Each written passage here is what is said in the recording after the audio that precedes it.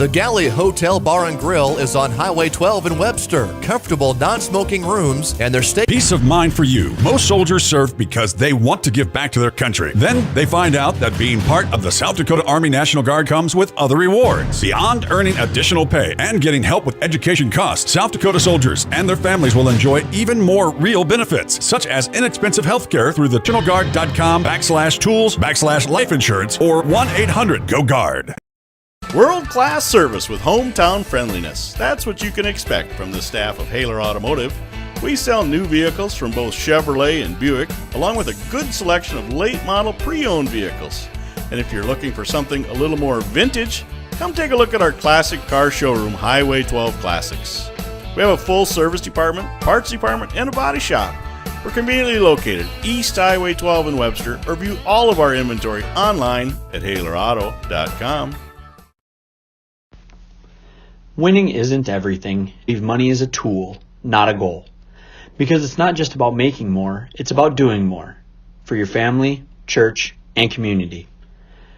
Call Webster Thrivent Financial today at 605-345-3635.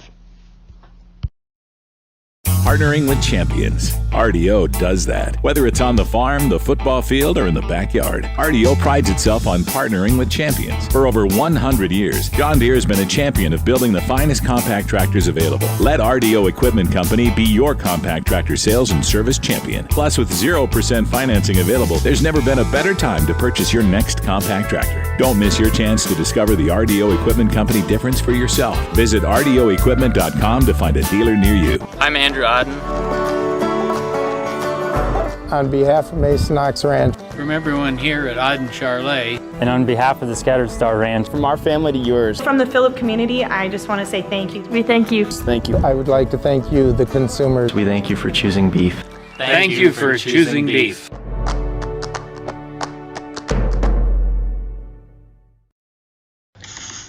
Paraboom's Cafe, your hometown family restaurant since 1976, going on 4 generations of quality, friendly service, always here for you and your family. We serve locally ground burger from Jorgensen's Meat, never frozen and hand-pattied right here in our own kitchen. Paraboom's Cafe has our very own soup Nazi Mitch, who creates tasty, good-for-your-soul soups daily. And of course, a Paraboom's breakfast like our popular scrap pile or the famous Parma rolls will cure any morning blues you may have, all while being treated graciously from one of our... They're owned and controlled by members, no outside investors. So all of their annual revenues go back to their customers. Become a member today. You will benefit. Sioux Valley Co-op, your energy needs with service guaranteed. At A&W, it's called the original Bacon Double Cheeseburger because we invented it. You're welcome, world. 100% U.S. beef, crispy hickory smoked.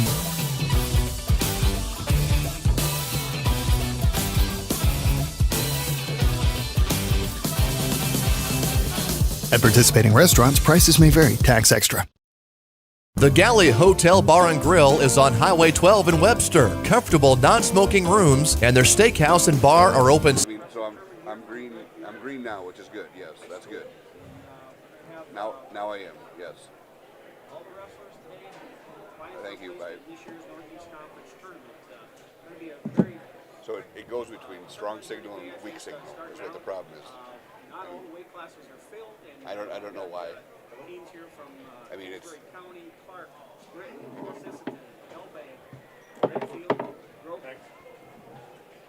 Is it still? No, it's going between red and green. So I mean, I lose it, and I get it. I lose and I get it. So I'll be around here. He coming back at all, do you or not? I'll get a hold of him. Okay. I'll see if probably one of the things that might help is if we're not on Redfield guest. Can we get on a staff? A staff one.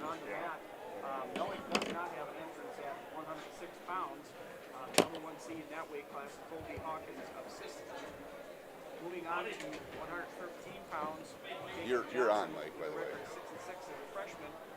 way. Little heads up there.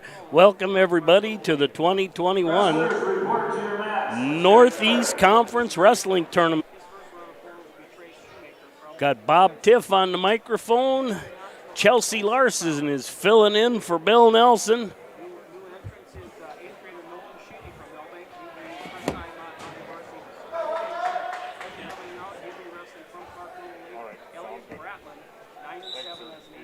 We're underway on mat. That we want to red. And I believe that this is Holden Hawkins and Lane Jensen from Kingsbury. Hawkins from Sisseton. Underway on mat 2, Carter Judding from Hamlin versus Brady Ricesetter from Redfield. Ricesetter with a quick takedown and an escape. And Hawkins with a quick takedown and escape. For today, Hawkins comes in as the number 1 seed, 4 seed.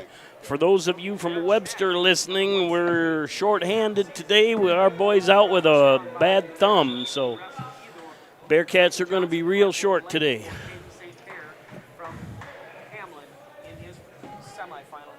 Ricesetter now leads 6-2 on mat 2, 1:10 remaining in 8-2 now with a cradle.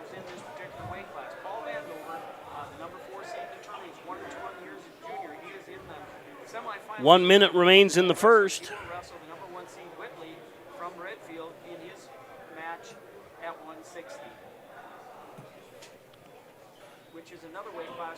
An escape on mat 1 makes it 2-1. Jensen trailing. And a fall on mat 2 for Ricesetter. Takedown for Hawkins. 40 seconds remains in the first on mat 1.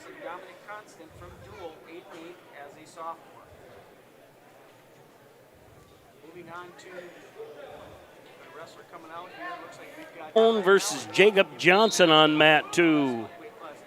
Jacob in on a single here now, trying to get him to reroutes and takes him down to the mat.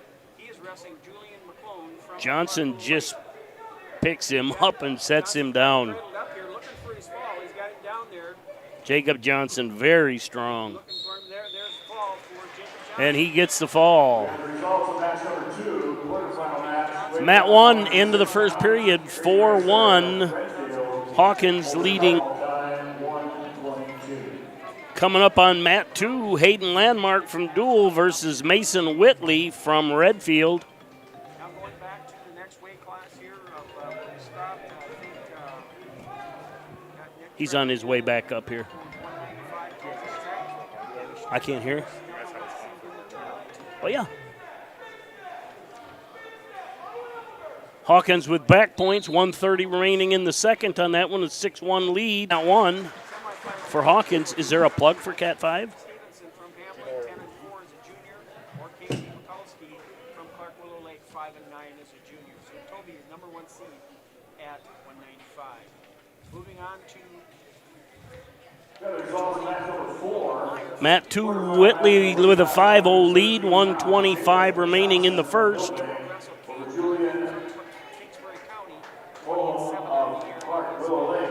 Kinson from Britain. Clark Willow Lake, 8-7 as a junior. So that's kind of how the first round of wrestling is going to go here. As we said, Jacob Johnson come out and tended the business here right away out of the gate and come away with a big fall for the Bulldogs. Jace Jonason will be our next wrestler coming up here. Coming at 120, and his opponent will be placed. And Whitley with the fall, 47.9 remaining. That Munson with a cradle, 119 remaining. He's got a 4-1 lead on mat 1. Results of match number 1, weight class 106 pounds. Hayden Hawkins of Sisseton over Lane Jensen of Kingsbury County by fall time 2:39. Hawkins of Sisseton over Jensen of Kingsbury County by fall time 2:39. Munson with a 7-2 lead, 55 seconds remaining in the first. Mat 2 is Kingsbury versus Sisseton. I'll have to try and find that match. That's probably Sheldon Balderston versus Riley Steen. And Balderston with a takedown and back points. Munson leads 14-3 with 22 seconds remaining in the first. And he gets the fall at 18 seconds remaining in the first.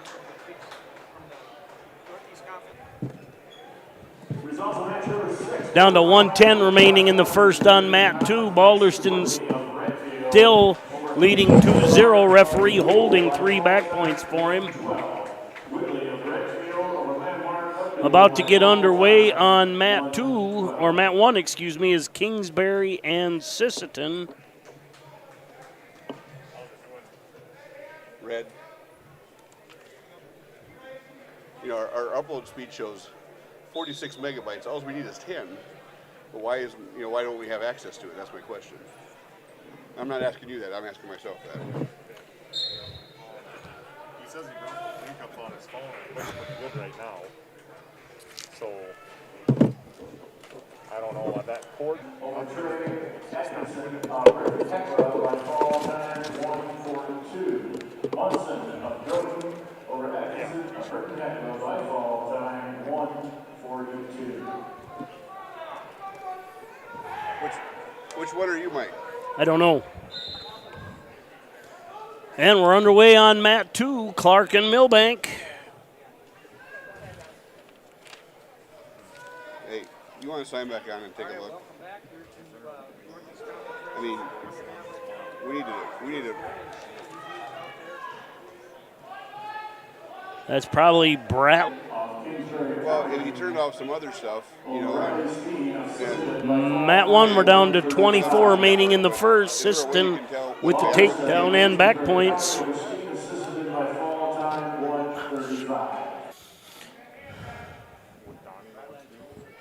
And McElhone comes out from the pinning combination with a 5-0 lead. Under 1 minute remaining in the first on mat 2. We're out.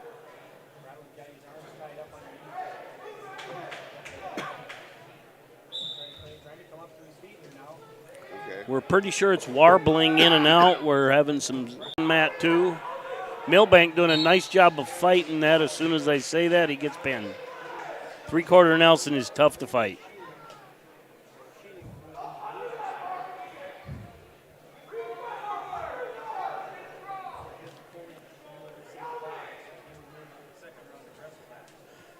And here comes Hamlin and Britton.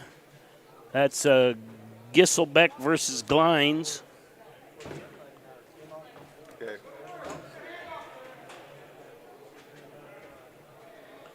Mat 2, Gisselbeck and Glines underway. Mat 1, we're down to 52 seconds remaining in the first. An 8-0 lead for Sisseton.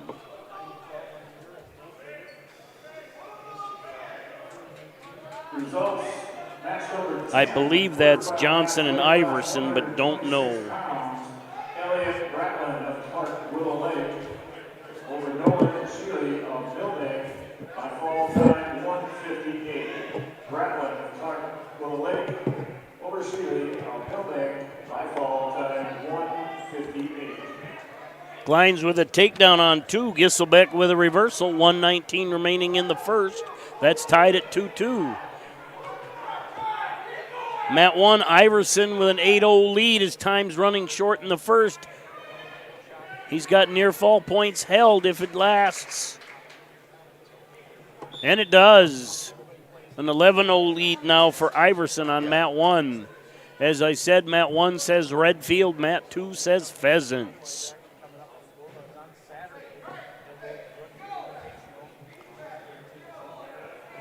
Mat 2, it's 5-4. Gisselbeck with 41 seconds remaining. Make it 7-4 with that takedown. Mat 1, 1:45 remaining in the first. It's 13-0 for Iverson, and that's a fall. And that can't be, that must have been second period. They forgot to change it on the scoreboard.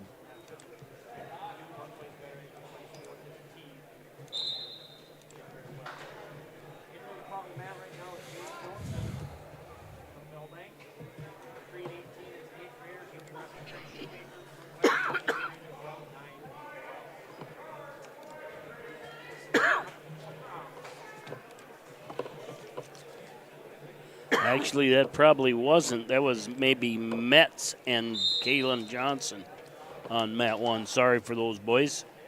Coming up on Mat 1 now, Jace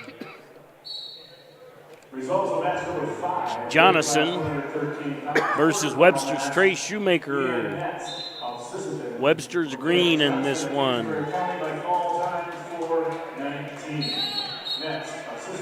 And out of bounds, fresh start back to the middle, 1:47 remains.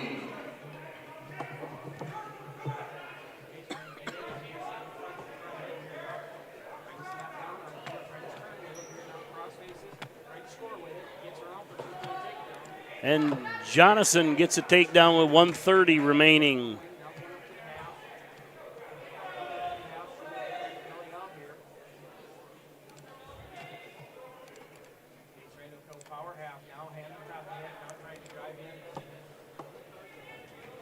Down to 1:15.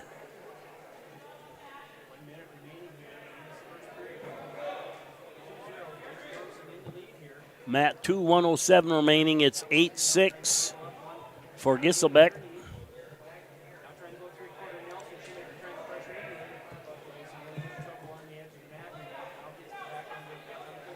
Down to 52 remaining on Matt 1. Be a good idea to get a fresh start here, Trace. And he does. 46.9 remains. 48 seconds on Matt 1, 8-6. Gisselbeck with the lead. This is Jason. Hello? Hello?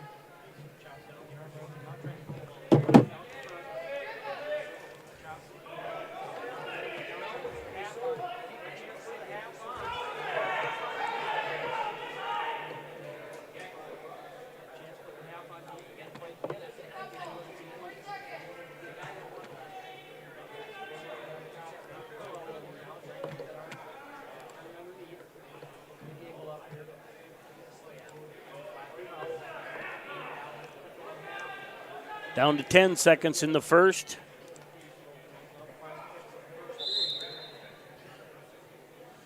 Time expired on Matt 2, 10-6. Gisselbeck. That ends the first period on 1. Shoemaker trails 0-2. He defers. Shoemaker just coming off a break, so he's probably not quite in fighting shape yet, so.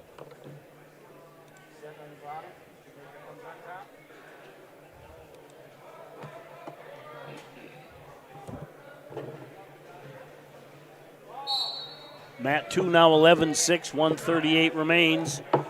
Shoemaker in on a shot on Matt 1. A hip and a whizzer counter by Jonathan. Oh, got an ankle pick there and missed it. 144 on Matt 1, still trail, now trail 3-0.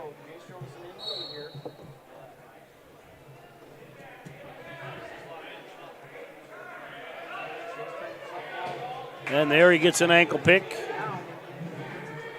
Makes it 3-2, 132 remaining.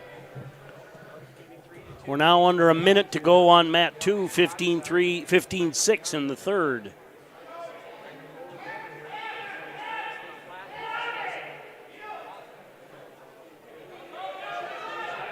Shoemaker with a monkey tail and a half. He's got back points, 110 remaining. And despite the slow start, Shoemaker comes up, gets a fall. Actually coming from behind a little bit. We're down to 33.7 remaining. Gisselbeck leads 15-7. That's on Matt 2. Are we going out? Okay. But I'm just trying to follow this. All right, Matt 1.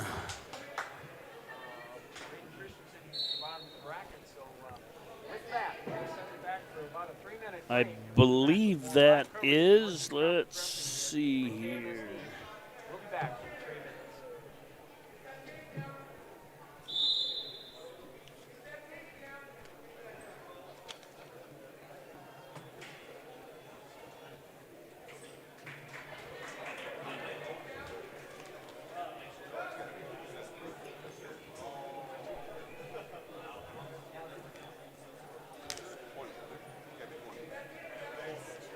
Well, I thought I already announced 20. No, Balderson and Steen, I think, are done. Yep. What? Does that have enough signal to pull up track? That's what we're going to have to use. Underway on mat 2 now, Redfield Groton. That's Cucker.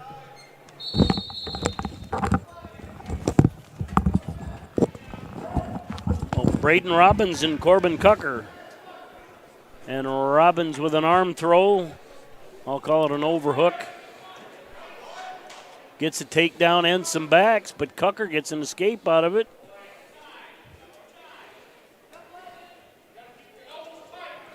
Cucker, just an 8th grader, becoming significantly more comfortable upper body, but not going up against Braden Robbins today. We're good. And 1:17 remains. Robinson with a 6-1 lead and out back there? points. Okay. Right. Blood time on mat 1. And as long as it's working out there, we're good. Robbins gets the fall. Thank you. 1:11 remaining in the first.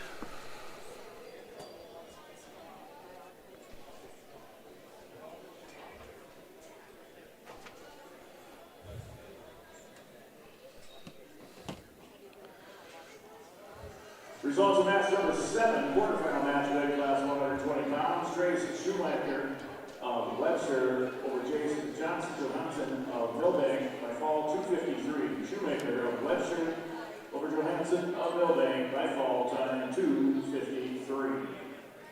Results of match number 12, quarterfinal match, weight class 132 pounds. Brock Giselbeck of Hamlin over Connor Lyons of Britton Hecla. Up on mat 2, is that Duel in Kingsbury? That's Luke Stephenson against Tucker Adkins. There's Matthew Stephenson. No, that's Luke. That's Luke. Right there, Luke Stephenson versus Tucker Adkins. And Stephenson with a takedown and backs.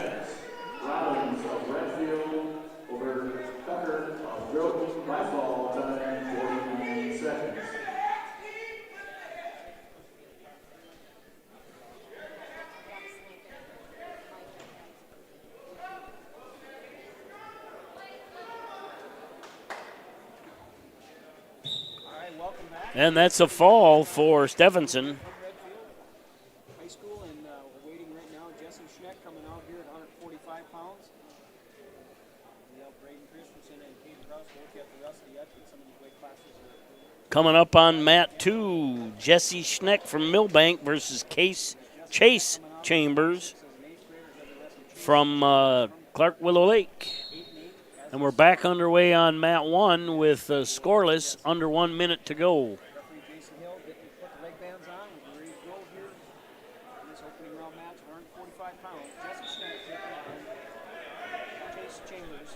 Siston steps in on a double, gets an inside trip for a takedown. 40 seconds remaining in the first. Other results of match number 16, quarterfinal match, 138-pound weight class, Luke Stevenson of Kingsbury County. Is this Iverson and Johnson on mat 1, Jason? Let me take a look here. And Chambers with a takedown and back points on mat 2. 1:30 remains. Bo Iverson and Ethan Johnson. And that's a fall for Chambers on mat 2. Yeah, we're at 126 on mat 1, but we're clear up to 138 on mat 2. Actually, that's 45. Well, this first round, there's going to be a lot of jumping. Yep, just to kind of get things caught up. You look at the weight classes. To give you an idea. So 106, we got 6. I'm going to go 106, 6, 113, 8, 126, 126, 6, 132, 7, 138, 8, 145, 7, 152, 6, 164, 174, 182, 5, 195, 7, 224, and heavyweight, 285 is 5. Yeah. Mat 1, Iverson with a nice move to get a reversal, now leads 4-0 with 132 remaining.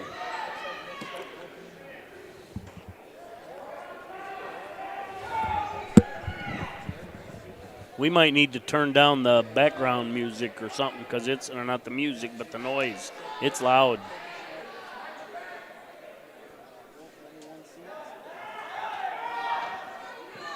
Iverson will add some back points. How's that for you? Yeah, I can't hear myself, but that's all right, long as the background noise is gone. Can you hear me? That's the question. But I can't hear you through the headset. I can just hear you because you're sitting behind me. How about now? Yeah, that's good. Through the headset? Yep. Okay. On deck coming up here on mat 1, we're going to have Ekron and Clark. And that's a fall on mat 2 for Mason Fye over Colin Beener. Coming up on deck on there, we have Bisbee and Blatchford.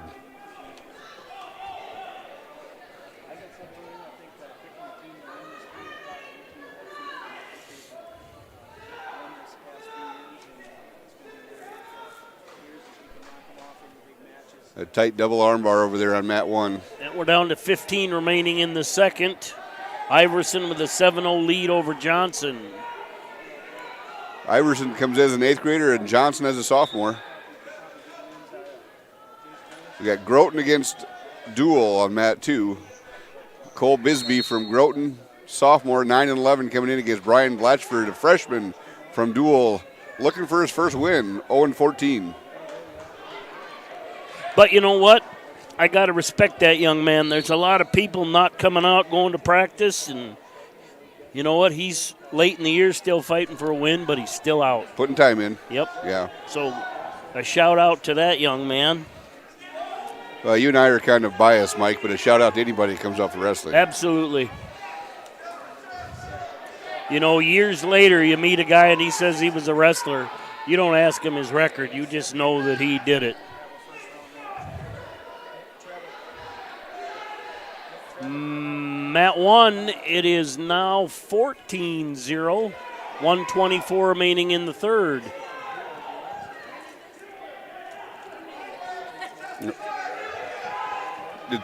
We'll just take it. Yeah, who's it for, Redfield? Who gave it to you?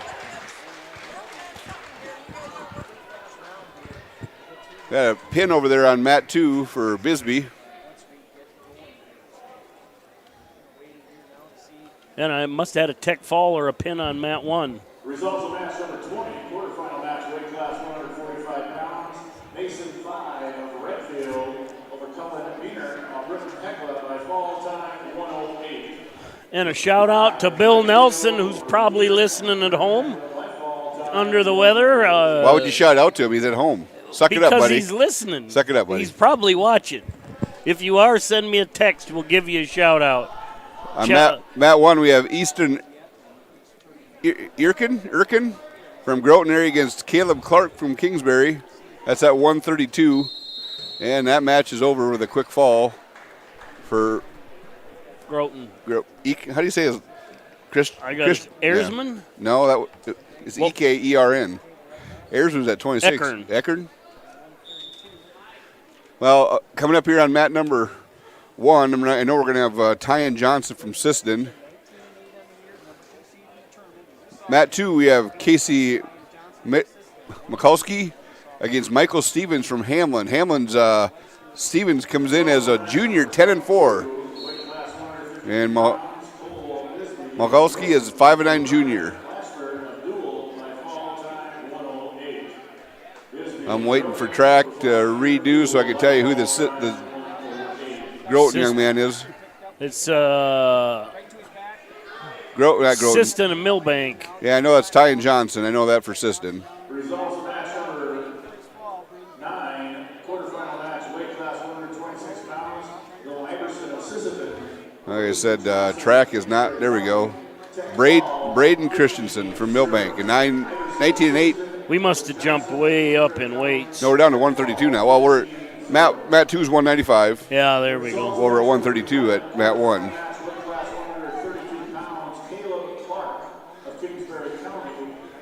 Stevenson with a 2-0 lead with just under a minute left. You know, after all this messing around, it's tough for me to get into a rhythm again now. You know, we do got to give a shout out to the Redfield people that were here. They jumped through some hoops, the ones that were here to help us.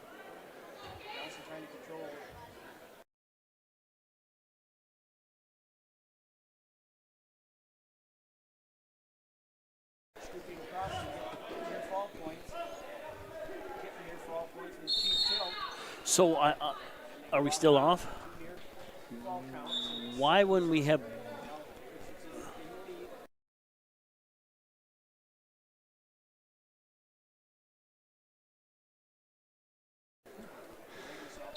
got 14 seconds left on Mat 2. 2-0 lead still for Stevenson. Mat 1, 7-0 lead for young man from Christensen from Millbank. And Hamlin runs that half hard right now. Time is very short in that period. And that ends the period. First period, 3 more for Hamlin.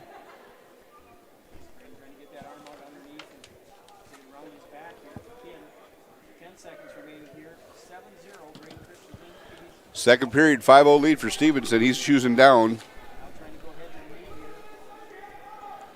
And Mat 1, 7-0 lead for Christensen going into the second period.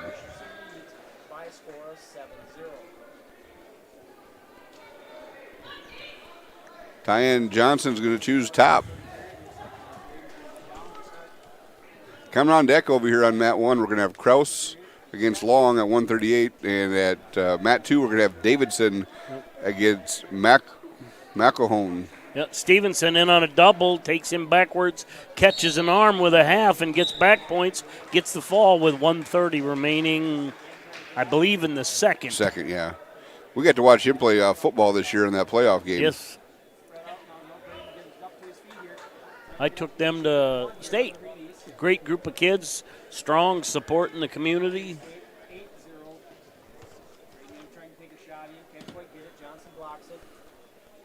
Hit applied by Johnson now. Christensen trying to get out of that. Trying to drop down into that single. Can't quite get it. Now pressure again. Now comes the single leg. Trying to get across the hip down for 2 points. 10-0. And we had to drop down in weight here on 2. We're not at 95. Yeah, we're at... is that Davidson? For Britain? Yeah. This is 138, looks like. I mean, that's the McElhone from Clarkwell Lake. McElhone versus Davidson. Davidson coming as an 8th grader and McElhone as a junior. Nice looking 8th grader for Britton Heckler. They got some good young kids there. They've spent some time in the weight room and you can see it. Well, look at their football program over the years. They've been, a lot of success there. The two do go together. Mat 1, we're 38 seconds remaining in the second. Millbank with a 10-0 lead.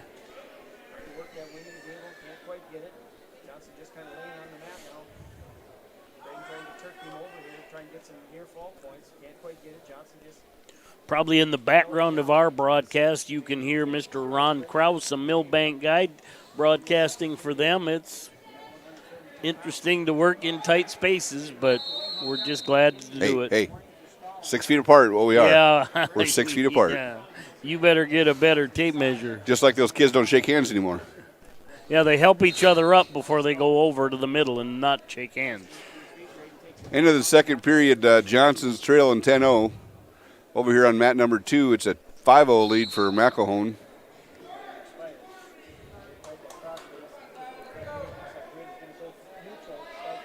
And as we said in the beginning, we're here at the Northeast Conference. Is it Ken Greeno Gym? Greeno Gym in Redfield. Is that what it's called? Do I need to change that? It's always been Greeno, hasn't it? Hey, we're in Redfield. To me, it's the Armory. Everything's the Armory. Yeah. Did somebody? It's not the Armory. There are armories elsewhere. Okay. So what are we called here? I think it's Ken Greeno. Greenos are a family of men that coach to 10. He's got the corner, gets him on the hip, comes around, pops out with 6 seconds remaining, and there's back points right there. He will have the tech fall, and he gets a tech fall. I know. Anybody sending us texts and messages, sometimes we get them, sometimes they're delayed for minutes. So we're just going to broadcast blind and see where it goes. If you're from out of town listening to the broadcast, make sure you let our sponsors know you appreciate their support of Bearcats TV. Makes this possible. We will be at Groton on Saturday. And Madison on Saturday, for that matter. And in Webster tomorrow night, and we'll cover that later in the broadcast. Who's underway on mat 1? That's Matthew Stephenson, 145 against Corbin Whitley, an 8th grader from Dual.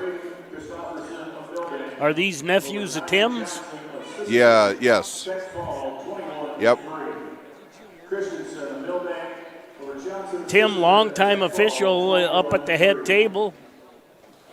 Is he's not reffing anymore, is he? No, he retired last year. McElhone with an 8-0 lead.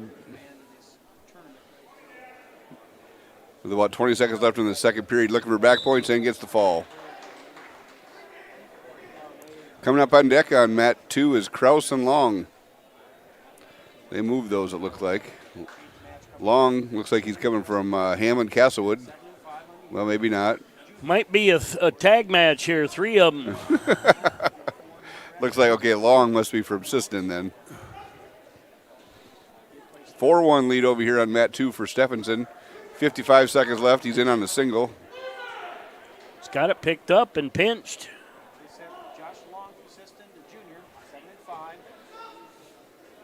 You know, that young man from Dual, he's only an 8th grader, but he tries some things. He's going to be, if he sticks with it, he's going to be tough. Might be better to plant those legs, though, right there.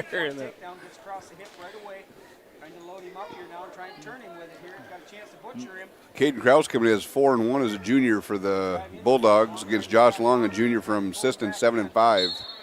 And we get a fall on mat 1 for Stephenson. Mat 2 out of bounds. Kraus with a 2-0 lead, 127 remains in the first.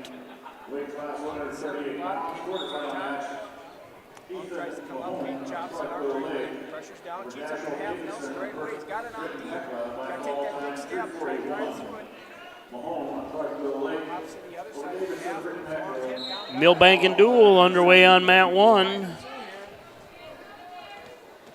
It'll be Nick Trevitt from Millbank, 7-15 junior against Dominic Constant from Dual, an 8-8 sophomore, 182. Trevitt, a big Redfield name from way back in the day. There were lots of Trevitts. Trevitt Cafe was a great place to eat. Yes. Just closed here just a few years ago. I think it was a long time. No, it wasn't actually. Oh, we'll see. It's been within the last 5 years.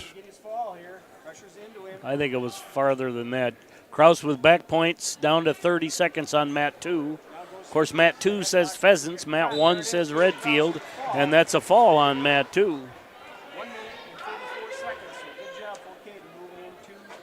We're scoreless on mat 1, 104 remaining in the first. Coming up here on mat 2, we're going to have Johnson and St. Pierre. St. Pierre from Hammond Castlewood. Johnson from Kingsbury County, I believe. No, yep. Clarkwell Lake. Oh.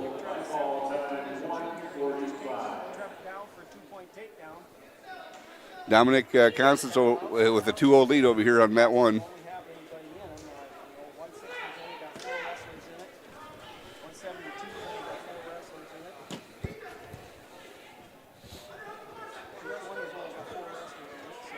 Kind of looking at the team race here, Mike, I'm kind of expecting Redfield's going to kind of walk away with it. It's going to be a fight for second, don't you think? Yeah.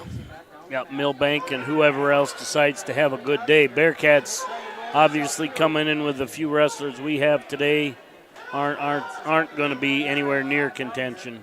I'd say Clarkwell Lake's going to be there. Millbank's going to be there. Kingsbury, they're shorthanded three of their better kids.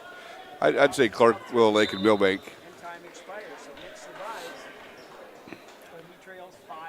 Dominic Const takes a 5-0 lead going in the second for on mat 1.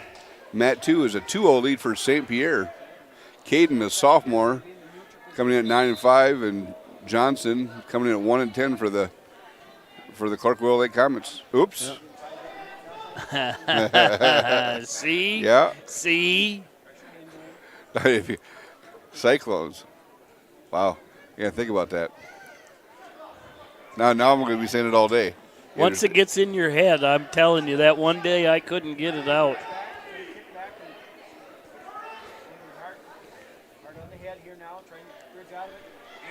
And Const turns the corner, gets a half too. Gets a fall. And a stall call on mat 1. Against Red. St. Pierre. St. Pierre. 46.9 seconds left in the first over there. We got Kruger from Groton coming up against Gray from Sisseton.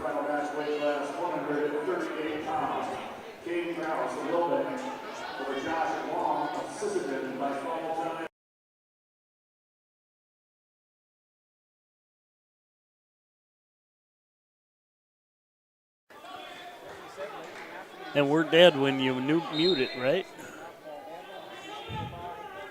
All right, underway on mat 1. Kruger, is it Kruger? Yeah, Kruger. Kruger from Groton and Sisseton. Who's from Sisseton? Gray. Kruger's coming in as a 13-3 junior, and Gray's coming in as a 1-8 sophomore. Time's expiring here on mat 2. St. Pierre's going to go with a 2-0 lead. Was running that half hard, but ran out of time.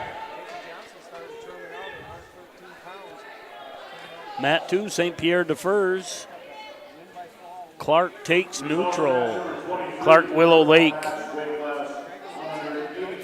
Interesting, not that you care about this, but I was talking to, it sounds like Willow Lake has over 300 kids in their school, K through 12.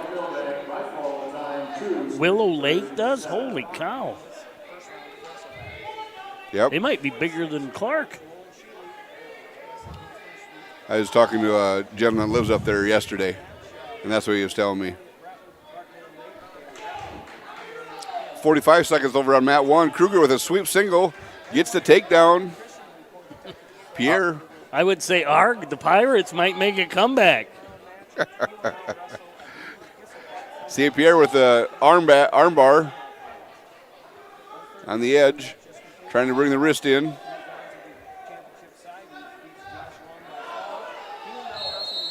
Out of bounds. Both Clark and Willow Lake with some historical, very good wrestlers. Yeah.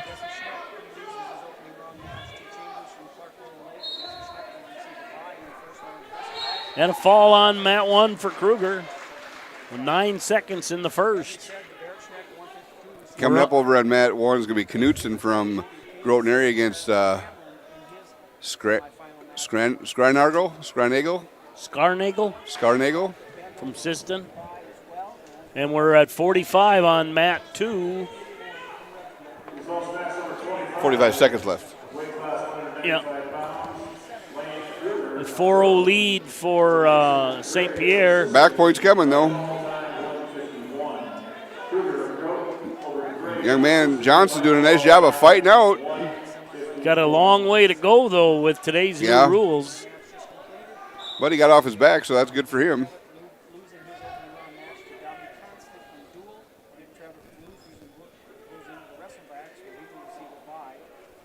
It's got to be wrong. It's got to be, there you go, 7-0 for St. Pierre. St. Pierre. And time expiring in the second on mat 2. That ends it. St. Pierre has choice. He picks neutral. You know, Hammond Castlewood, just kind of a new program. Last year or two, they got it going again. Yeah. So St. Pierre's dad, he wrestled back in the day. Who did he wrestle for, Mike? I don't know, but I've heard that name. Wagner. That's my recollection. Wasn't there a big, tall St. Pierre here last couple of years? Yes, there was. Yes, last year, wasn't it? Yeah, I mean, he was like 6'3" or something. Yeah, 220, state champ, I believe. Caden St. Pierre, yeah, sounds right.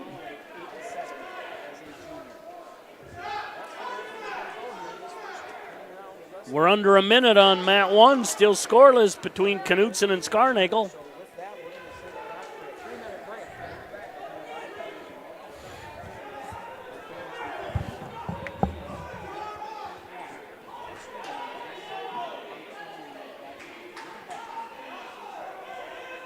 Okay, question for you.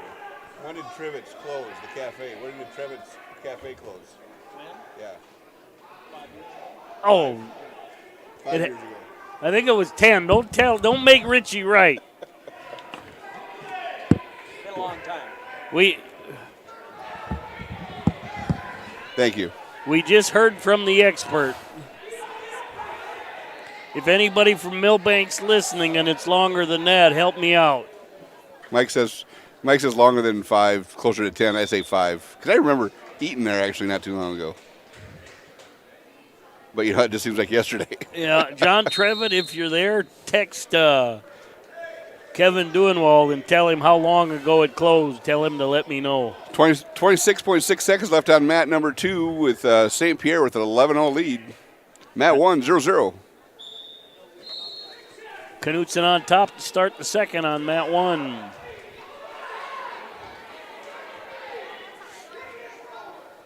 Is the old Dalton Locke with his flowing manes here. I talked to him a week or two ago, invited him up to put a headset on. Did he say no? He didn't. He said might have to. Non-committal.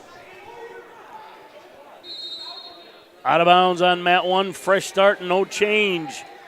Okay, that looks better. They had 153 up on the scoreboard, but changed it to 136. You know, that's the one nice thing about having track there. It's a backup. Yeah. Well, actually, it's the real one. True.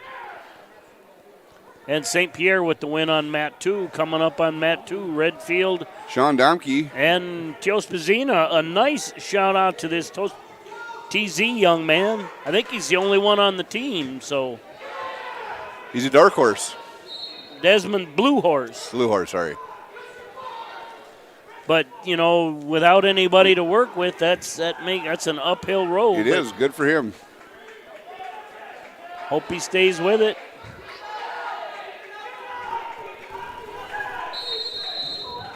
And that ends that one, but.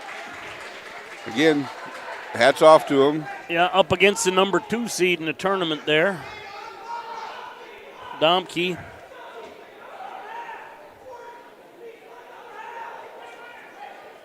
So here comes this is another Goodhart from Siston. Siston, yep. That's definitely a Browns Valley name, isn't it?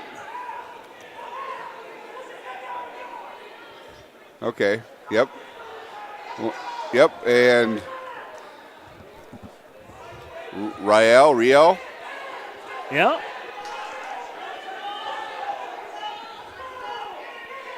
Abby Ryle. Hey, and you know what? A shout out to 2 young ladies. Probably the first time the Northeast Conference has ever had a girl-girl match. So good luck to both of them. You're pioneers. Knutson with the fall with 2.5 seconds left in the second period. Yep. Ryle bellies down, gives up the takedown to Goodhart. 1:30 remains in the second. So this is, to me, this is a semifinal match over here on mat 1. That's going to be Holden Hawkins from Siston against Bryce Hawkinson. Hawkinson on a double. Oh, nice little switch. Yep. Timed it just right. And Goodhart gets the fall on mat 2. So there'll be a trivia question forever now. Who won the first girls match in the Northeast Conference? Good luck remembering that, Mike. Goodhart.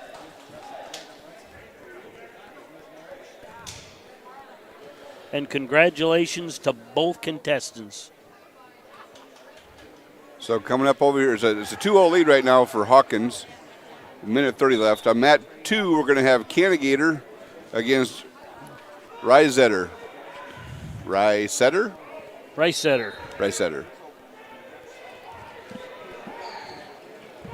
And I don't know that I'm right with all of these. I'm just taking a swag. You know, the best thing they say is just be confident.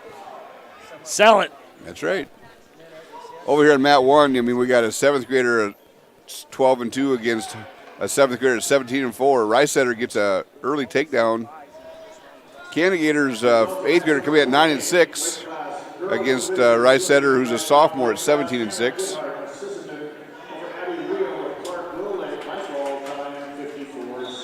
And Hawkinson gets an escape over there, 46.9 seconds in the first.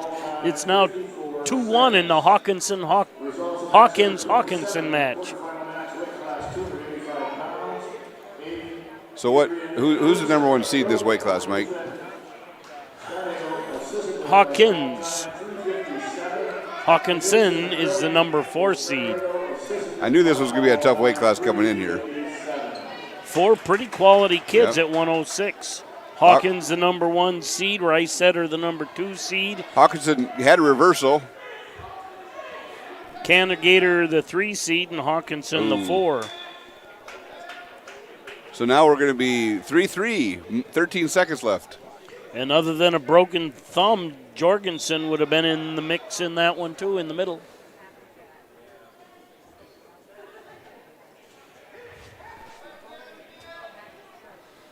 And that's how the first period is going to end on mat 1 as a tie, 3-3.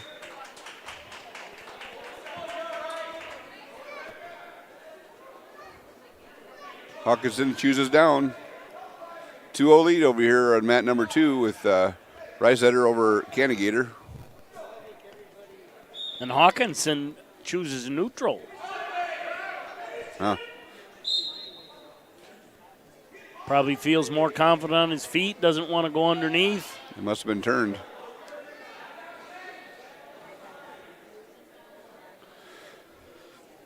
I'm trying to think where these two have wrestled at.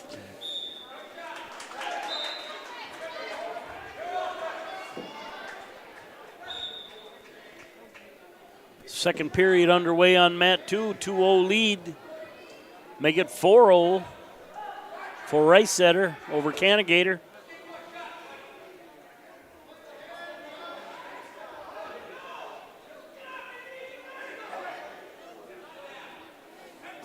And back points are there.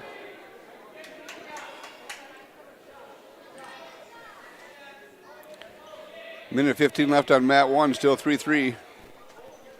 And Gangle awards 2 back points to Ricesetter, now makes it 6-0. 1:18 remains in the second.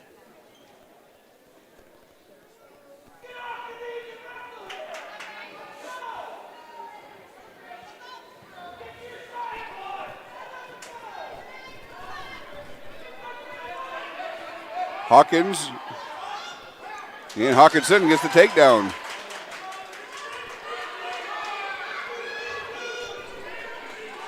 And Hawkins gets a reversal. That switch, same thing he did in the first period. 35 seconds left.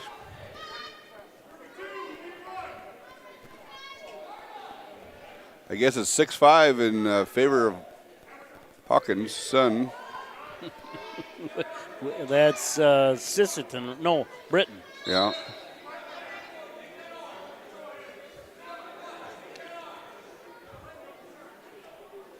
I'm trying to figure out how they got. Oh, actually, Mike, Hawkinson chose down. Hawkins let him go to go up 4-3. Yep. So. And no points awarded there at the buzzer. We start the third, 6-5. Britton with the lead. Hawkinson with the lead. End of the second period, 6-0 lead for Ricesetter.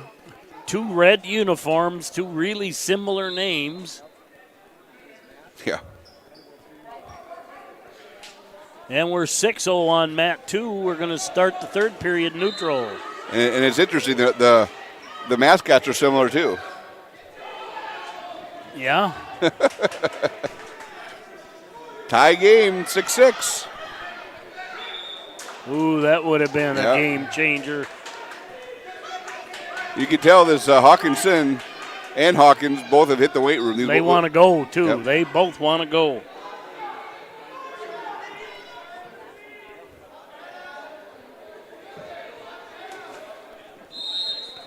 Hawkins, the junior. Hawkinson, just the 7th grader.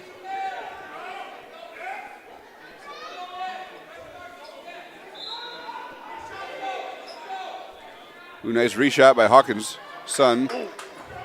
Another reshot by Hawkins, in on a single.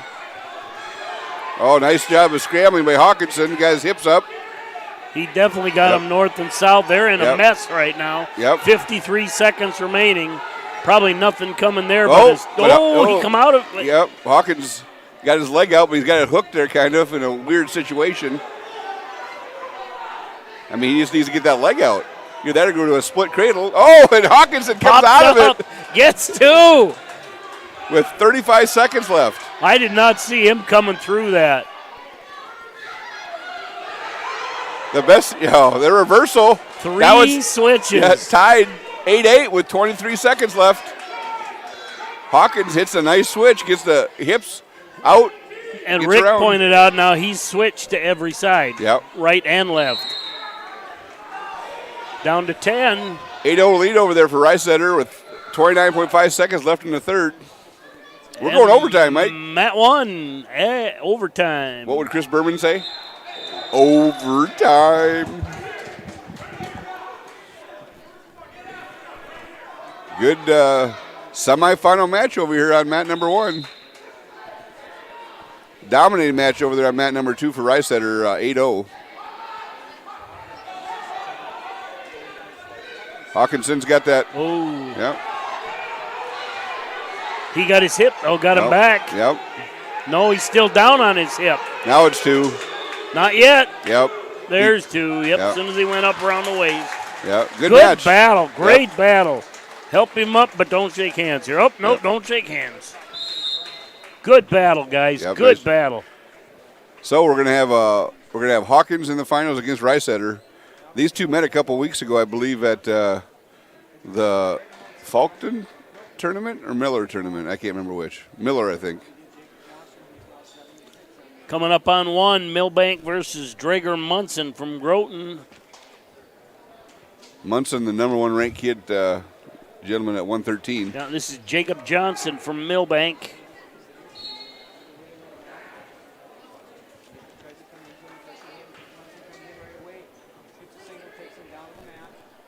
Munson in on an outside arm single, just crushes it right through, gets the takedown. Over here on mat 2, we have Ian Metz against Mason Whitley. Metz, an 8'5", 8th grader, going against Whitley, a 28-3 sophomore.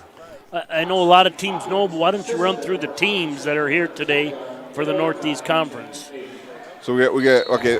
Here's who for the tournament. We have Redfield area, Sisseton, Groton area, Kingsbury County, Clark, Willow Lake, Milbank, Hamlin, Dual, Webster area, Britton Hecla, and T.S. Bazina.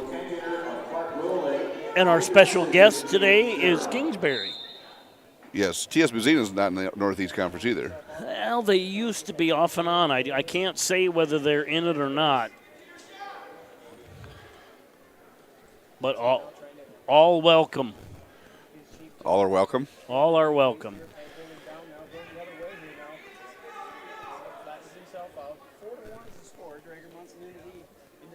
You know, we kind of we failed to be able to mention Sisseton possibly in the mix as far as a second place. You know, they're sitting in second right now.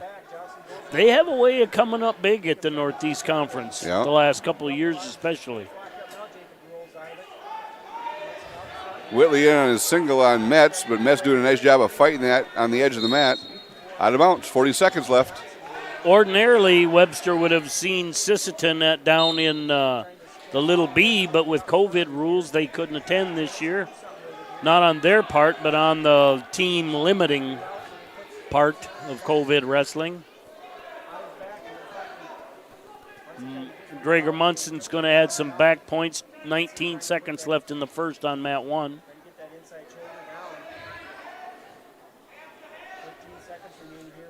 Got 15 seconds over on mat 2, 0-0 with Metz and Whitley.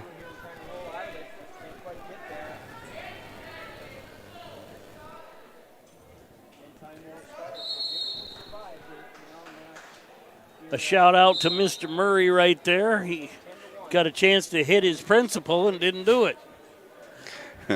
Tapper comes out to stop it, and Rob, of course, principal here in Redfield.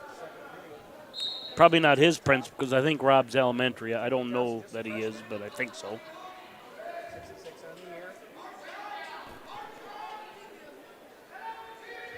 Got a caution on green over here in mat 1. Drager Munson leading 10-1. Wow.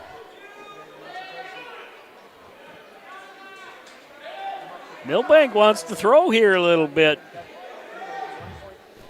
But Munson just grabbed him and ripped him over the top.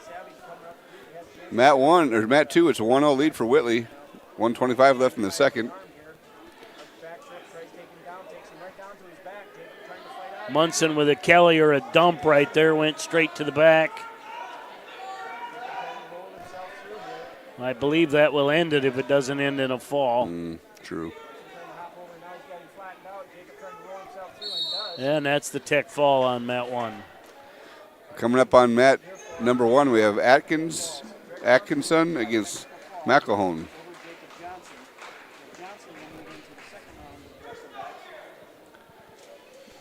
Just under 50 seconds left on mat 2. 1-0 lead for Whitley.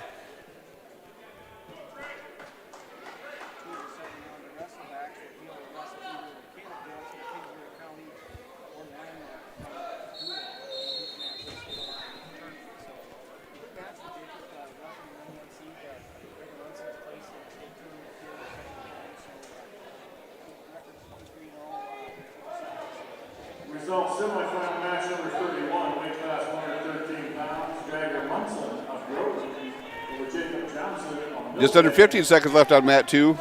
Tech fall 16-1. Still a 1-0 lead for Whitley. Down here, Redfield. Yes.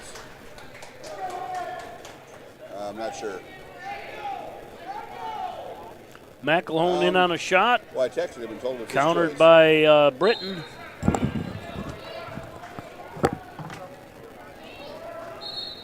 And no takedown awarded. I think we hit each other. We got some blood here.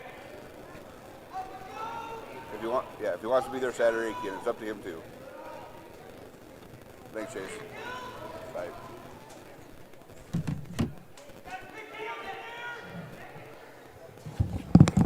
Blood time on 1, mat 2.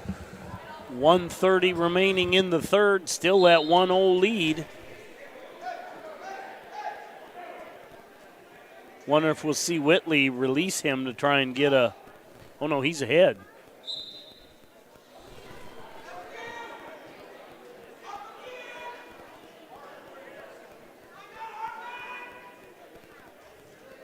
Whitley pinching the waist on a tight waist, pitching the waist with his hips. Not really getting parallel either here. He's not doing much of anything, and it's darn hard to get up.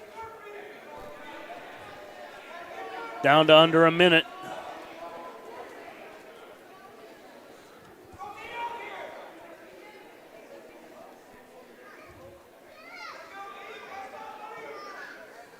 Down to 45 on mat 2. Haven't got off to the side.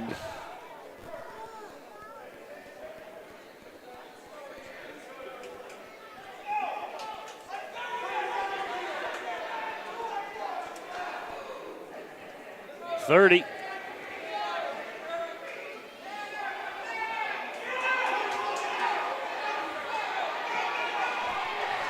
And with Metz, 19, Metz gets an escape to tie it up.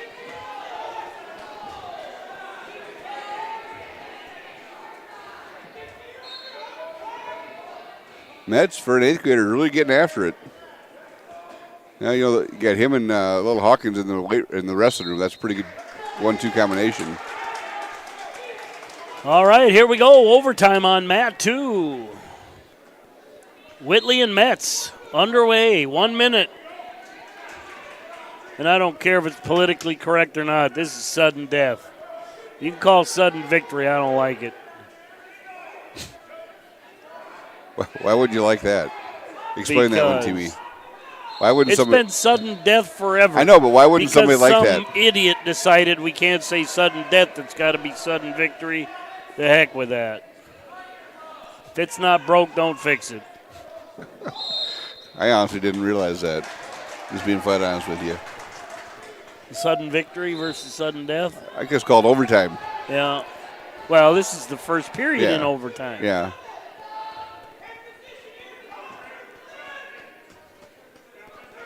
$15 left on the in first period overtime. Whitley doing a good job of pushing the action, but now got his butt to the outside.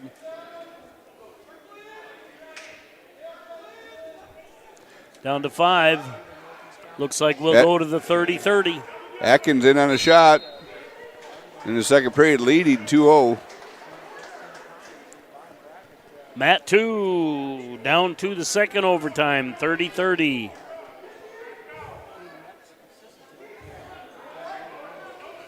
So Whitley goes down, first 30. Atkins with a takedown and blood time over here on mat number 1. Caution. Whitley, green. I think, yeah.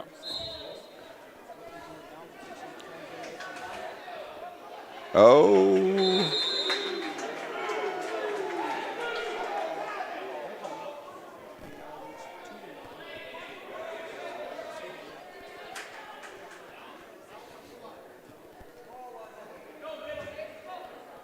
So Whitley with a quick escape leads 2-1. So we'll see. Metz is going to get a chance here in the second. Stance and positioning, not priorities with these two. Like I said, Metz, he's just, he's a goer.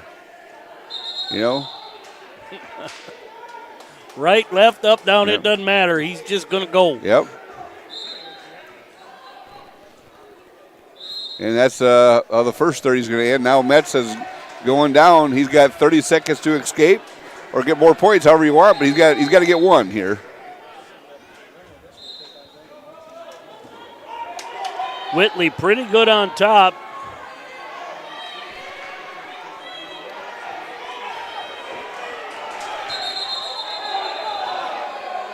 Oh. Either that or this. 18.7 seconds left. Metz has to get. Oh, we've got blood time, I guess. Blood time on 2. Hey, blood time on 1. We got a pause in the action.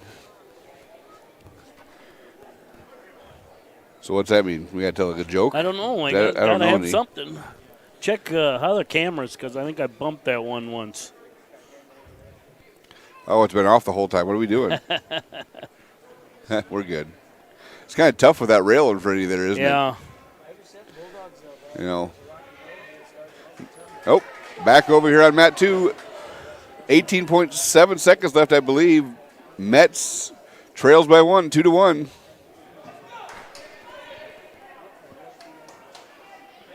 Mat 1, 56.1 seconds left. Big return by Whitley.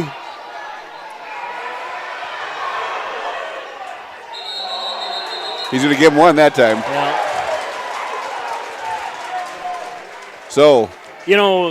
Siston's got a good crowd here. Yeah. Got 5 seconds left. Who's got first choice, Mike, in the tiebreaker? I think Whitley scored the He first does. points. Yep.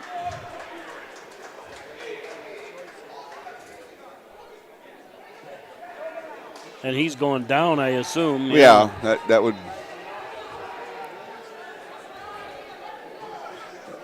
So lay it out. Well, 30 seconds. Whitley escapes. He wins. Oh, that's a caution on the bottom. Yeah. Second. Anyway, if Whitley gets away, he wins. Okay, yeah. If Siston rides him, he wins. Oh, clasp. Yeah.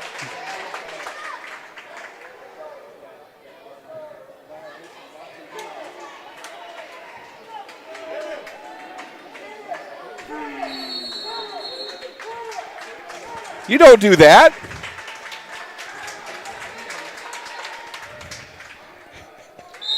You got to give the.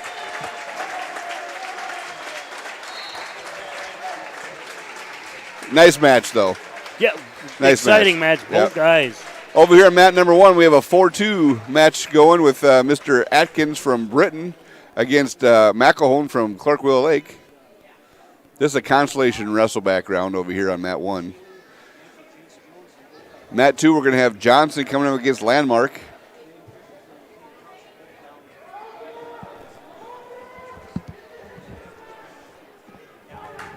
What? Hold on.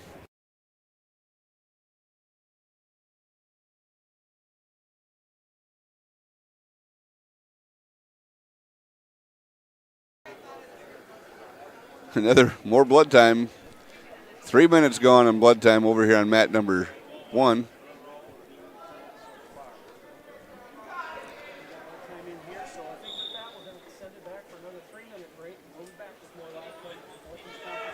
Results of match number 32, semifinal match, weight class 113 pounds.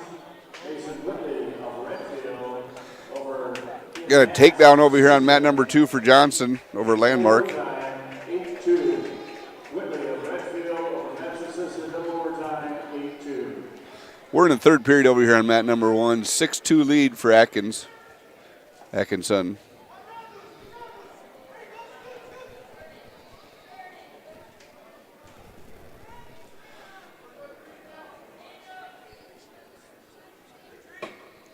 A 5-0 lead over here on mat 2 for Johnson. Caleb Johnson, Kingsbury, 8th grader, at 113. Against Hayden Landmark, a 7th grader from Dual at 2-16. Short time with 2 seconds left and 1.3 seconds left. Johnson gets the fall.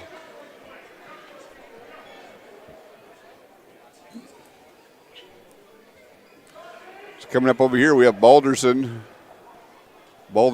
against Fellman. I'm guessing that's going to be a semifinal match.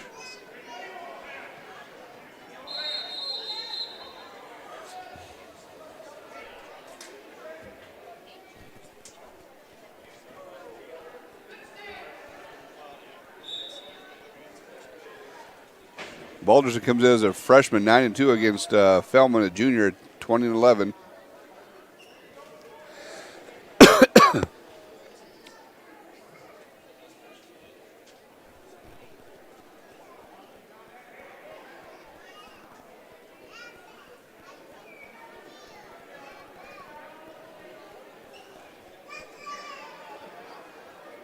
Still on blood time over here on mat number 1.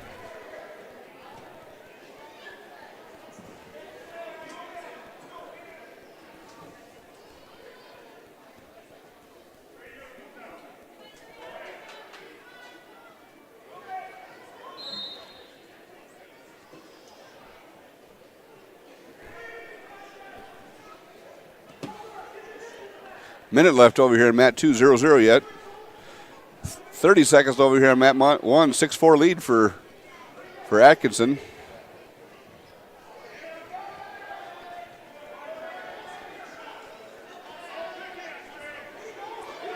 Ooh, McElhone was looking for a cradle with back points.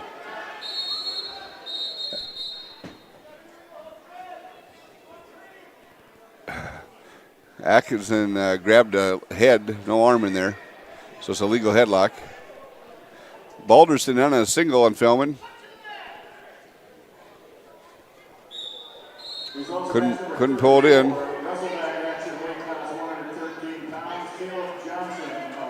26.4 seconds left over here on mat 2.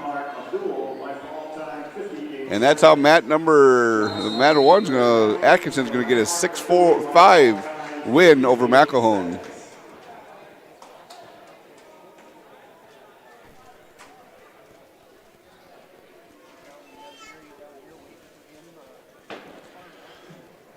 And that's how period 1's going to end over here on mat number 2, 0-0.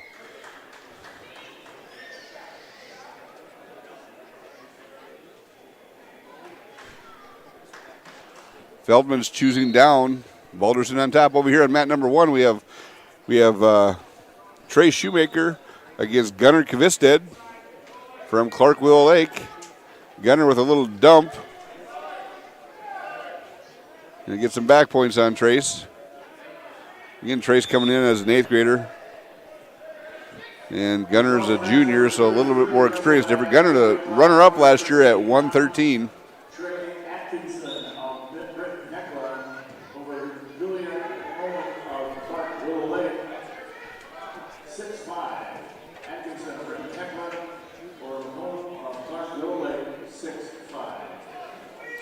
Gavestad loads him up.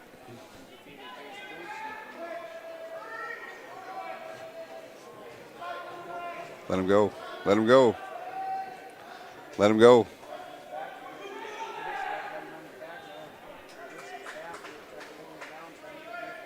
So Balderson gets called for stalling. The second hand gives up a point for a stall. Then he gives up a escape.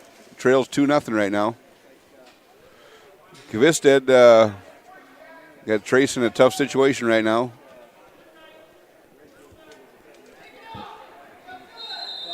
Feldman in on a shot. And Feldman's going to get the takedown. Gunnar Gavestad with the fall.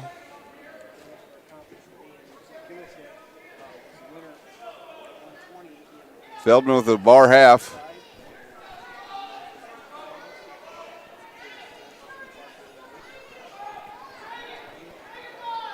Ooh.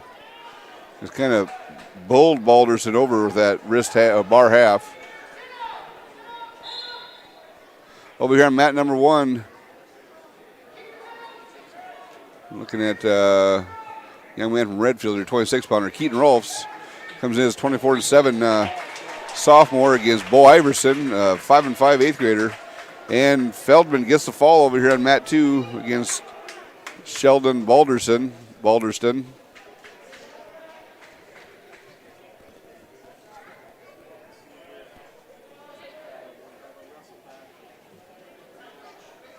Results of match number 36, weight class 120 pounds. Coming up on deck over here on mat number 2.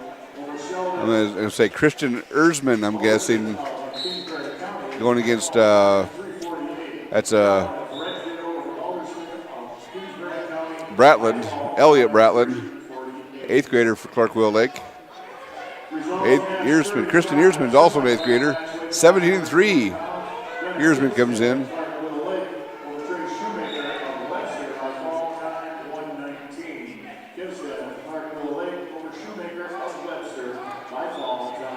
Iverson,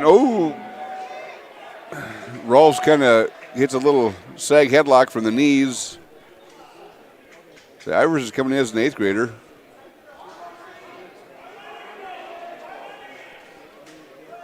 Rolf's a sophomore, the old man in the group of 126.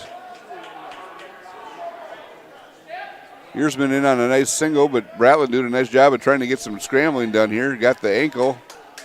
Trying to keep Erzman's hips down, but Erzman rolls up to gets the hips, gets the 2. Rolfs with the fall over on mat 1. Coming up is Cale Larson, Webster area, going against Clark from Kingsbury. Cale comes in as the number 1 seed. Probably, I think he's number 4th ranked at 132 for the Bearcats.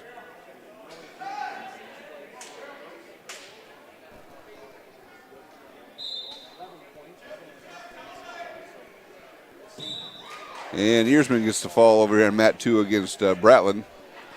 On back over there is Giselbeck and Christensen. Giselbeck from Hamlin, Castlewood Hamlin, I guess, I'd call it.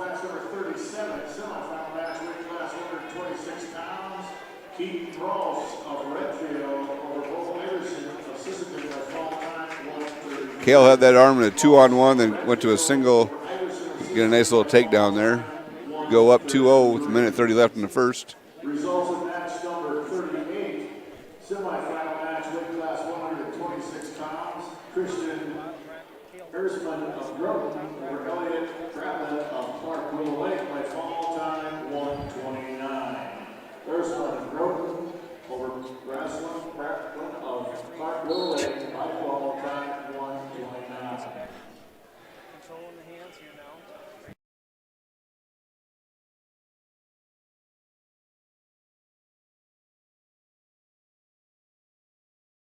Welcome back, Mr. Wiley. Yes. Larson with the fall on 1. A shout out to Redfield. Their pheasant dog is a nice quarter-pound hot dog. It's good. And we are on the big projector. I could hear and they got voice too. That's too bad. That reminds me, I got to move the camera a little bit. Yeah, but how are you going to know where to move it, Mike? That's the question. Because I'm smart. SMRT, smart.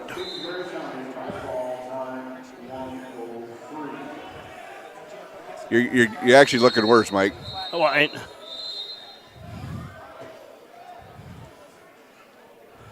You just want to zoom out a little bit? Yeah.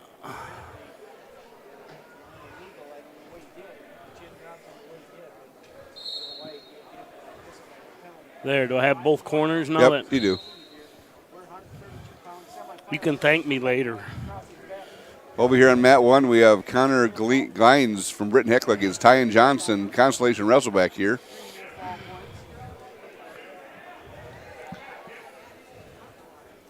Johnson on a single.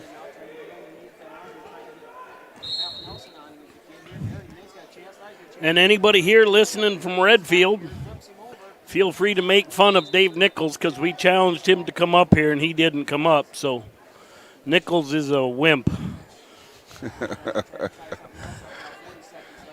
He's sitting right down there. So yeah, you know, the mic is always open. We'll give our headsets to anybody.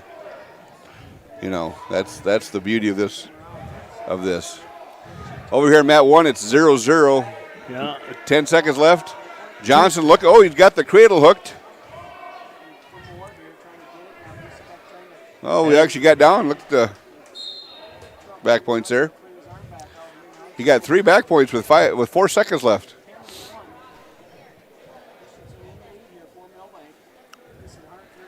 Christensen up 8-1 with the end of the first, 10-1 now, end of the first period.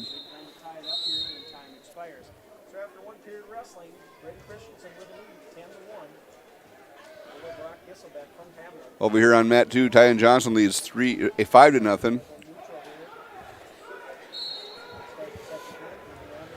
Starting the second period on mat 2, 10-1 lead for Christensen. Johnson with lines on his back. this is the first the Bearcats have seen of Millbank or Sisseton, isn't it? Almost everybody else we've seen somewhere. Christensen with the takedown. No, we've seen Sisseton at the holiday tournament. Oh, up at ours. Yep. They must have had a few guys out there then, because there's some names that I'm not remembering. Such as? I don't. If I remembered them, I could tell you. Over here on mat 2, we're going to have Stephenson against McElhone. So this is Luke Stephenson. He younger brother of Matthew Stephenson, wrestling 138 for the Knights today because I'm trying to think the young gentleman's name, Dobson, is out. Get a fall for Mr. Christensen on mat 2 over Giselbeck. So it'll be Cale Larson in the championship against Braden Christensen. And up comes Robbins, is it? Yep. Against Krause.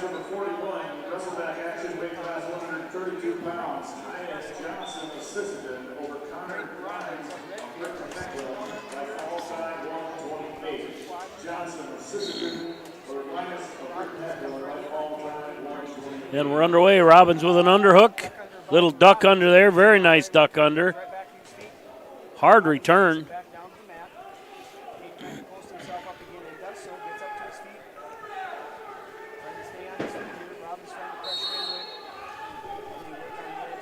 And Krause doing a good job of keeping his feet and hips under him there, able to pop right back up on those. Stephenson in on a single, was flattened out but built his way back up, trying to hook that leg of McElhone's.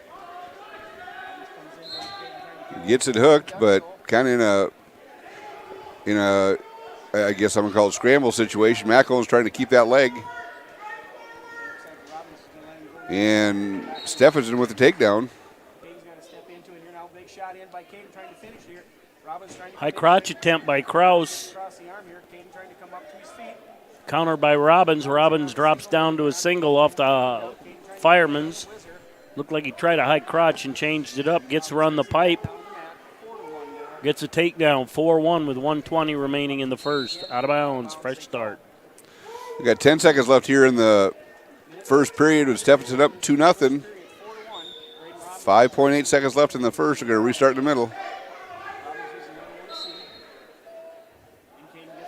Robbins lets Kraus up 4-2, 1:15 remaining in the first. Semifinal match, weight class 132 pounds. Braden Christensen of Millbank over Brock Heiselbeck of Hamlet by fall time 2:59. Christensen, Millbank. And Robbins scores on a double, lets him up just under a minute to go. Kraus trying to dump him. Out of bounds. Start second period. McElhone's down. Steffenson's on top.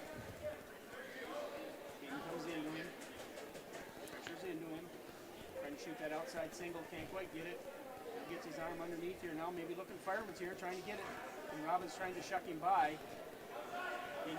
Yep. Kraus kind of coming right at Robbins. Robbins probably hasn't had many people do that to him this year. Kraus is pretty strong. He keeps good position. Front head there for Robbins, but he's running that nice. Yeah, head in the hole, got it locked up, just scooped up the inside cradle. Kraus down on his hip, now on his back. 13 remains, that's tough. Yeah. Nice little match here for Mr. Kraus till the last 40 seconds. Yeah, I would. I'll bet that was part of their strategy is go straight at him, I'll bet you. Yeah.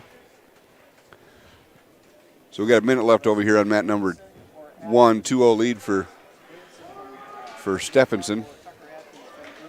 Over here on mat number 2. Cucker versus. Is that Steen? I don't know. I'm waiting for it to refresh here. Well, let's see if I can find. Josh Long.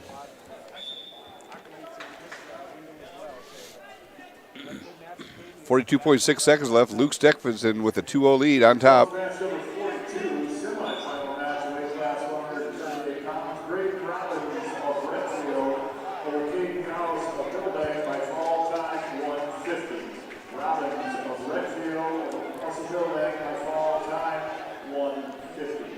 Cucker and Long, it's a consolation, so we're down to 23 remaining in the first. Out of bounds, fresh start back to the middle. 21 remains. We're scoreless. Mat 2. We got 19 seconds left on mat 1. It's a 2-0 lead for Stephenson, but McElhone's kind of they're in a scramble situation. Stephenson reaches back for the head. He's got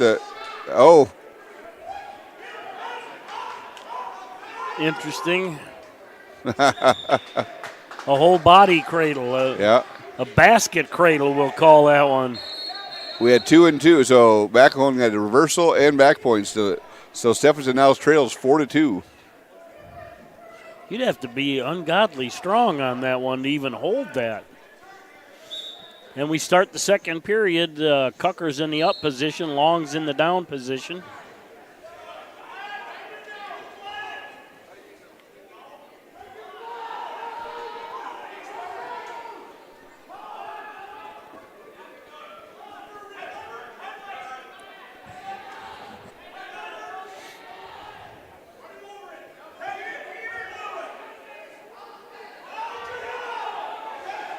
And Tucker's in big trouble, but he held on to the cradle for a while, and then he got bellied down.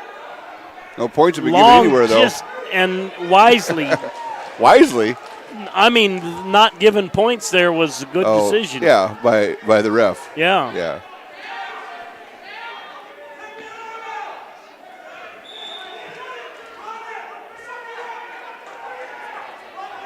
Stalemate on mat number 1. 4-2 lead still for McElhone.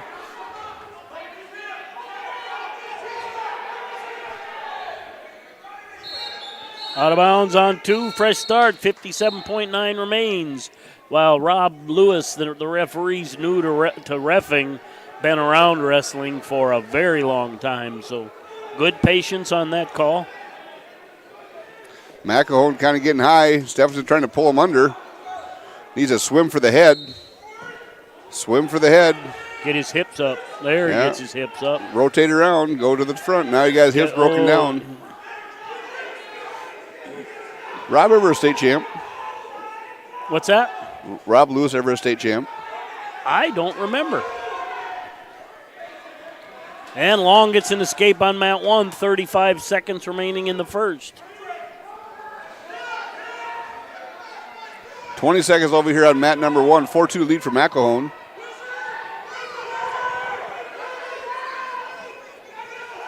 Well, we got it over there, so we can't see it. Not with our old eyes. 8 seconds left. And potentially dangerous on mat 2. Brings us back to the middle after the takedown by Long. Now leads 3-0 with 17.4 in the second. And McElhone's going to come up with the win, 6-2 over Luke Stephenson.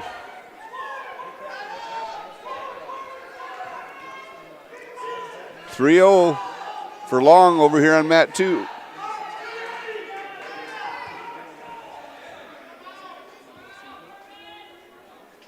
And that ends the period. Cucker unable to get off the bottom. Now trails 3-0. And he's going to go neutral. Cucker? He'll look for a throw here, I'm sure.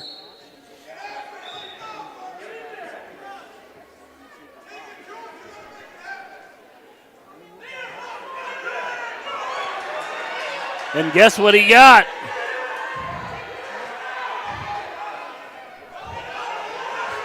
Oh, Long tries to step over, and guess what? It did not work. But now, did he get 2 sets of back points there? Doesn't matter. Doesn't matter.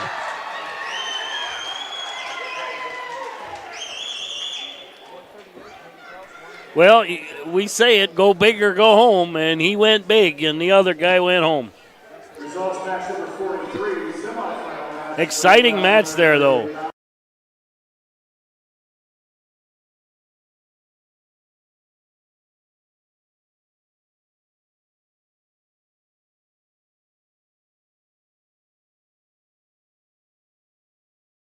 For now.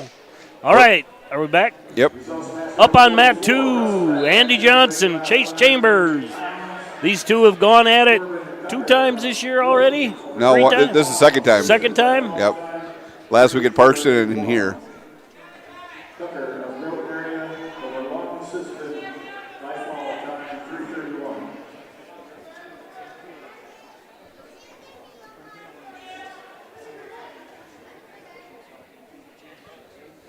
You gotta clear your arms, Andy. Now Chambers hanging on that front headlock, just trying to make us pay, even in energy. Now we can shoot that shot because we have the underhook. Lift that underhook. Yep. Get your hip in. Chambers doing a nice job of hanging on us, taking us out of our offense. Andy back to the middle. Good decision. Might want to be a little more ready.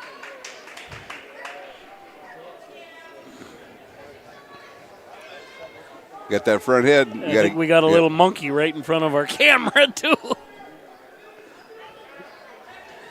There you go. There you go. Run with it. Run with it. Stepped over, split him. Nice hook. As soon as he hooked and the hip down, that's 2. 40 seconds remain. Johnson with a 2-0 lead. How are we doing on 1? 7-0 lead for a gentleman from Britain. I'll get you a name here. That's Dashel Davidson. Yeah. Down to 25 on mat 2. Another 8th grader for the Braves. And he gets a fall. Johnson with a stack. 2-on-1 stack. He's got points. Able to high leg over on that one. Kept Chambers on his back, but not really in position for a fall, but gets 3 back points. Now leads 5-0 going into the second.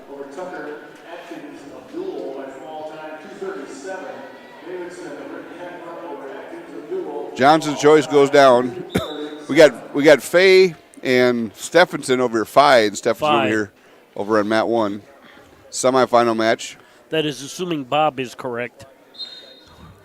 As much as he messes up names. He's from here. He knows. Yeah, but kids that he's been announcing for years, he still gets them wrong. He's still the best. And Johnson, I don't know if he got one there or not. I wouldn't say he didn't get cleared.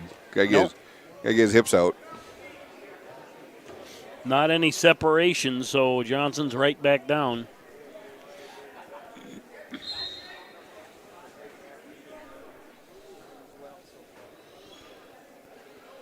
There, you got his hips out nicely there. Get some separation, get your one, Andy. And he does.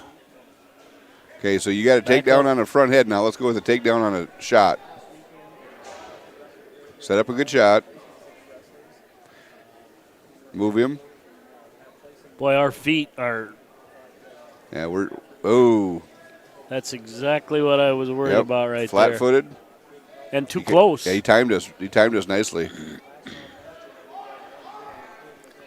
Clock's running. Yep, and he was not ready. Well, I think he was. I think Andy was trying to bait him. I'm not sure, though. You can go ahead and think that. No, Andy's got the cradle. Going to run him over. Just plain ran him over, too. Hooked the leg down to 45. Fi's trying to get a takedown, and nothing yet. Guy from Kingsbury doing a good job on mat 1. Yeah.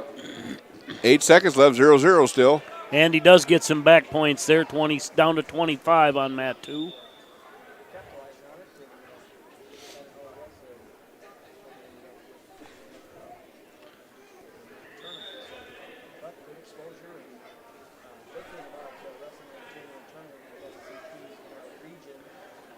And Andy's getting a bar, too, there. Out of bounds. A little out of control there for a guy that rolls as well and flips as well as Chambers. And he takes a 12-2 lead, though, going 4.8 seconds left.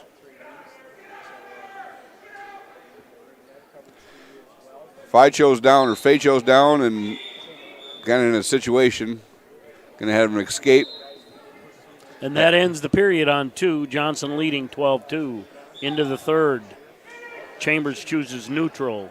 Kingsbury Stephenson and a nice shot, and Faye does a nice job fighting that off.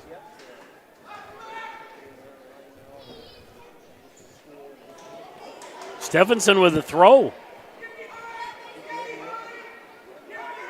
Stephenson with a takedown. And back. And back points. Sorry, I was not paying attention to that one. Andy gets takedown, looking for the bar. Steps across. Just pulls him across. Got a 1 count there. There's a 2 count. I'm going to say this as nice as I can, and Mr. Stephenson looked at the clock way too early. Minute left. He's looking at the clock with a 4-1 lead, and Johnson gets the fall here. I did not see that coming. Stephenson, Faye gets the escape. Stephenson up 4-2. But we got 49 seconds left.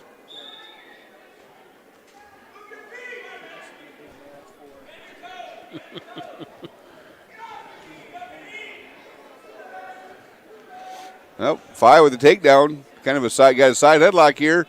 He's going for the split cradle. 30 seconds left, 4-4.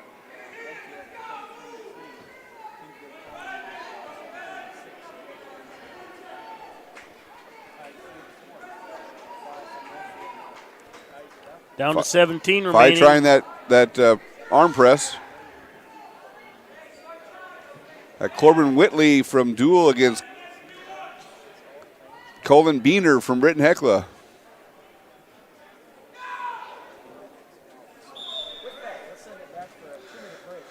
We got 4-4, Stephenson's choice. He's going down. And Gilbertson puts him down. Good choice there.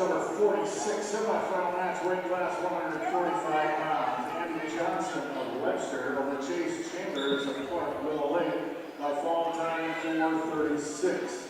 Johnson of Webster over Chambers of Clark Little Lake by fall time 4:46. Faye on top, kind of trying to work some arms, get an arm on the back, trying to run. It looks like he's trying to run that body press. He's almost got it. Yeah. Stephenson, he just lays around there too much. I'm sorry. I know his dad, Travis. Travis is a good kid wrestled for the Cardinals of Arlington.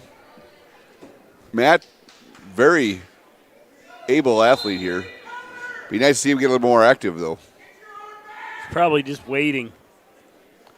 Not sure what happened there. Blood time must be on the mat 2. Thing is, you lay on that bottom too long, you get caught in something. He just got warned. Or you just get called for stalling, yeah. And rightly so. It was a good yeah. call. Oh, gosh, yeah. I mean, but, you know.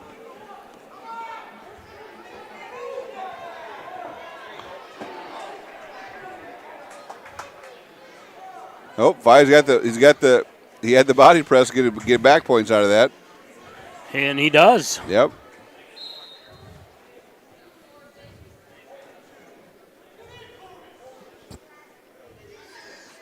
Now he's in a head pry.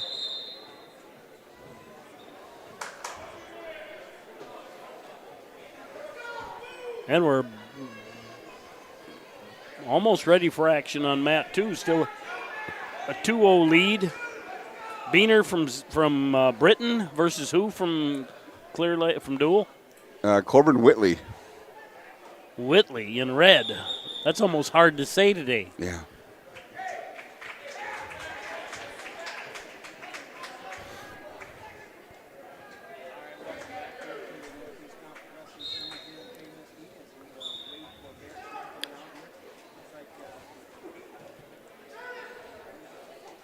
And Beener with an escape. And Beener in on a shot. Five rolled through. Is going to win 6-4.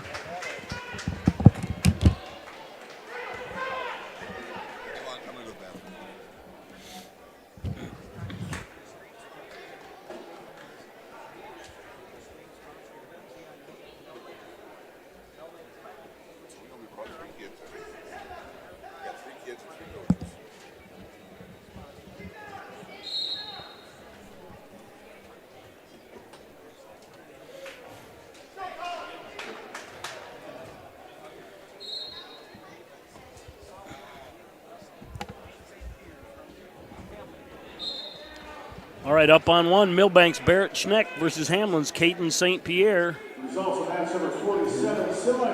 Corbin Whitley and Beener going at it on 2. They're 3-3 with 1:09 remaining in the second. And we're just underway on mat 1. Schneck spins behind, gets the takedown on St. Pierre. Bisbee and McGilvery on deck on 2. And Schneck with gets the fall.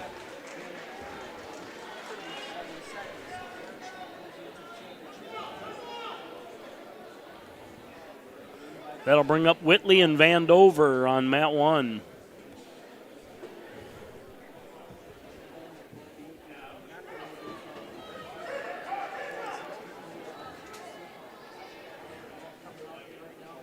Coming up, Dylan Whitley and Paul Vandover at 160.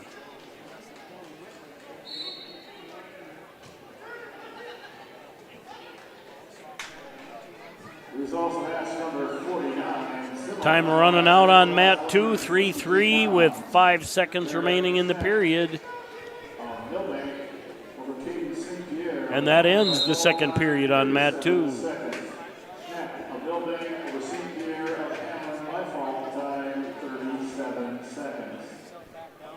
Whitley with a takedown and a tilt, gets 3 back points in the tilt. Lets Vandover go, makes it 5-1. To start the third, Whitley's in the defensive position, Beener's in the offensive position on mat 2. And another takedown for Whitley on mat 1 and another tilt.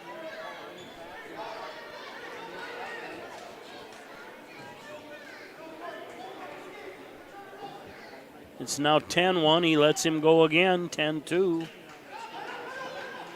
Outside single. Gets the trip, 12-2.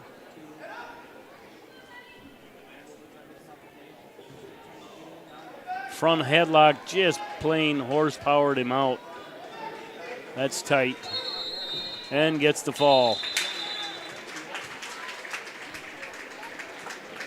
Vandover, just a sophomore, looks like he's hadn't wrestled too many matches. Whitley comes in a senior, 19-1, so that was a big uphill battle for Vandover. And he'll go down into the wrestlebacks. Coming up on one, Canagator.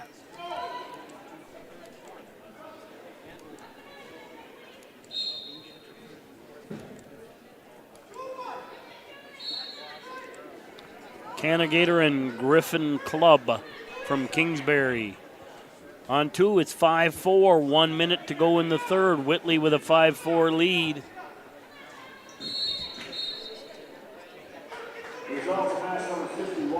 Mat 1, 170 semifinal. Clark Willow Lake, Lucas Canagator, Kingsbury County's Griffin Club.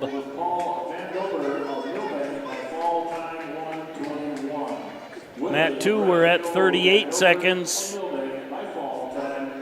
Whitley with a cradle, rolled Beaner through, no points. Still has the cradle.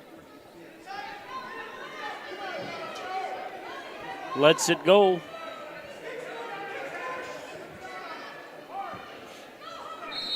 Out of bounds on one, 1:16 remaining, still scoreless.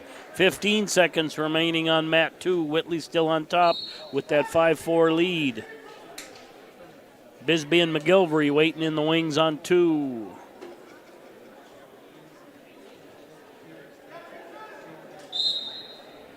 And that ends it on Mat 2. Whitley wins 5-4. Corbin Whitley from Dual.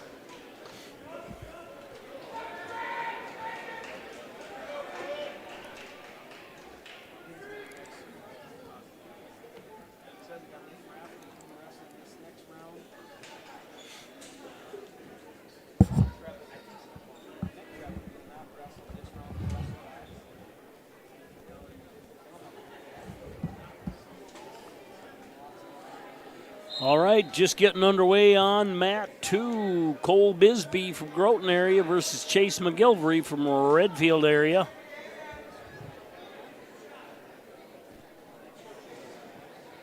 Mat 1, 15 seconds remaining in the first. Canagator with a 2-0 lead. Burke and Const on deck on 1. And another takedown for Canagator. Gotta be an escape in there somewhere.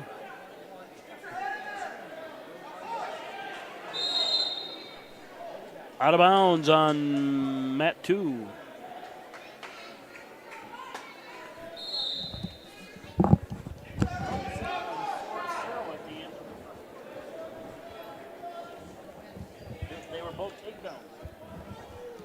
Results match number 48, wrestleback action weight class 145 pounds. Corbin Whitley and Dual over Colin Beaner of Britain. Oh no, they're saying it was a near fall. Whitley and Dual over Beaner of Britain 5-4. All right, Mat 1, Canagator now leads 7-0. Mat 2, McGilvery gets a takedown with 41 seconds remaining in the first. Take a 2-0 lead on 2.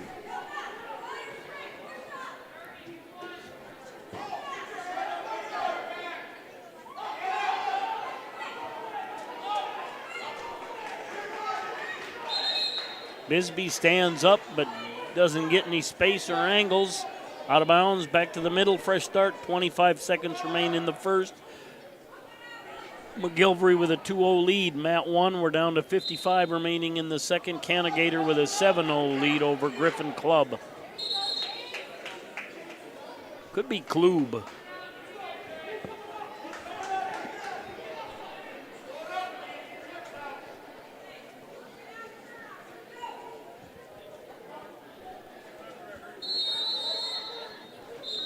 And Green called for stalling on Mat 1.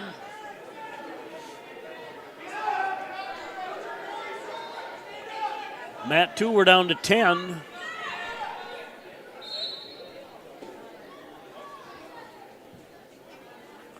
Schultz and Johnson on deck on 2. That ends the period on Mat 2. McGilvery with a 2-0 lead.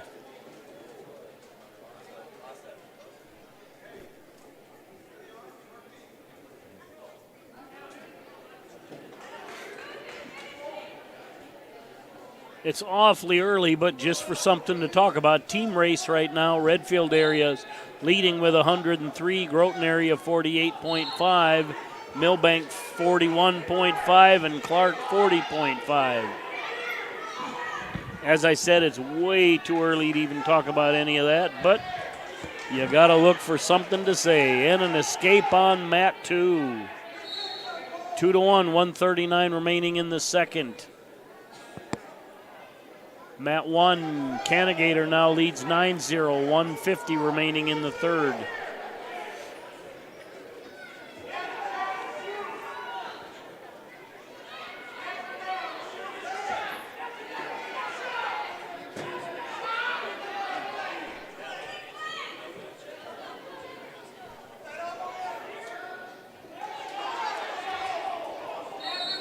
And a throw out of bounds on one for Club.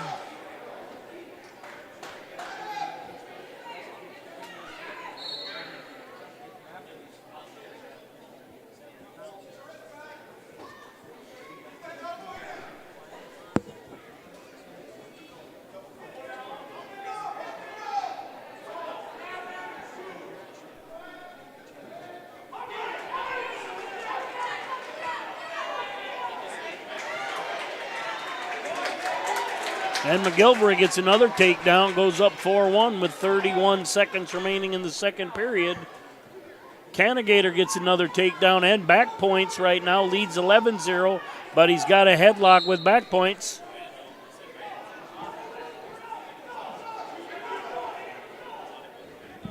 Down to 45 remaining on mat 1.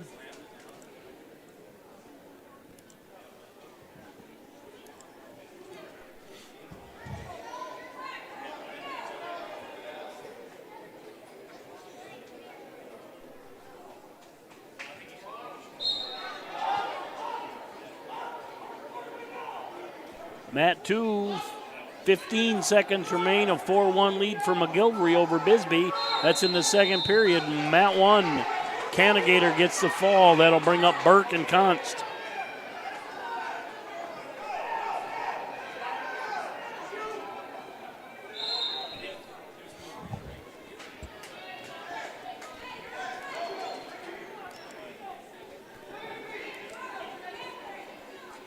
Results of match number 53, semifinal match, weight class 170 pounds. And blood time on mat 2. McGilvery with a 4-2 lead over Bisbee. And we're underway on mat 1.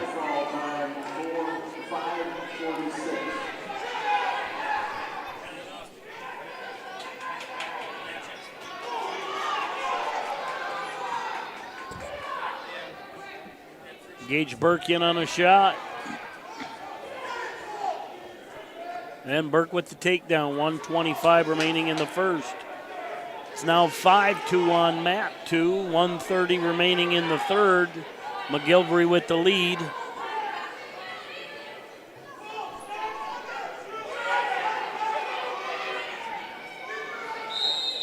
Schneck and Stevenson on deck on mat 1. Out of bounds on mat 2, 5-2, 119 remaining in the third.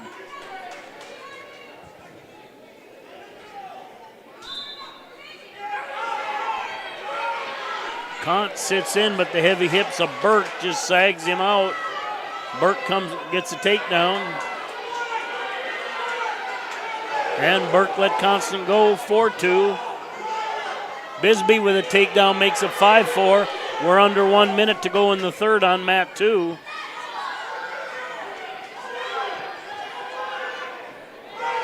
Bisbee in on a shot again, trying to turn the corner. And gets a takedown, ties it up at 6-6, 45 remaining. Schultz and Johnson on deck on 2. And McGilvery gets an escape, goes up 7-6, 30 seconds remains in the match. Mat 1, Burke gets a takedown, now leads 6-2 as time runs out in the first. We're down to 18 seconds on mat 2. Bisbee tries a high crotch, can't get there, now tries a drag. And McGilvery catches him off balance, gets the takedown and back points as time expires. Exciting finish there. McGilvery wins 12-6, significantly closer than that, but McGilvery gets the win over Bisbee.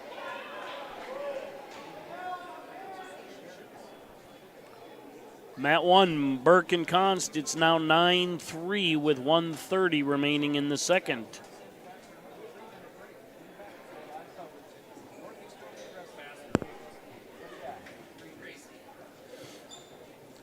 Now up on mat 2, Schultz and Johnson.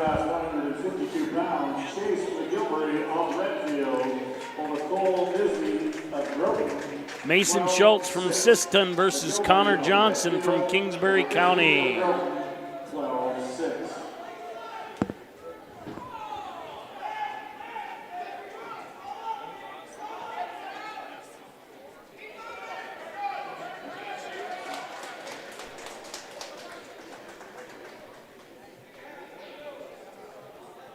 Mat 1, 45 remaining in the second. Burke leads 11-4.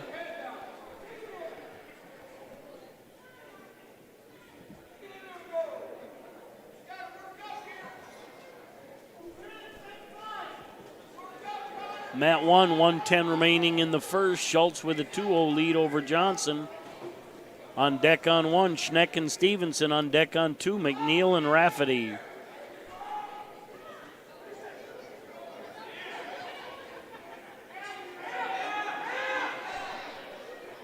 Burke tries to elevate Const over. Const ends up with a takedown on it. No backs. 5 seconds remain in the second period on mat 1.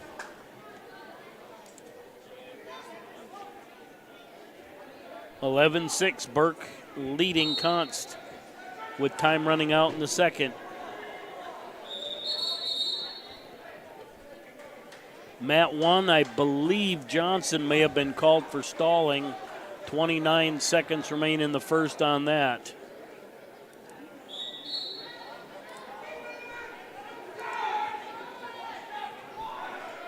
And mat 1 to start the third. We're neutral. Nope, Burke must have been down 12. 12-6 now, so Burke got an escape.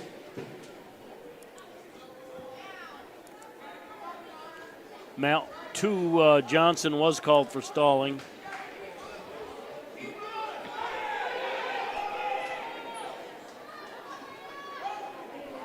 And time runs out in the first on mat 2.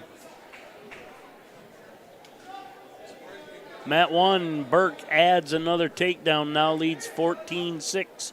We're down to 1:15 remaining in the third.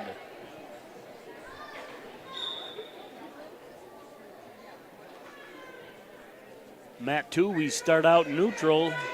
Schultz with that 2-0 lead. And a takedown for Johnson makes it 2-2.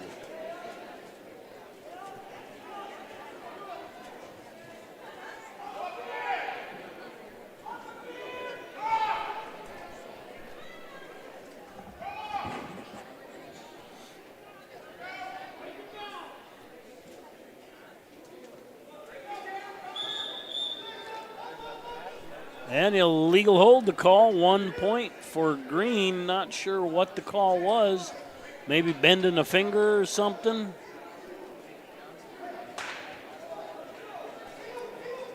That makes it 3-2 for Johnson.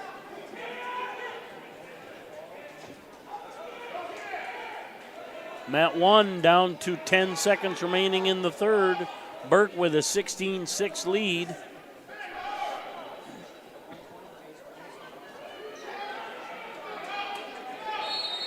And that ends that match. Burke wins 16-6.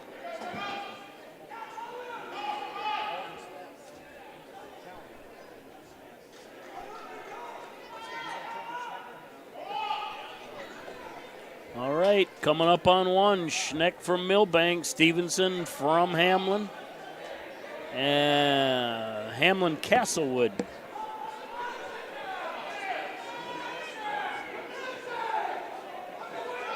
Mat 2, it's still 3-2 Schultz over, no, 3-2 Johnson over Schultz.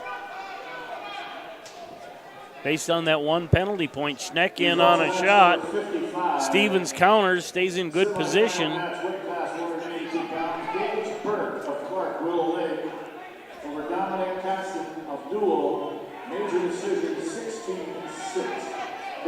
On deck on one, Gray and Blue Horse. And Schneck with a takedown and back points right there. Just kind of caught Stevenson off balance and dumped him to his back. He'll come out of that leading 5-0 and it's over. And Mat 2, second period ends 3-2, Johnson leading Schultz.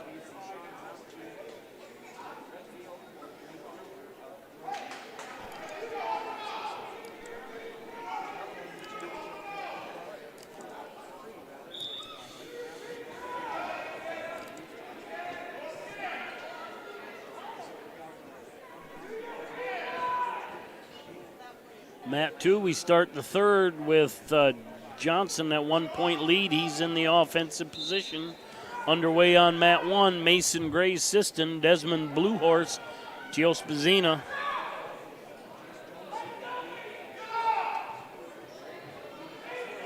Johnson doing a good job of working out to the side right now. 1:27 remains in the third on that one.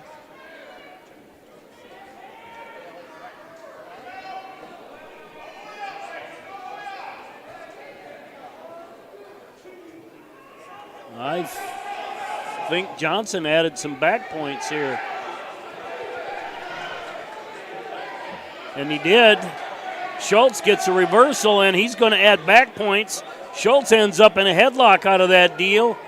Johnson trying to roll him through, and does, but out of bounds. Have to see when all those points add up. Coaches are pointing out, I think the clock ran for a little bit too. They'll get it worked out. The scoreboard showing 7-4. I don't think that's correct. We'll have to see where that all updates. Mat 1, first period ended. It's now 5-0 lead for Gray over Blue Horse.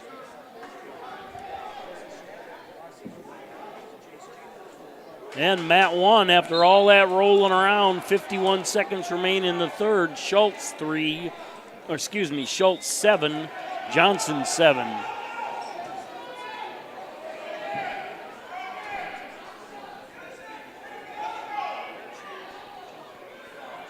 Now 6-0 on Mat 1, 140 remains in the first.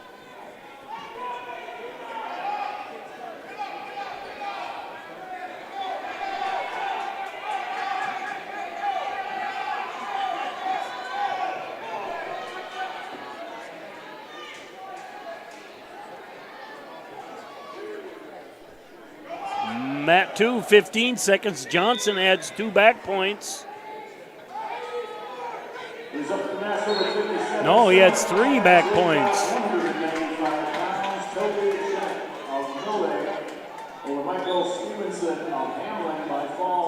And Mat 1 ends. Gray gets the victory. A real back and forth tussle here on Mat 2 coming to a close. Johnson's going to remain the victor in that one. Schultz is going to beat. Johnson is going to beat Schultz 9-7. Sorry about that. Okay, up on one, Millbank's Logan Meyer versus Kane Gilligan from Kingsbury County. Up on 2, McNeil and Rafferty.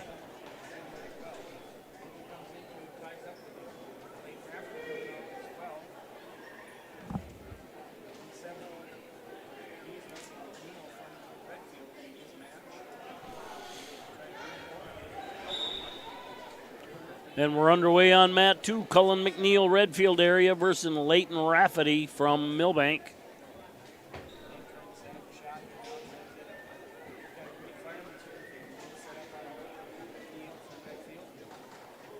Gilligan in on a fireman's carry, dumps Meyer to his hip, gets a takedown. 1:15 remains in the first. That's a semifinal at 2:20. Mat 2, we're 1:32 remaining in the first. Cullen McNeil and Leighton Rafferty, that's a semifinal at 1:70.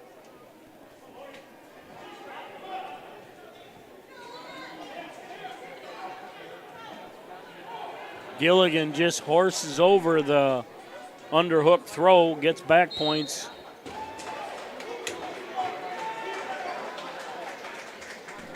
And that ends it on Mat 1. Mat 2, McNeil gets a takedown over Rafferty.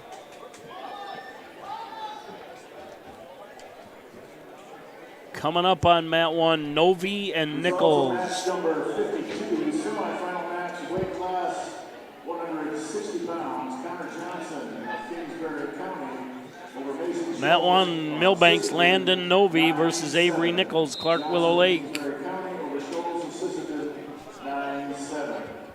Results of semifinal match number 61, weight class 220 pounds. King McGillen of Kingsbury County over Logan Meyer of Millbank by fall time 1:12. Gilligan of Kingsbury County over Meyer of Millbank by fall time. Mat 2, we're down to 13 seconds remaining. McNeil still with 2-0 lead over Rafferty.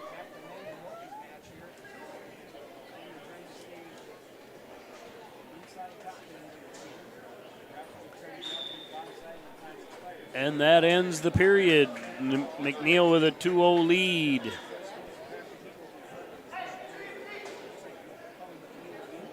McNeil will start in the defensive position. Back to Mat 1, 1:05 remaining in the first, still scoreless, Novi and Nichols. McNeil with a reversal. Now leads 4-0. We're down to 50 seconds on Mat 1 in the first, still scoreless. Goodhart and Ryle on deck on Mat 1. Kirsting and Schwartz on deck on Mat 2. Nichols in on a bear hug. Novi turns out of it. Gives up to 2, but not anymore.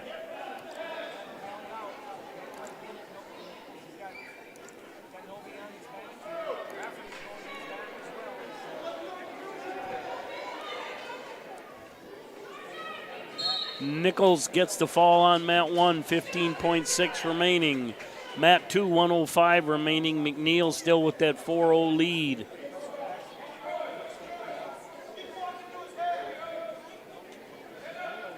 And there'll be back points on 2. Results match number 63, semifinal match, weight class 285 pounds. Avery Nichols of Clark Willow Lake over Landon Novi of Millbank by fall time 1:44. Nichols of Clark Willow Lake over Novi of Millbank by fall time 1:44. And a little blood time on Mat 1, cleaning it up.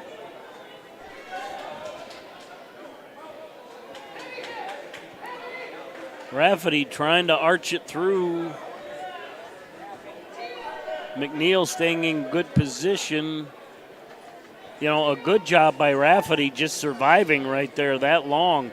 Oh boy, that's big trouble now. Down to 10 seconds.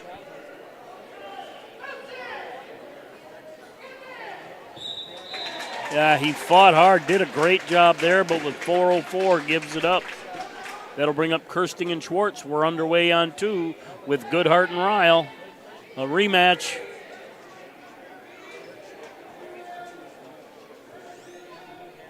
Results of match number 54, semifinal match, weight class 170 pounds. Colin McNeil of Redfield over Leighton Rafferty of Millbank by fall time 2:55.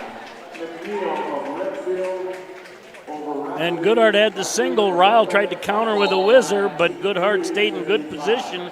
Ends up on top. We're underway on Mat 2, Kingsbury County's Nate Kirsting versus Corbin Schwartz from Redfield area.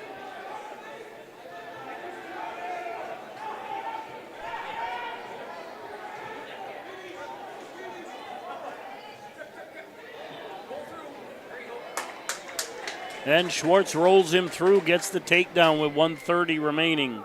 Mat 1, we're down to 55 seconds remaining in the first. Goodhart still with that 2-0 lead.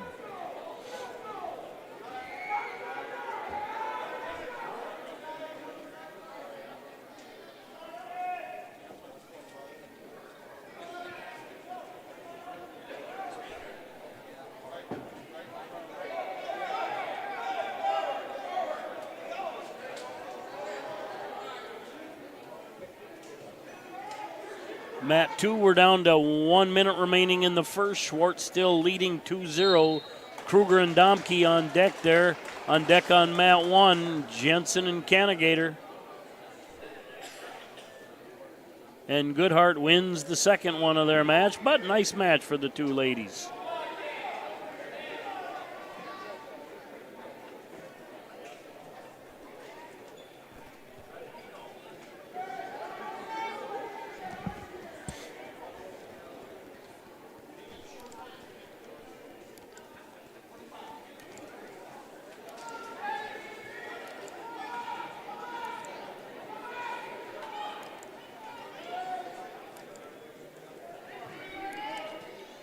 And we got an escape on Mat 1. It's now 2-1 with 10 seconds remaining in the first.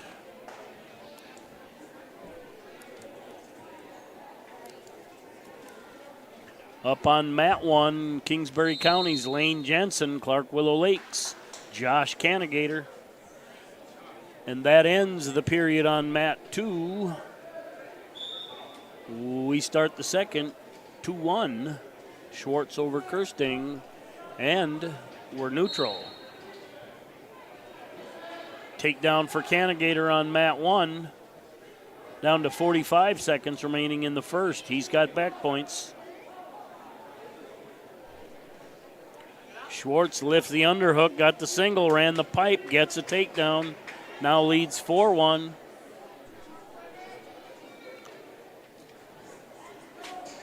Canigator trying to settle in and does, gets the fall with 27.2. Results match number 64.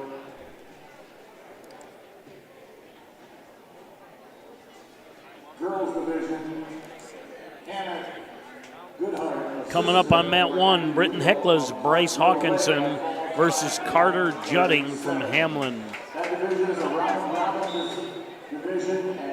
Judding looks to be a little small, but we'll see. Sometimes the heart can make up for a lot.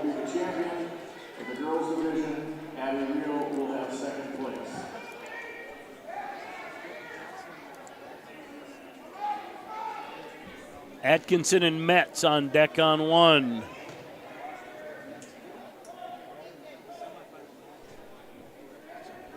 Schwartz now leads 7-1 with 35 seconds remain in the second, make it 9-1.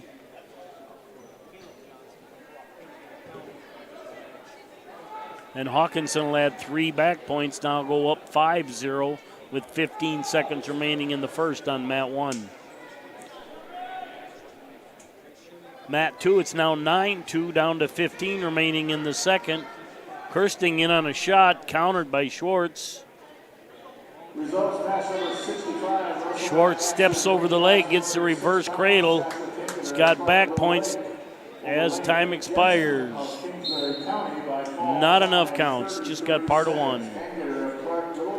Ends that period with 11-2 lead, starting the third for Schwartz. On deck on 1 now, Atkinson and Metz. It's a 10-0 lead on Mat 1 for Hawkinson. 1:43 remains in the second.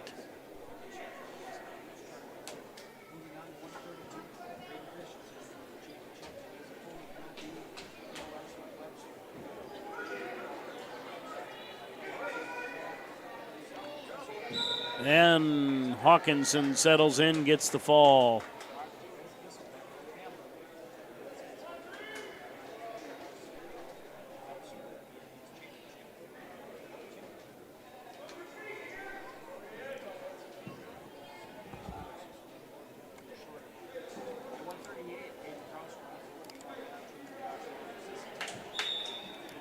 And we're underway on Mat 1.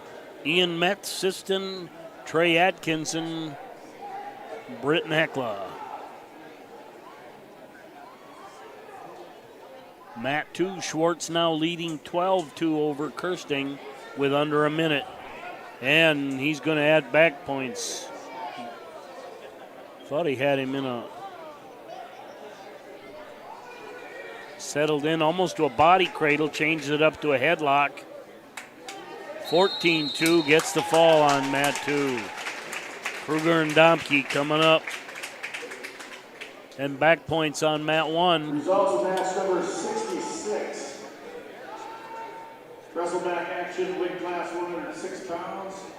Bryce Hawkinson of Britton Hekla over Carter Juddy of Hamlin by fall time. With time expiring on Matt 1, Metz leads 5-0 over Atkinson. Hamlin by fall time 1:31.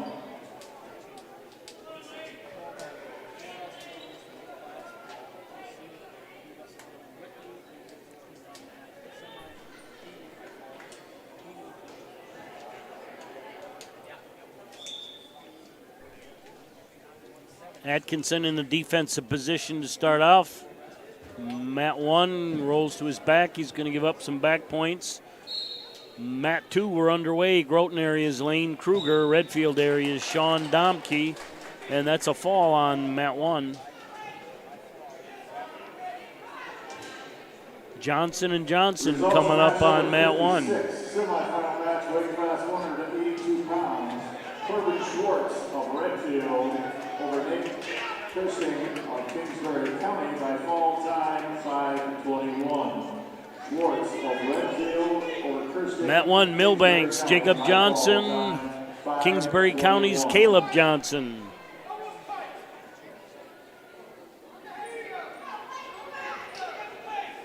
Still scoreless on Matt 2. Down to 1:13 remaining in the first. Johnson gets a pressure pancake for a takedown and back points. Wrestleback action, weight class 113 pounds. Ian Metz of Sisseton over Trey Atkinson of Britton Hekla by fall time 1:14. Matt 2, Domke comes around. Kruger bails out. Of Britton Hekla by fall time 1:14.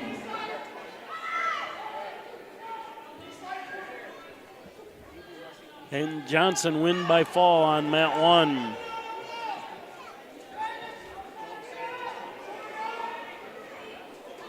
Now up on Mat 1, Jace Jonathan versus Sheldon Balderston.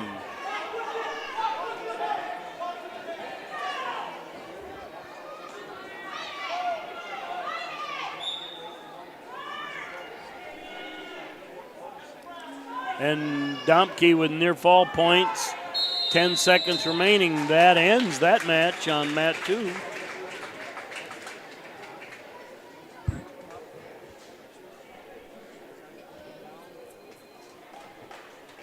That'll bring up Faye and Apple.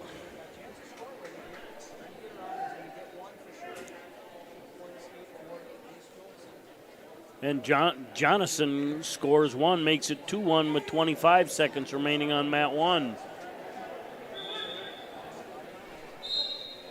Takedown out of bounds, no good. Back to the middle, 2-1. Balderston still leading Johnston. Underway on Mat 1. Grady Faye, or Phi, I guess, versus Devin Apple from Sisseton. On deck on one, Shoemaker and Steen. Kingsbury County by fall time, 32 seconds.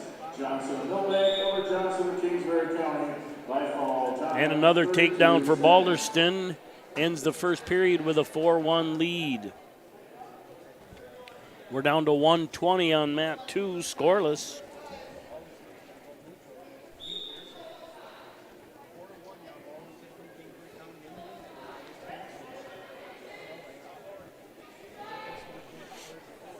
Results of match number 58, a semifinal match in the weight class of 195 pounds. Sean Domke of Redfield over Lane Kruger of Groton. And Balderston adds another takedown, now leads 6-1 with 1:37 remaining in the second. Matt 2-5 with back points. 40. No, that ends that one. 45 seconds remaining in the first. Nichols and Knudsen coming on deck on 2.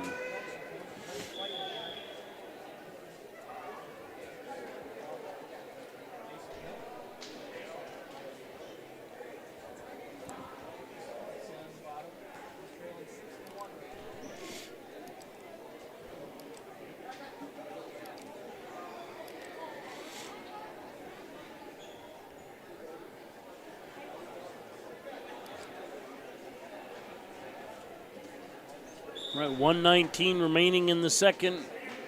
Balderston leads Jonathan 6-1. Underway on mat 2, Gavin Nichols, Redfield area. Adrian Knudsen from Groton area. 285 semifinal.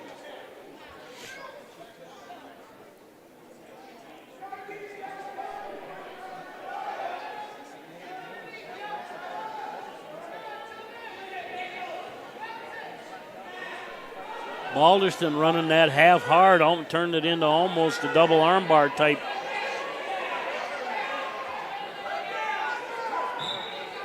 And he gets the fall.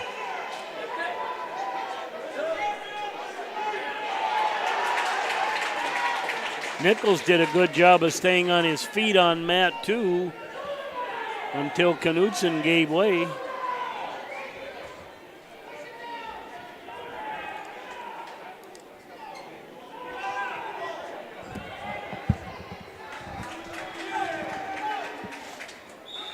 All right, now up, mat 1, Trace Shoemaker, Riley Steen. Shoemaker from Webster, Steen from Sisseton. Mat 2, Nichols with a fall imminent maybe, 45 remaining in the period. Mat 1, consolation at 120. That's semifinals on mat 2? Yes, it is, 285. And Steen ends up with a takedown there. Shoemaker, kind of a notorious slow starter. And we get a fall on mat 2. That'll bring up Iverson and Sheely on 2.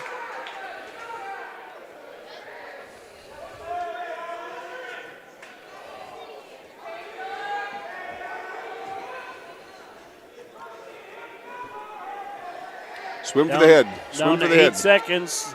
Swim for the head. Swim for the head. There you go, pull it in. Head up, head up, head up, head up. Not enough time. Time runs out. Shoemaker trails 2-0 to start the second. Coming up on mat 2, Sistons, Bo Iverson, Milbanks, Nolan Sheely.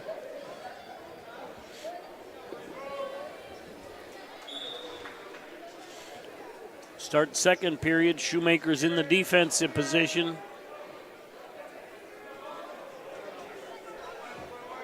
Steen, the senior.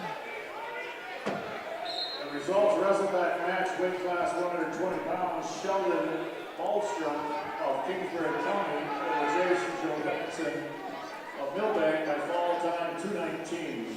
Hallstrom of Kingsbury County.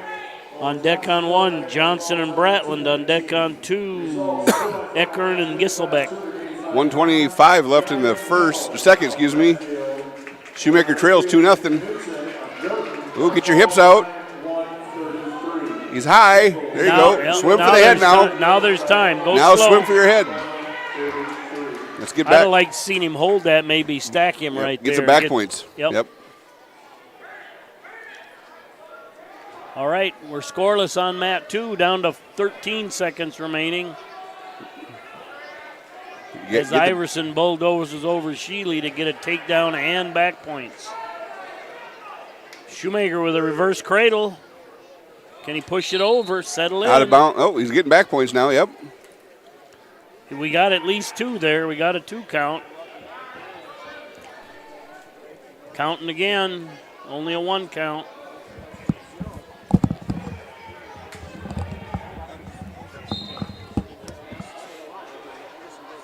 And it's now 2-2. Make it 4-2 on mat 1. 20 seconds remain in the second.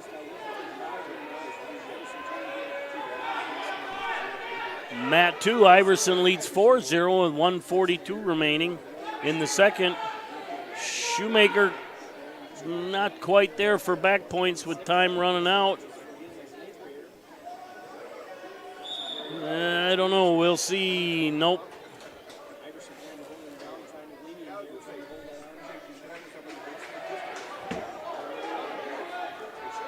We'll start the third period neutral on mat 1. Shoemaker leading 4-2.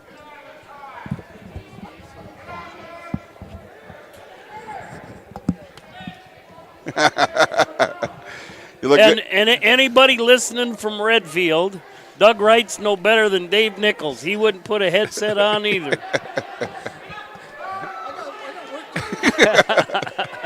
See you later. Trace getting back points here. Looking for the fall. Minute 30 left. Mike, you kind of said it. You hit the nail on the head. What did you say about Trace? He's a slow He's starter. a slow starter. But there you go. Get your hips low. Yep. The finish matters more than the beginning. Yes, it does.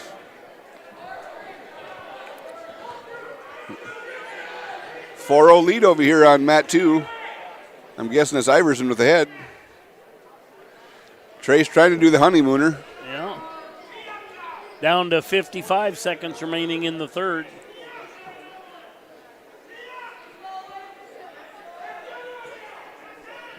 Steen doing a good job of surviving right there. Steen actually looks to be the smaller of the two. At 45 seconds, or 40 seconds left over there on mat 1. And that ends the period on mat 1. Iverson still leading 4-0. Trace has got 3 in the bank. Hasn't given it to him yet because he hasn't let go of the arm. Yep. 20 seconds left. Now he gets 3. Yeah. You know, with the new rules, you don't want to waste that much energy bringing them back in bounds because you can pin them out of bounds. But we used a lot of energy, mad energy, jerking him back in.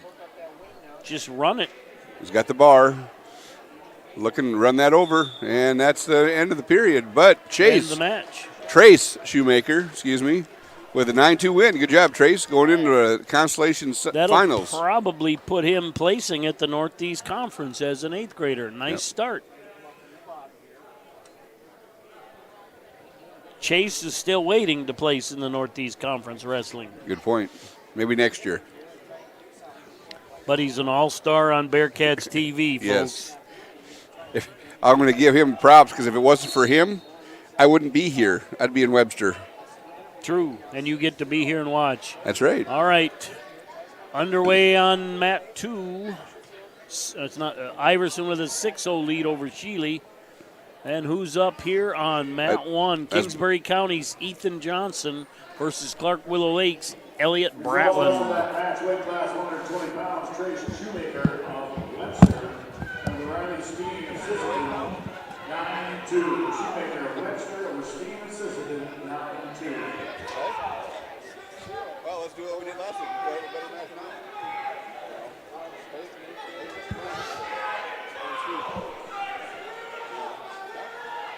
He's taking some shots. So that's a smart way. Position.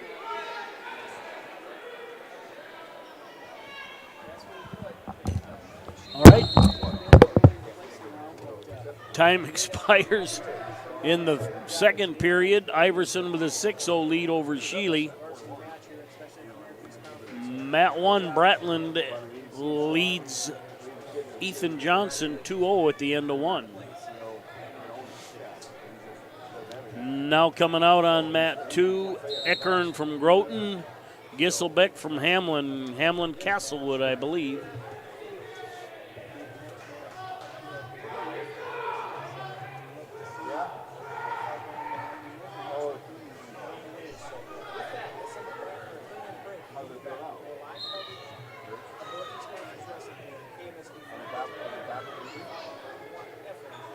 Then Bratland adds 2 more, now takes a 4-0 lead. Underway on mat 2, Eckern and Gisselbeck. 45 seconds remain in a consolation at 32. Mat 1 is a consolation at 26. On deck on 1, Clark and Johnson. On deck on 2, Cucker and Stephenson.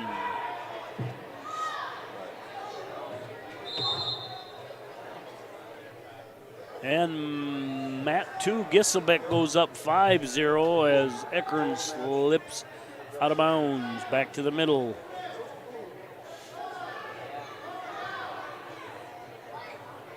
Results of match number 72, semifinal consolation bracket. Wrestle match 126-pound weight class. Bo Iverson of Sisseton over Nolan Shealy of Milbank, 6-0. And Bratlin's going to add some back points on 1. Time-ish, boy, you're killing the headset there. Sorry about that. All in my ear. And time expired on the mat 2. Gisselbeck goes up 7-0. Bratlin's going to add some back points on mat. No, he won't. That ends that one on mat 1. You know, it doesn't look like there's going to be many breaks here. I want to give a shout out to anybody watching to at least keep an eye on the businesses on the scroller, because those are the ones that make the Bearcats TV possible. So if you're from Webster or from out of town and you pass through one of those businesses, make sure you mention that you appreciate their sponsorship. Ordinarily, we get to run some commercials when they take a break, but I'm not sure we're going to take any today. No. Well, and, you know, the thing about it is, too, hopefully it sounds like in the near future the Pheasants are going to have their own live ticket here. So yeah, well, they currently have NFHS, but one of many schools that have said we're not going to do that anymore. Anyway, underway on 1, Kingsbury County's Caleb Clark, Siston's Tyann Johnson. Clark leads 2-1 with 30 seconds left in the period.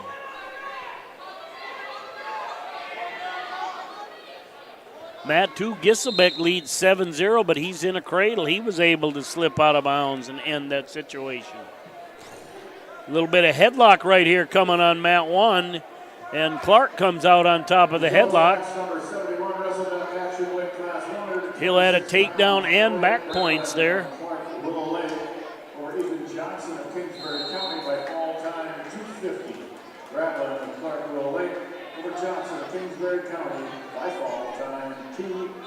7-1 the score on Mat 1. And a technical violation on Mat 2 gives another point to Gisselbeck. Now leads 8-0 over Easton Eckern.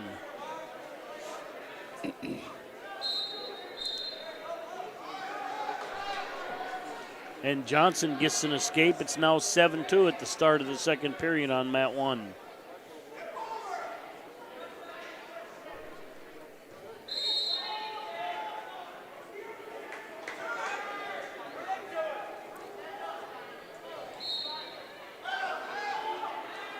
Who's ever assistant's Greco instructor, they must be busy. Those boys look like they want to go upper body.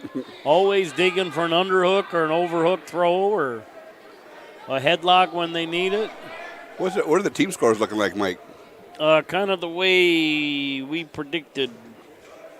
I've got to jump back. All right.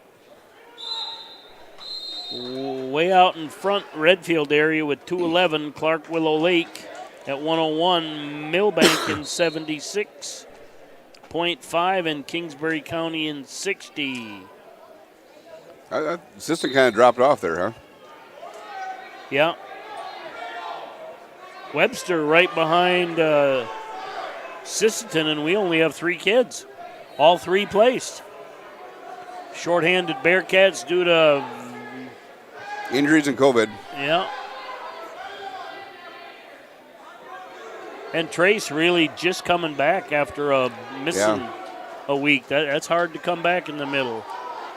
And Johnson adds a takedown over here. Now trails 7-4 with 40 seconds remaining in the second. And Gisselbeck gets a reversal, and Eckern rolls over. And ends that one, 1:18 remaining. 24 left here on mat number 1. Tyann Johnson trails 7-4.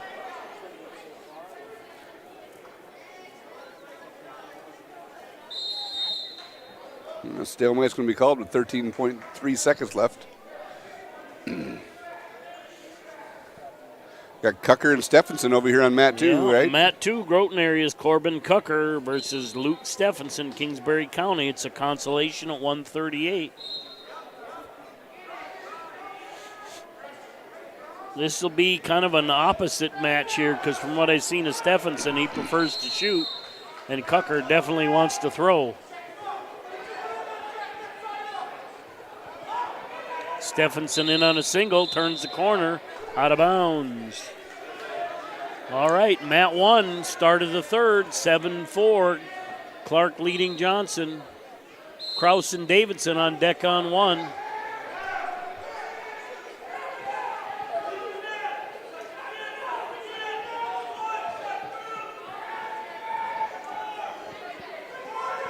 Stephenson doing a lot of cover down drill right here, but he got extended on mat 2. 20 seconds left over there in mat 2. He got back up. He drove himself back up, though. Down to 10 seconds remaining on mat 2.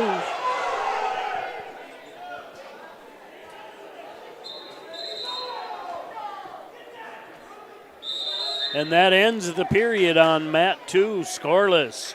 Cucker and Stephenson. Schneck and Stephenson on deck.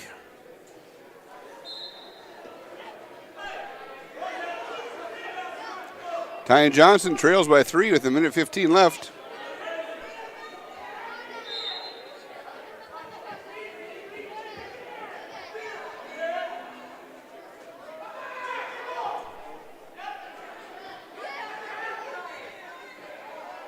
We're under a minute on mat 1, still 7-4, Clark over Johnson. Potentially dangerous. We'll get a fresh start on mat 1. And 2 points for Cucker on mat 2.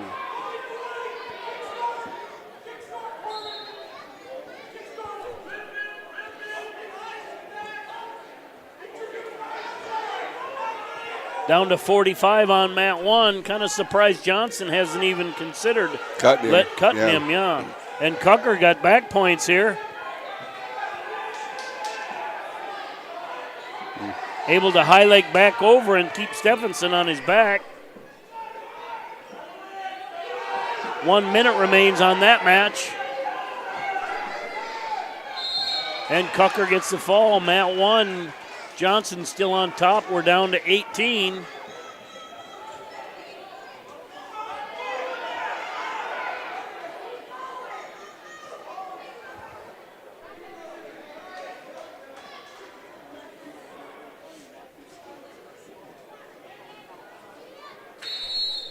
And that ends that one. 7-4 win for Caleb Clark over Tyan Johnson.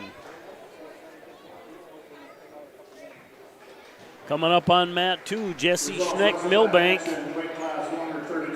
versus Matthew Stephenson. Schneck just an 8th grader. That's a good size 8th grade boy.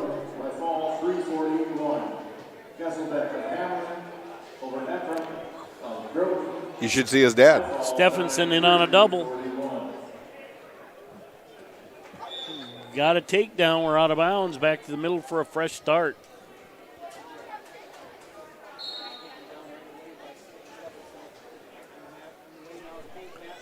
Kraus with a quick takedown over on mat 1. That's Caden Kraus and Dashel Davidson. Kraus from Milbank, Davidson from Britain. Davidson just an 8th grader. Kraus a junior. And that's over, huh? I missed that. What's that, the pin over here? Yeah. 2-1 now on mat 2.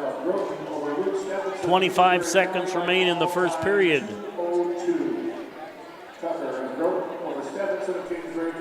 Coming up on mat 1, Chase Chambers, Clark Willow Lake versus Corbin Whitley from Dual.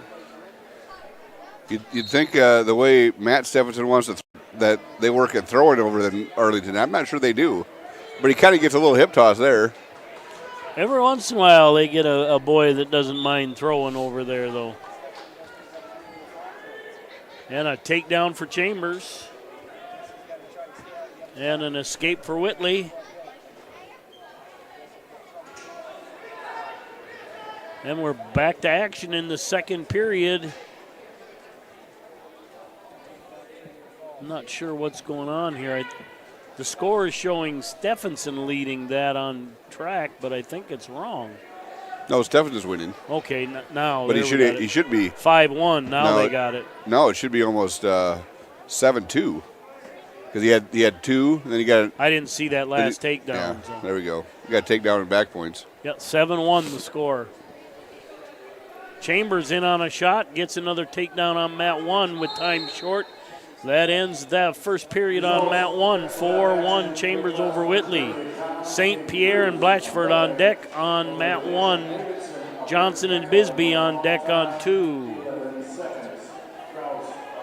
Stephenson dumps him. Yeah, in on a fireman's. Dumps him out. Got backs too.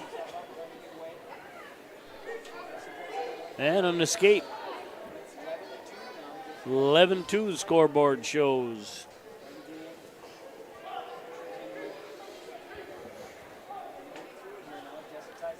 And Chambers with back points. Schneck trying to headlock it. Doesn't quite get it. Stephenson with another 2. Go up 13-2. And that ends the match on mat 1. As I said, Schneck just an 8th grader. Stephenson comes in a senior, so. Yeah, he's a big young man, Schneck is. I'm trying to remember his dad. That's Doug, it might be his dad? Doug Schneck? Don't know. Alan would be the grandpa, I know that.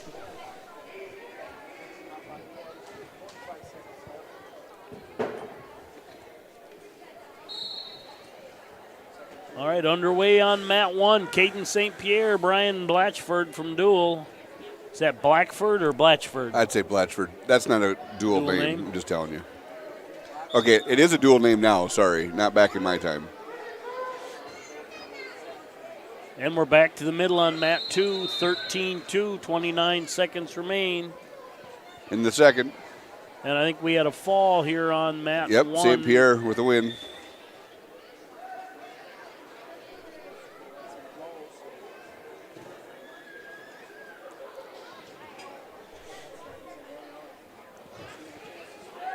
And a takedown for Schneck.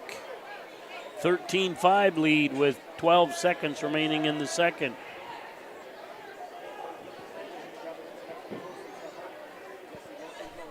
And an escape for Stephenson.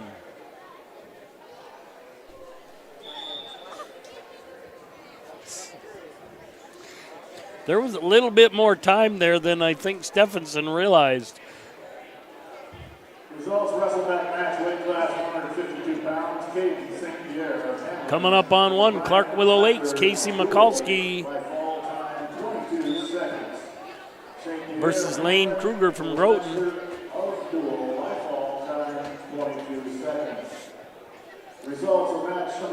Schneck decided to let Stephenson get to his feet, so Stephenson leads 15-5, but Schneck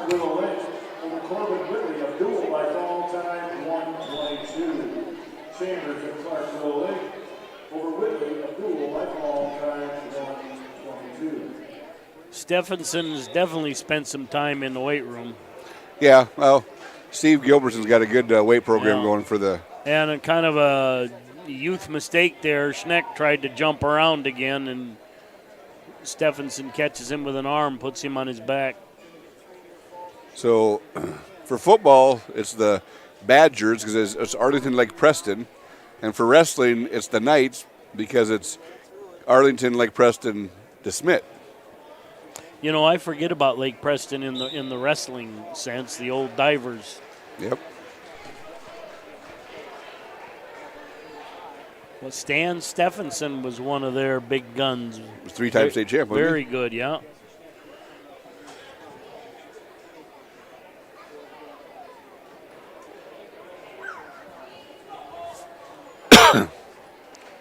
Maybe a 45-minute rule here on 1. Not sure what's going on with Mikulski or Michalowski. Somebody from Clark help us out. It's more fun to watch us suffer. Yeah. I think it is anything. And underway on 2, Clark Willow Lakes, Braden Johnson. Groton areas, Cole Bisbee. Bisbee with a quick takedown, leads 2-0. On deck on 1 is Scarnagel and Novi. On deck on 2, Trevitt and Kirsting. I'm not even sure they can help us out. I haven't hardly got a text. Oh, yeah, being where we're at, you're talking? In Death Valley here. Yeah. And we're out of bounds on mat 2.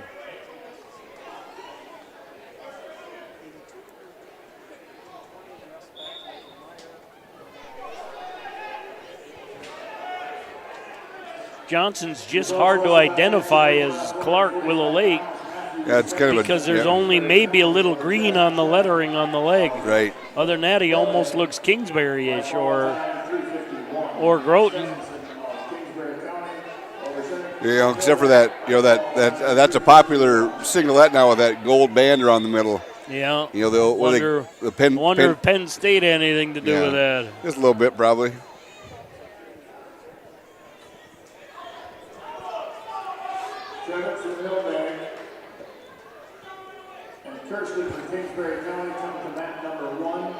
And they're jumping a mat over. Nice job there by the people running the tournament. This could be Ethan Scarnagel versus Landon Novi. No, this is Trevitt. That's the on-deck one showing right now. He's got to send that match back and then get the new one assigned.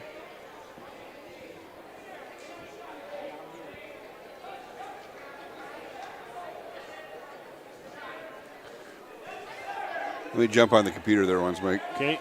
Trevitt, not quite as big as John Trevitt, but he's got time to grow.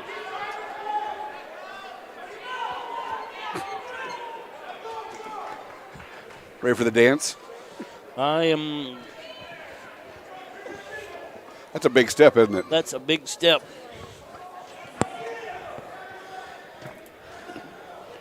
I gotta put the girls' game on Bearcats TV is what I'm doing.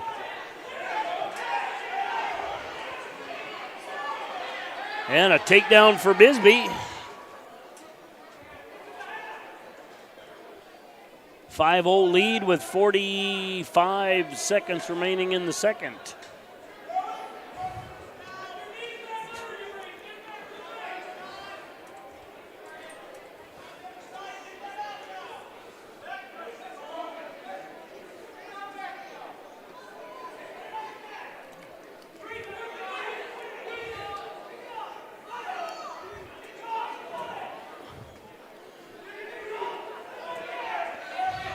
And Bisbee's going to add back points. 17 seconds remain in the period. That's a fall. Kind of a stack helped him up.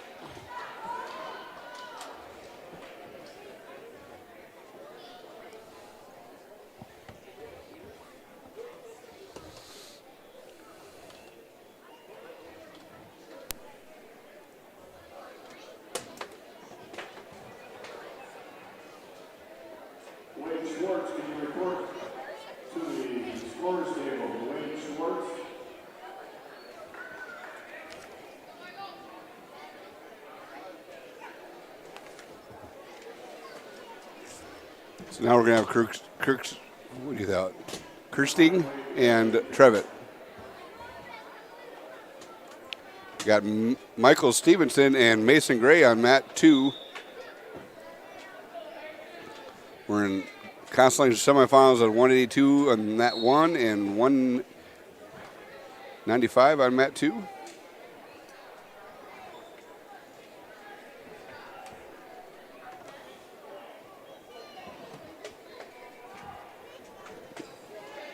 Stevenson with the quick takedown.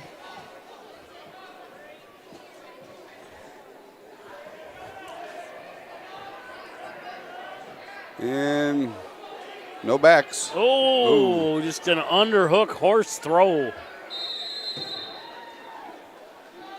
Results wrestled that match in weight class 152 pounds. Cole Bisbee of Groton over Landon Johnson of Clark Willow Lake by fall time 2:45. And we had a fall on 2. I was busy looking at one. The big thud makes you turn that way.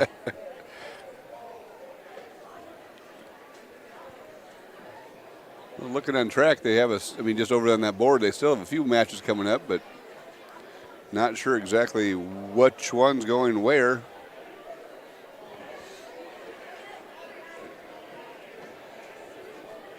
Again, I'd like to thank everybody for joining us tonight for the NEC tournament on a Thursday.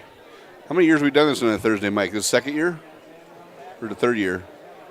I think it's third because we started 3 years. That's 3 Webster tournaments.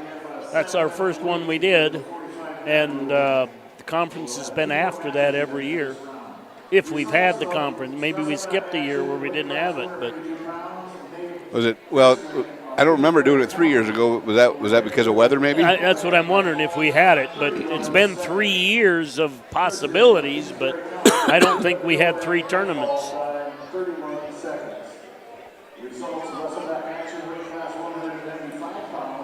So coming up for wrestling, well, we got regions coming up. That's going to be at Groton, right? Yes. Regions at Groton.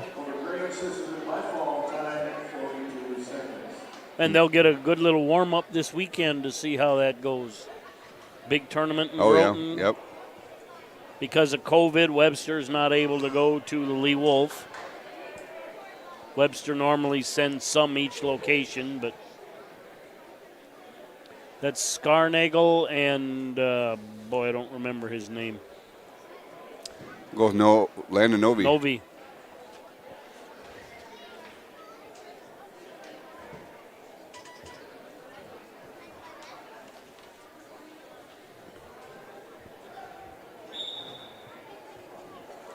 I was hiding it. I see that. You can't blame me. It's been sitting there a while, apparently. Yep. Quality Control, our home office in Wahoo, Nebraska. No. Don't go to Wahoo. Don't go to Wahoo? No. We don't want to be a Dave Letterman. If we're going to go anywhere, let's go to Porcupine, South Dakota. Puckwana. That sounds that's too easy to mess up. Yeah. Scarnagel with an underhook, Novi with an overhook. Landon Novi, just a freshman. Really? Yep. There's some Novies that used to live up there by Ravillo. I remember there was a Brad, no.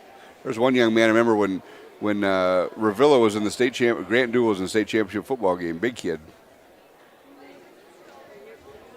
One of their best wrestlers they had was Chris Lund. Great fella. Passed away a few years ago. It was a coach, an AD, a superintendent. Yep. Just loved by everybody. And looks like Redfield's going to disinfect the mats using the same system that the Bearcats use. They just spray it and then probably have a big mop and wipe it down. They got Doug manning the brooms. He really should have his orange shorts on, but anyway, 1:33 remaining in the second. We're scoreless. He should have what? His orange shorts. Why? Don't you remember a few years ago he wore them everywhere? The coach did? Doug. Oh, Doug. I'm sorry. I thought you were talking to the coach. Yeah. Oh, even Bob was getting nervous there. He's going to stand down there now. No, he's playing defense. Take the charge, Bob. Take the charge.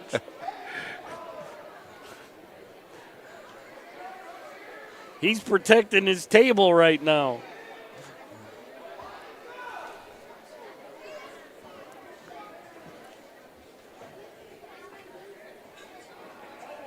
Down to 54 remaining in the second. Scarnagel, a sophomore. Novi, a freshman. Novi with a 1-point lead.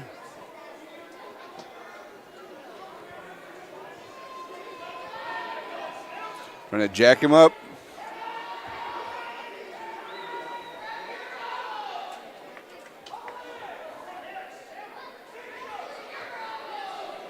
Kind of a pummel drill going on That's right now.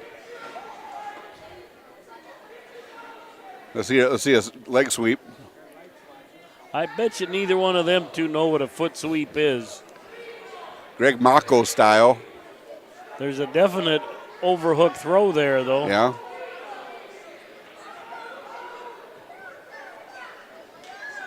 I'll just try it. Forget about it. And that ends the period. Novi leads 1-0 and neutral the call.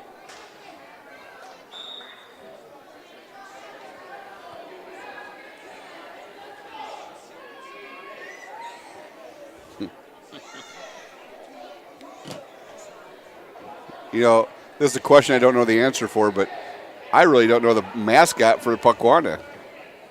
No idea, and Novi gets a takedown. Would we say Novi gets a takedown or Novi got the takedown? Skarnickel gave the takedown. Well, a little bit of both. But the only guy that would know would be Bob Hirsch. Oh, no! Oh.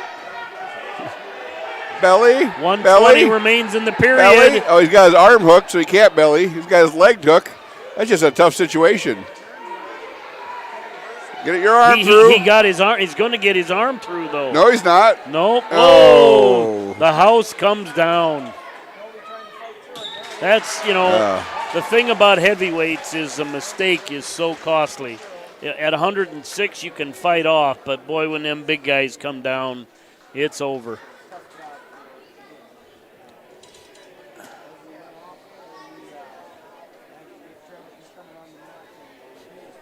And I think we have a disinfecting break here. No, we got one more match over here.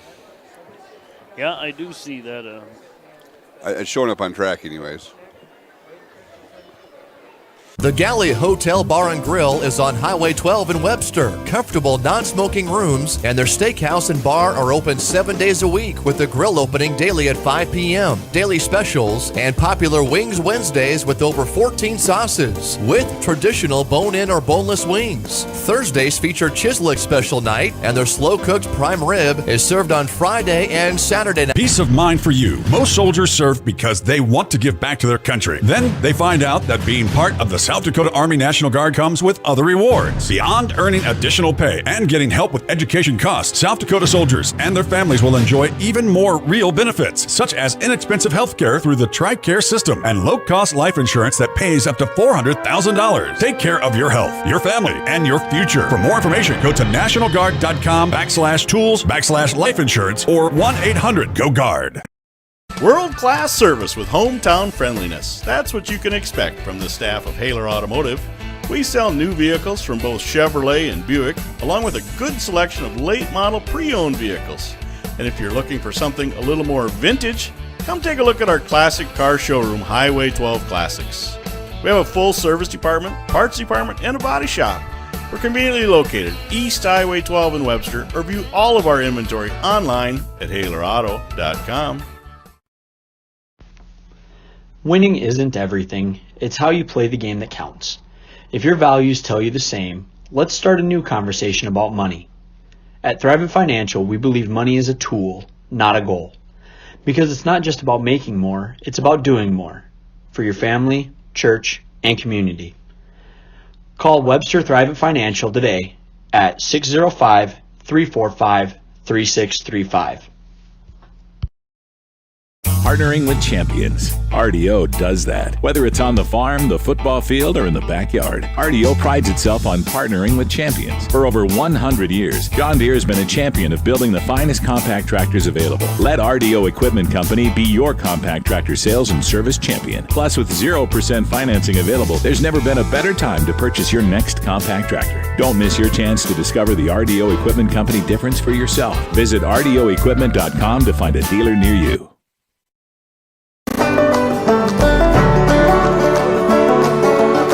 I'm Tegan Mason. I'm Carson Hamill. I'm Andrew Odden. On behalf of Mason Knox Ranch. From everyone here at Odden Charlet. And on behalf of the Scattered Star Ranch. From our family to yours. From the Phillip community, I just want to say thank you. We thank you. Thank you. I would like to thank you, the consumers. We thank you for choosing beef. Thank you for choosing beef.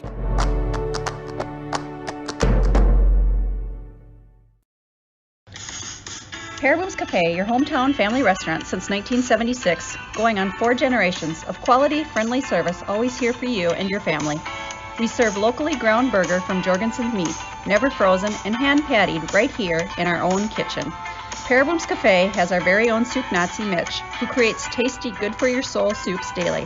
And of course, a Pear Booms breakfast like our popular scrap pile or the famous Parma rolls will cure any morning blues you may have, all while being treated graciously from one-of-a-kind staff. A membership with Sioux Valley Co-op will benefit you. Simply put, a membership with Sioux Valley Co-op is ownership. They're owned and controlled by members. No outside investors. So all of their annual revenues go back to their customers. Become a member today. You will benefit. Sioux Valley Co-op, your energy needs with service guaranteed. At A&W, it's called the original Bacon Double Cheeseburger because we invented it. You're welcome, world. 100% U.S. beef, crispy hickory smoked bacon, invented and perfected here. Not to mention, it's just better with made fresh A&W root beer.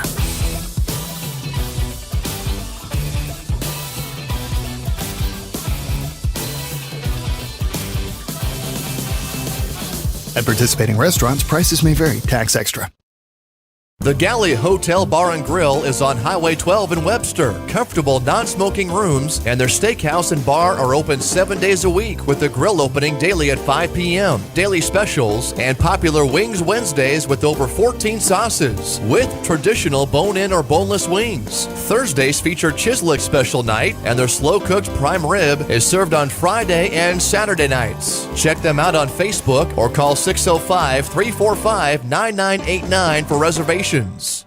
Peace of mind for you. Most soldiers serve because they want to give back to their country. Then they find out that being part of the South Dakota Army National Guard comes with other rewards. Beyond earning additional pay and getting help with education costs, South Dakota soldiers and their families will enjoy even more real benefits, such as inexpensive health care through the TRICARE system and low-cost life insurance that pays up to $400,000. Take care of your health, your family, and your future. For more information, go to nationalguard.com/tools/life insurance or 1-800-GO GUARD. World-class service with hometown friendliness. That's what you can expect from the staff of Haler Automotive. We sell new vehicles from both Chevrolet and Buick, along with a good selection of late-model pre-owned vehicles. And if you're looking for something a little more vintage, come take a look at our classic car showroom, Highway 12 Classics. We have a full service department, parts department, and a body shop. We're conveniently located East Highway 12 in Webster, or view all of our inventory online at HalerAuto.com. Winning isn't everything. It's how you play the game that counts. If your values tell you the same, let's start a new conversation about money. At Thrivent Financial, we believe money is a tool, not a goal. Because it's not just about making more, it's about doing more. For your family, church, and community. Call Webster Thrivent Financial today at 605-345-3635. Partnering with champions. RDO does that. Whether it's on the farm, the football field, or in the backyard, RDO prides itself on partnering with champions. For over 100 years, John Deere has been a champion of building the finest compact tractors available. Let RDO Equipment Company be your compact tractor sales and service champion. Plus, with 0% financing available, there's never been a better time to purchase your next compact tractor. Don't miss your chance to discover the RDO Equipment Company difference for yourself. Visit RDOequipment.com to find a dealer near you.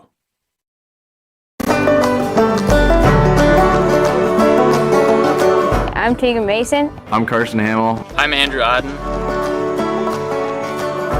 On behalf of Mason Ox Ranch. From everyone here at Odden Charlet. And on behalf of the Scattered Star Ranch. From our family to yours. From the Phillip community, I just want to say thank you. We thank you. Thank you. I would like to thank you, the consumers. We thank you for choosing beef.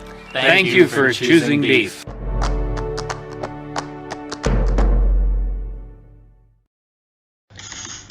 Pear Booms Cafe, your hometown family restaurant since 1976, going on 4 generations of quality, friendly service, always here for you and your family. We serve locally ground burger from Jorgensen's Meat, never frozen and hand-pattied right here in our own kitchen. Paraboom's Cafe has our very own soup Nazi Mitch, who creates tasty, good-for-your-soul soups daily. And of course, a Paraboom's breakfast like our popular scrap pile or the famous Palmer rolls will cure any morning blues you may have, all while being treated graciously from one of our kind staff. A membership with Sioux Valley Co-op will benefit you. Simply put, a membership with Sioux Valley Co-op is ownership. They're owned and controlled by members. No outside investors. So all of their annual revenues go back to their customers. Become a member today. You will benefit. Sioux Valley Co-op, your energy needs with service guaranteed. At A&W, it's called the original Bacon Double Cheeseburger because we invented it. You're welcome, world. 100% U.S. beef, crispy hickory smoked bacon, invented and perfected here. Not to mention, it's just better with made fresh A&W root beer.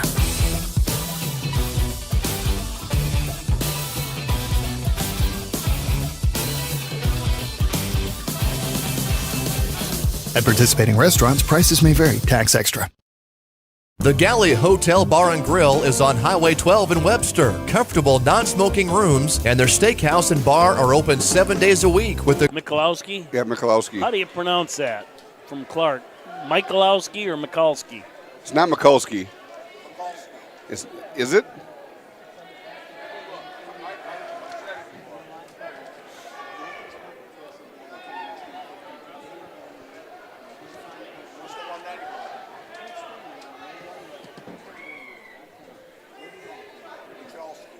What? Michalski? Okay, we'll go with that one. We got a... And we've only had 12 versions. That hasn't been one of them. Oh, yeah, we're on. You want to get on the headset? Sit down here. We'll interview you.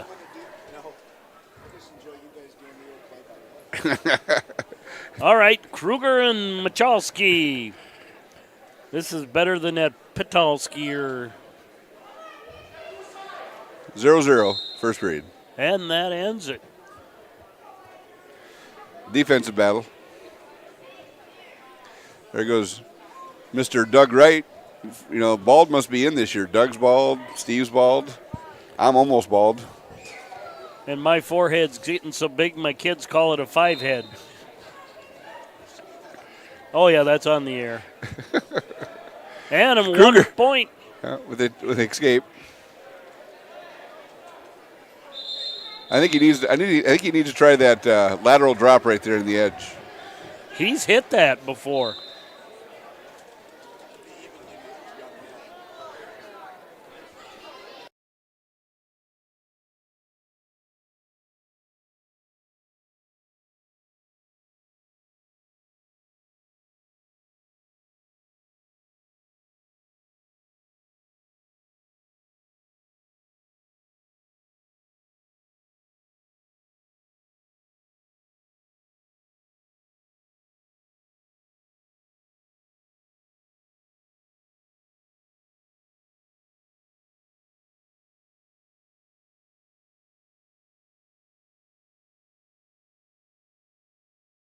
Yes, it's 1 minute left in the second period. 3-0 lead for Lane Kruger from the Groton Tigers. Groton area Tigers, that is. Over Michalski. Yep. Last state champ for the Tigers was who, Mike? Heavyweight. Mr. Dalton Locke. Yeah, Dalton. With his flowing mane. You can see him in the background there. Played football up in North Dakota, didn't he? Where at? Valley City? Valley City, yes he did. We'll put those in one of those little things that you did not know. And do you need to know? Probably not. I knew it. Oh, I know. I'm just amazed I remembered it. 13 seconds remain in the second. Kruger still leads 3-0. Are you on one, Matt, or two? We're on one. A little feature action here for Groton and Clark Willow Lake. Groton area.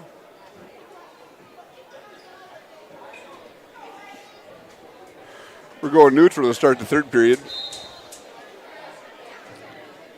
So after after this, we're going to set up the championship or placing rounds. Mike, how's that sound? Yep. I might have to go start the bus. I'll go through that quickly as far as who we got where. So in the championship at 106, you're going to have Holden Hawkins of Sisseton. And a takedown for Kruger now takes a 5-0 lead with 1:30 remaining in the third. Against Brady Risseter of Redville area. And for third and fourth, you have Josh Cannigator from Clarkwell Lake taking against Bryce Hawkinson of Britton Hecla.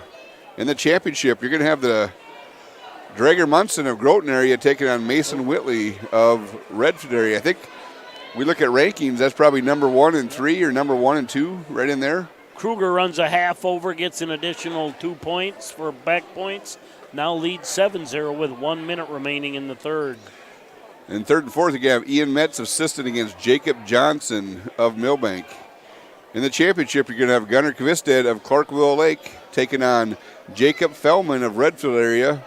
In the Constellation Championship, you're going to have Sheldon Balderstun of Kingsbury County taking on Trace Shoemaker of Webster area. 126, you're going to have Keaton Rolfs of Redfield area taking on Christian Earsman of Groton area.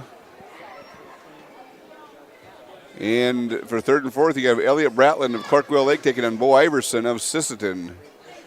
In the championship at 132, you're going to have Cale Larson taking on Braden Christensen of Millbank. And for the Constellation Championship, you're going to have Brock Giselbeck of Hamlin taking on Caleb Clark of Kingsbury County. 138, you're going to have Braden Robbins of Redfield area. And Kruger flips him over, gets back points down to 17 seconds remaining. He's going to be taking on Ethan McElhone of Clarkwell Lake. Braden comes in, I believe, is the number 2 ranked kid at 138. Down to 5. And that ends the match. Kruger wins 10-0. And for the Constellation Championship, you have Cade Krause of Millbank taking on Corbin Cucker of Groton area. So we'll be back after this short little break and we'll have our placing rounds. The grill opening daily at 5 p.m. Daily specials and popular Wings Wednesdays with over 14 sauces with traditional bone-in or boneless wings. Thursdays feature Chislick special night, and their slow-cooked prime rib is served on Friday and Saturday nights. Check them out on Facebook or call 605-345-9989 for reservations. Peace of mind for you. Most soldiers serve because they want to give back to their country. Then they find out that being part of the South Dakota Army National Guard comes with other rewards. Beyond earning additional pay and getting help with education costs, South Dakota soldiers and their families will enjoy even more real benefits, such as inexpensive health care through the TRICARE system and low-cost life insurance that pays up to $400,000. Take care of your health, your family, and your future. For more information, go to nationalguard.com/tools/life insurance or 1-800-GO GUARD. World-class service with hometown friendliness. That's what you can expect from the staff of Haler Automotive. We sell new vehicles from both Chevrolet and Buick, along with a good selection of late-model pre-owned vehicles. And if you're looking for something a little more vintage, come take a look at our classic car showroom, Highway 12 Classics. We have a full service department, parts department, and a body shop. We're conveniently located East Highway 12 in Webster, or view all of our inventory online at HalerAuto.com. Winning isn't everything. It's how you play the game that counts. If your values tell you the same, let's start a new conversation about money. At Thrivent Financial, we believe money is a tool, not a goal. Because it's not just about making more, it's about doing more. For your family, church, and community. Call Webster Thrivent Financial today at 605-345-3635. Partnering with champions. RDO does that. Whether it's on the farm, the football field, or in the backyard, RDO prides itself on partnering with champions. For over 100 years, John Deere has been a champion of building the finest compact tractors available. Let RDO Equipment Company be your compact tractor sales and service champion. Plus, with 0% financing available, there's never been a better time to purchase your next compact tractor. Don't miss your chance to discover the RDO Equipment Company difference for yourself. Visit RDOequipment.com to find a dealer near you.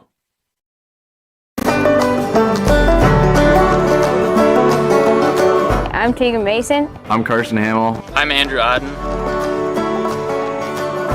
On behalf of Mason Knox Ranch, From everyone here at Odden Charlet. And on behalf of the Scattered Star Ranch, From our family to yours. From the Phillip community, I just want to say thank you. We thank you. Thank you. I would like to thank you, the consumers. We thank you for choosing beef.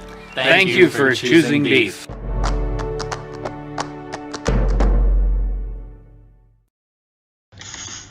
Paraboom's Cafe, your hometown family restaurant since 1976, going on 4 generations of quality, friendly service, always here for you and your family.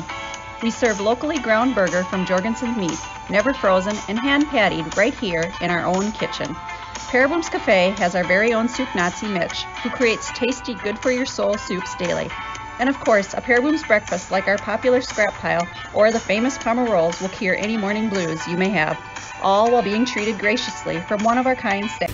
A membership with Sioux Valley Co-op will benefit you. Simply put, a membership with Sioux Valley Co-op is ownership. They're owned and controlled by members. No outside investors. So all of their annual revenues go back to their customers. Become a member today.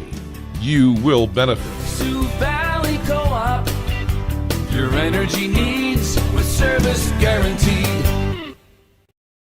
At A&W, it's called the original Bacon Double Cheeseburger because we invented it. You're welcome, world. 100% U.S. beef, crispy hickory smoked bacon, invented and perfected here. Not to mention, it's just better with made fresh A&W root beer.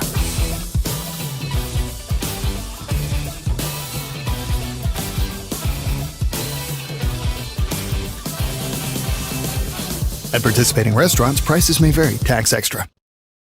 The Galley Hotel Bar and Grill is on Highway 12 in Webster. Comfortable non-smoking rooms and their steakhouse and bar are open 7 days a week with the grill opening daily at 5 p.m. Daily specials and popular Wings Wednesdays with over 14 sauces with traditional bone-in or boneless wings. Thursdays feature Chislick special night and their slow-cooked prime rib is served on Friday and Saturday nights. Check them out on Facebook or call 605-345-9989 for reservations.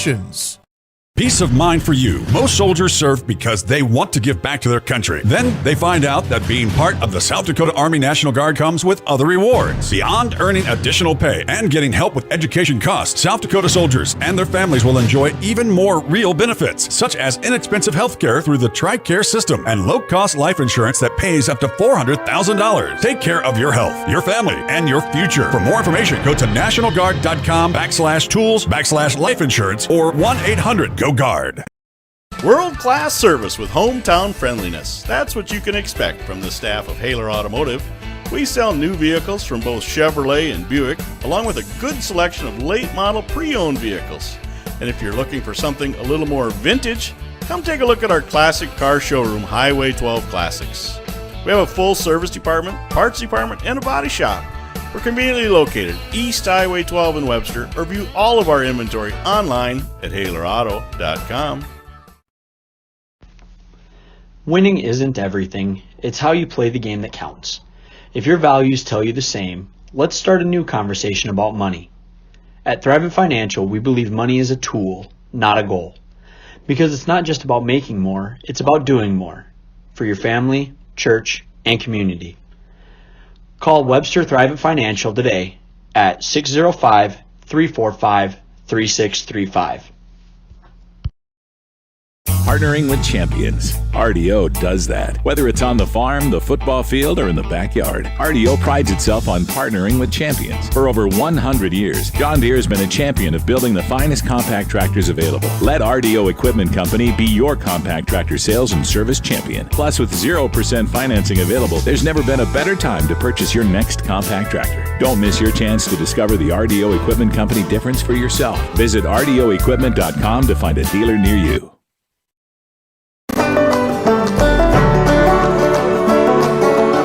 I'm Tegan Mason. I'm Carson Hamill. I'm Andrew Odden. On behalf of Mason Knox Ranch, From everyone here at Odden Charlet. And on behalf of the Scattered Star Ranch, From our family to yours. From the Phillip community, I just want to say thank you. We thank you. Thank you. I would like to thank you, the consumers. We thank you for choosing beef. Thank you for choosing beef.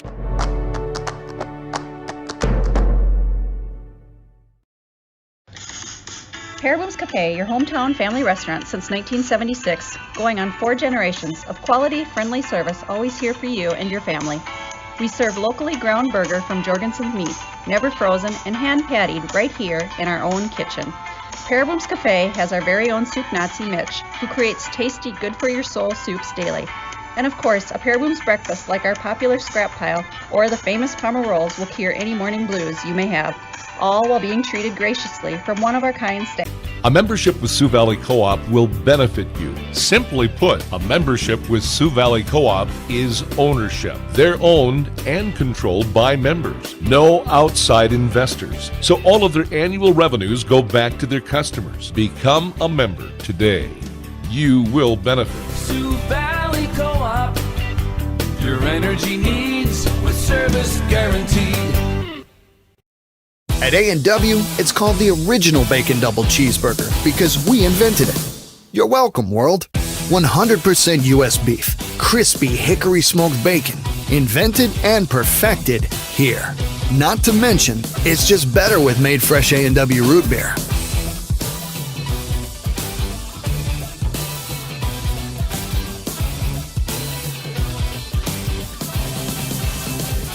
At participating restaurants, prices may vary. Tax extra. The Galley Hotel Bar and Grill is on Highway 12 in Webster. Comfortable non-smoking rooms and their steakhouse and bar are open 7 days a week with the grill opening daily at 5 p.m. Daily specials and popular Wings Wednesdays with over 14 sauces with traditional bone-in or boneless wings. Thursdays feature Chislick special night and their slow-cooked prime rib is served on Friday and Saturday nights. Check them out on Facebook or call 605-345-9989 for reservations. Peace of mind for you. Most soldiers serve because they want to give back to their country. Then they find out that being part of the South Dakota Army National Guard comes with other rewards. Beyond earning additional pay and getting help with education costs, South Dakota soldiers and their families will enjoy even more real benefits, such as inexpensive health care through the TRICARE system and low-cost life insurance that pays up to $400,000. Take care of your health, your family, and your future. For more information, go to nationalguard.com/tools/life insurance or 1-800-GO Guard. World-class service with hometown friendliness. That's what you can expect from the staff of Haler Automotive. We sell new vehicles from both Chevrolet and Buick, along with a good selection of late-model pre-owned vehicles. And if you're looking for something a little more vintage, come take a look at our classic car showroom, Highway 12 Classics. We have a full service department, parts department, and a body shop. We're conveniently located. Good luck. And we're ready to start the championship round at the NEC Tournament. As I mentioned before, got Hawkins from Siston against Ricesetter from Redfield area. These two met a couple weeks ago, I think, at like I said, the Miller Tournament, the Falcon Tournament, something like that. Good match. Over here in third and fourth, we have Cannigator and Hawkins' son for third and fourth. You know, and all four of these boys are in our region. Hawkins in on a quick single. And Ricesetter did a nice job of scrambling out of it, getting into a single himself, and they're out of bounds.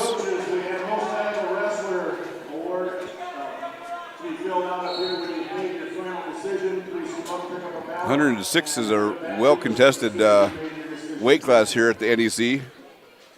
And I said this will carry on over into regions for us. I mean, you add Hayden Jorgensen to this weight class. You add Gilligan from Kingsbury, who's not here.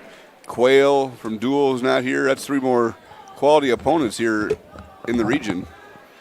So 0-0 after the first period over here on mat 2. Hawkinson's choice. He chooses defer. Cannigator goes down. We got 54 seconds left here in the first period on mat 1, championship match. Hawkins in on a single. Ricesetter tries doing a roll through.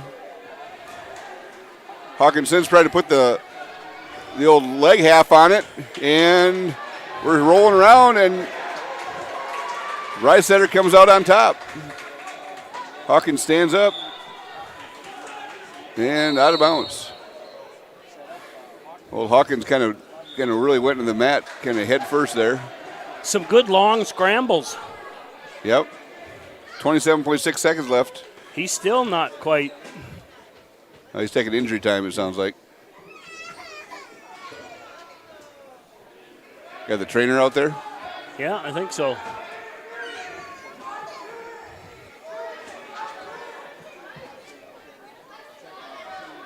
Consolation finals, 1-0 lead, 1:10 remaining in the second. Cannegator leads that one.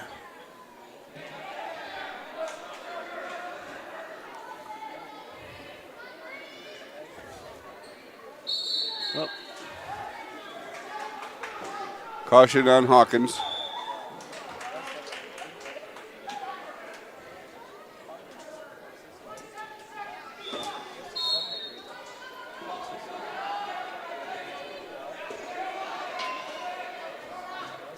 "20 seconds left in the championship first period.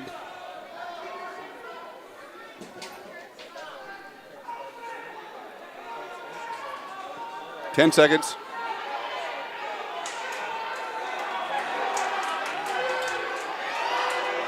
And Hawkins with a takedown for third and fourth and back points. No backs.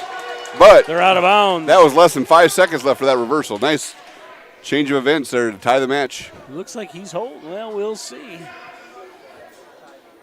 He gives him 3.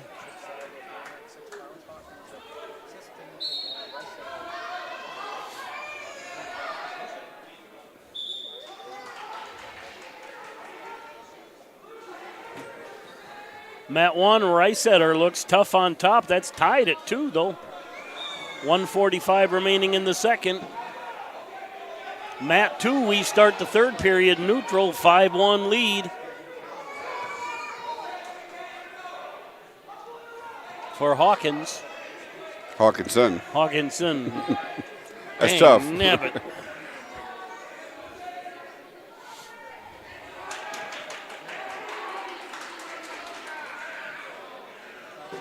Cannegator kind of thought about that chin whip, but bailed out on it.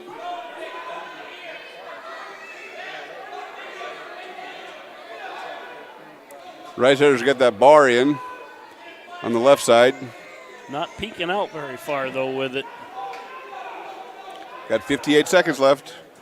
Hawkinson never really cleared his hips on that switch attempt.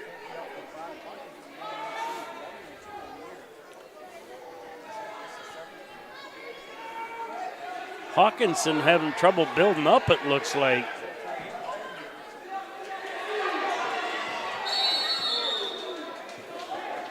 And got Reisetter kind of lucky they rolled out of bounds.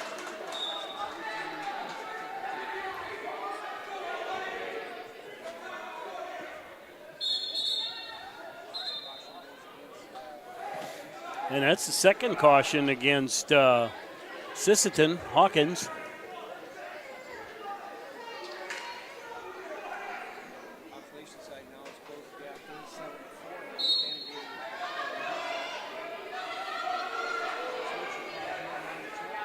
Mat 2, 20 seconds in the third.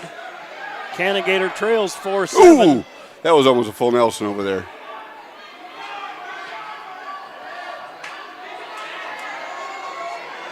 Reisetter's got a cradle. Takes it suicide. Lost it out of bounds, no points. 12 seconds remains in that period. Hawkins back to the middle, ready to go. And that ends the consolation championship. Hawkinson with the win.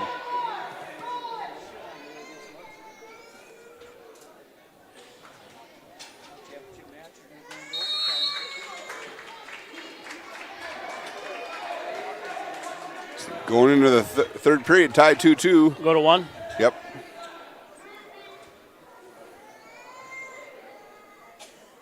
Hawkinson with 2 cautions so far.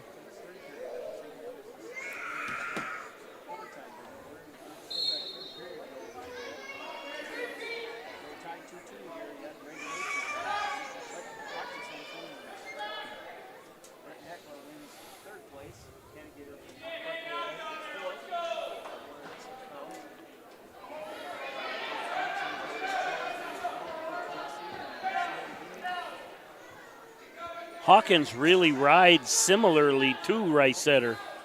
You know, behind the arms on a tight waist, looking for a bar or a wing. But you can see that hand wrap all the way around.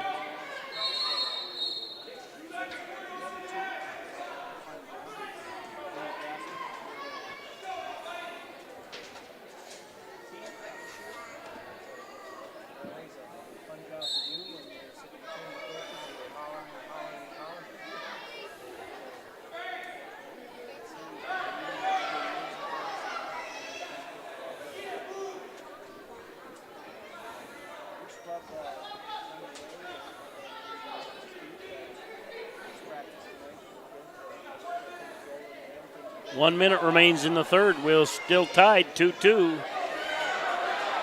Ooh. Rice-Setter turns out but didn't clear. Whoa, I did not see that direction coming. Rice-Setter gets one, but he definitely went a different direction.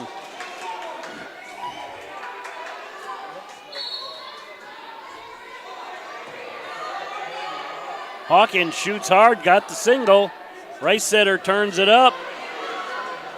Hawkins turns back into it, gets a takedown. 30 seconds remain. Hawkins leads by one. Rice-Setter winging the elbow hard. Does a sit through. 15.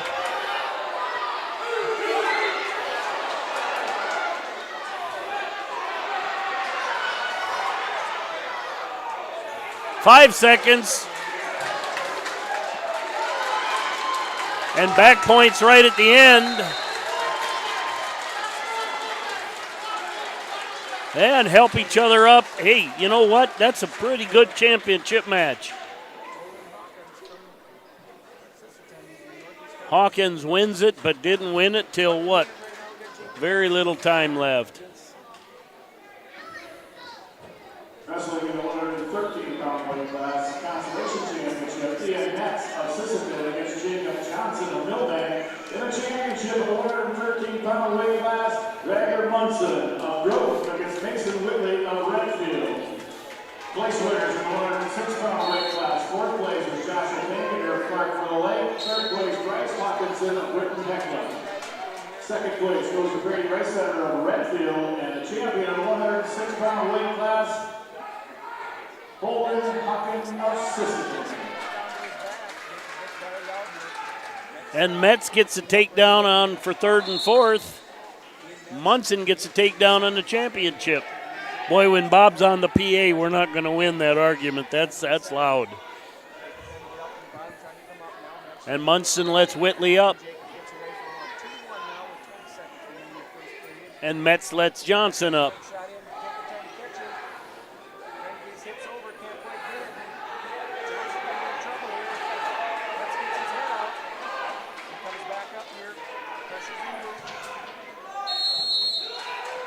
I'm going to compliment Rob Lewis right there, not panicking, not giving any points, because it sure looked bad, but he held on and got it right.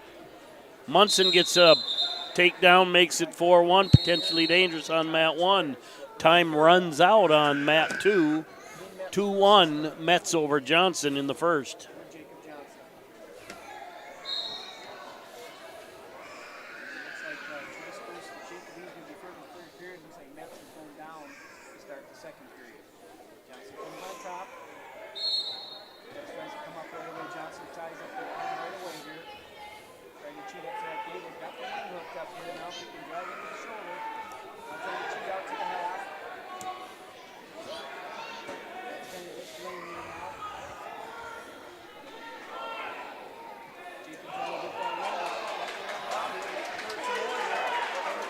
Mat 1, 4-2 now. Munson over Whitley.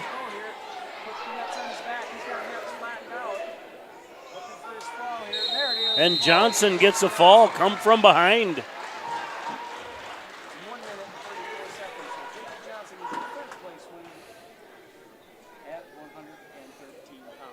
Are we back to one or go to one on the championship?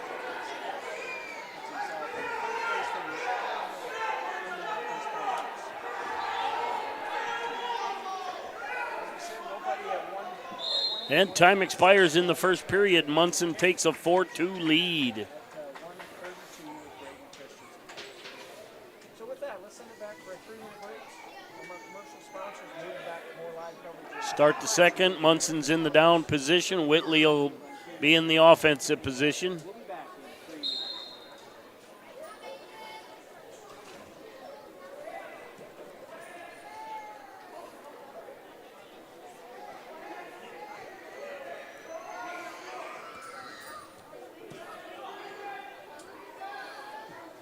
There's also a consolation championship match in the 113-pound weight class. Jacob Johnson of Millbank. Munson kind of does a Granby and a hip heist. He gets in position to get one, gets one.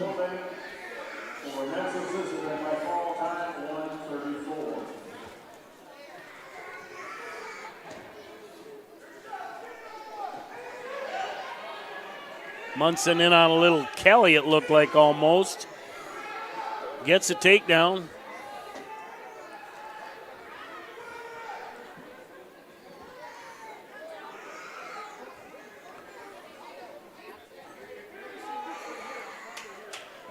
That kid over there's been screaming. He must not be happy with the seating arrangements. Down to 50 seconds left in the second. And we're out of bounds. 47.2 to go in the second.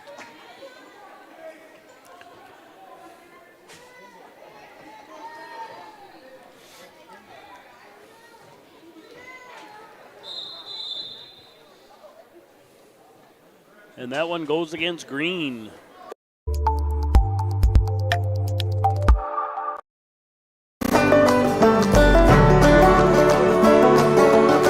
I'm Tegan Mason. I'm Carson Hamill. I'm Andrew Odden.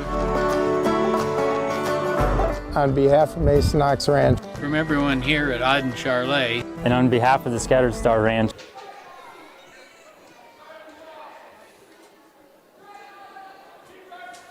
7-2 lead for Munson, down to 20.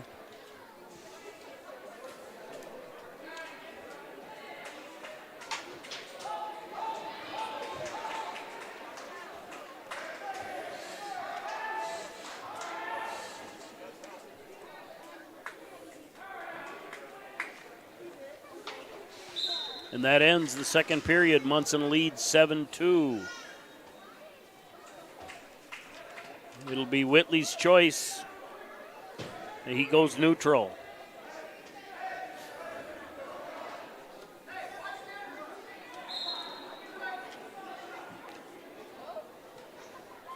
I like that neutral choice there.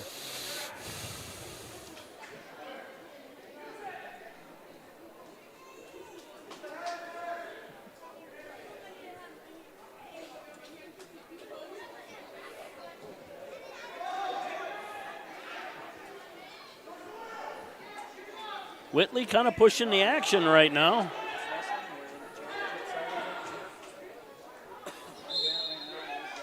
Out of bounds, fresh start, 1:28 remains in the third.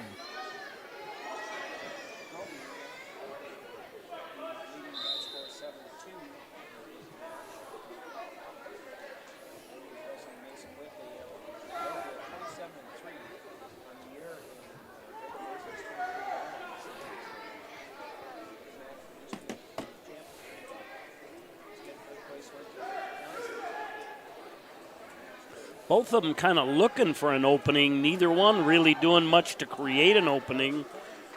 Munson just kind of spins behind on the shot of Whitley.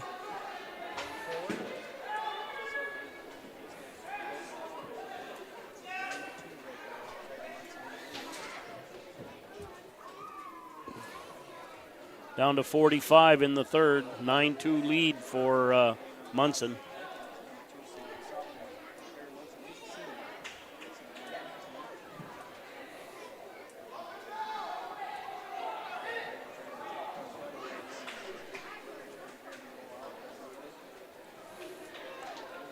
$25.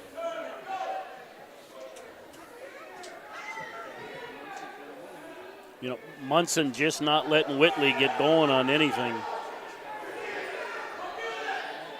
Finds an arm, or a half, excuse me. Yeah, good stop.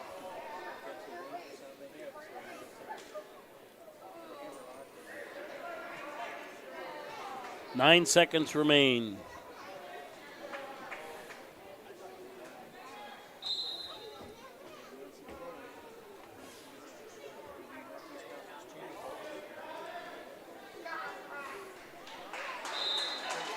And that ends it. Drager Munson, your champion, Northeast Conference, 112. Mason Whitley, runner-up.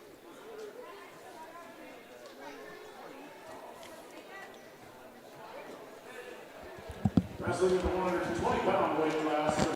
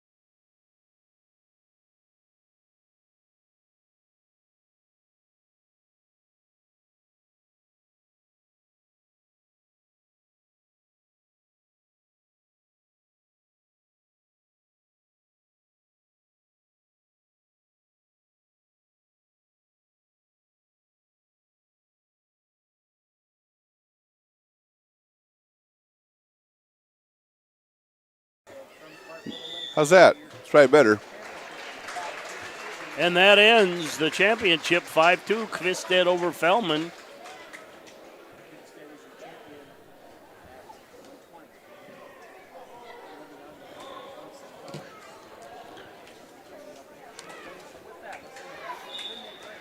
So championship is going to be Keaton Rolfs against Christian Ehrman from Groton area. Earsman. Baumgarten. Yeah. And for third and fourth, it's Elliot Bratlin from Clark Willow Lake versus Bo Iverson from Sisseton. Championship match, Keaton Ross of Redfield against Christian Ehrman of Groton.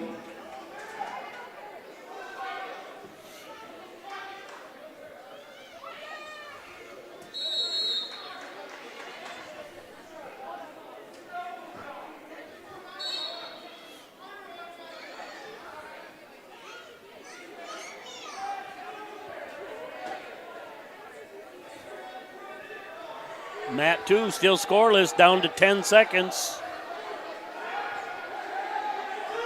Iverson's got a butcher. Bratlin staying square. And that ends the period on Mat 2.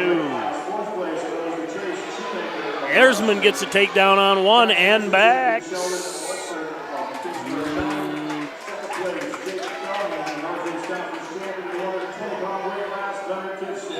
Rolfs with a reversal. Erzman with an escape.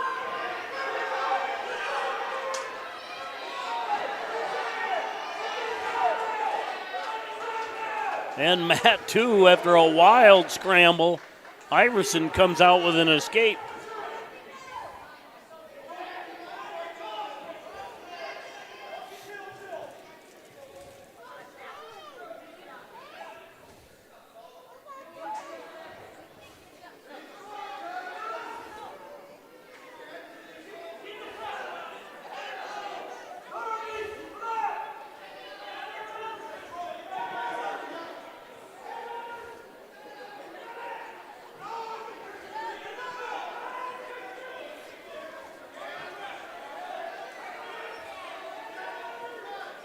Bratlin in on a shot, tried to sit into it. Iverson counters, gets him to his hip. He's got had a cradle locked up but didn't have a side. Bratlin trying to square up. Iverson steps over. Out of bounds, a nice wipe off by the ref. Two eighth graders going at it here. Both well put together young men battling hard. Bratlin and Iverson, and Erzman's an eighth grader on the championship match. He's tough.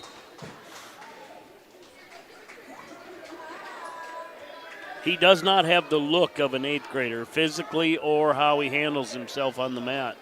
For that matter, neither does either two on the third and fourth.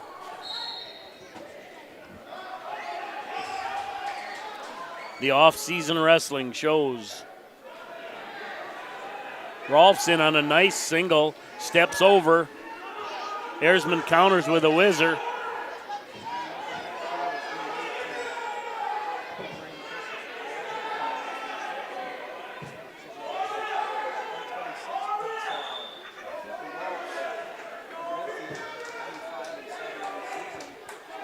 Might have a stalemate coming here in the championship match. All right, to start the third. Bratlin's in the down position. He trails by one. 1:15 left in the second period. 2-7. Erzman.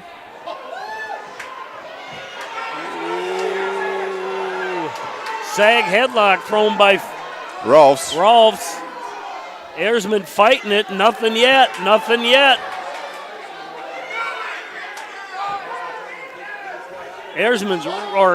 Fellman's got it tight, or Rolfs has it tight. But Erzman's hips are up, so. Ooh.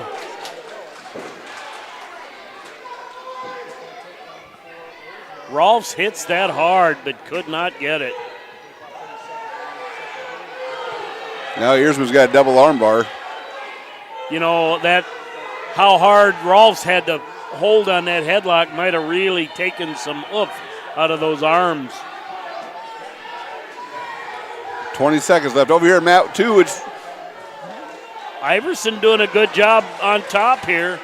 Yep. Under a minute.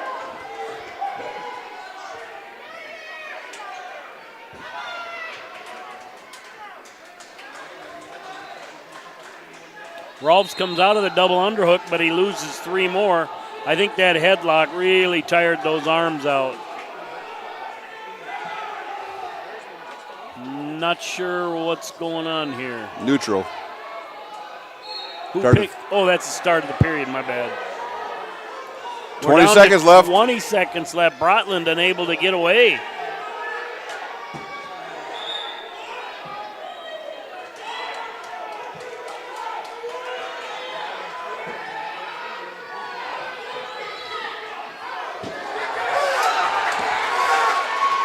Rolfs with a little chin whip gets a takedown.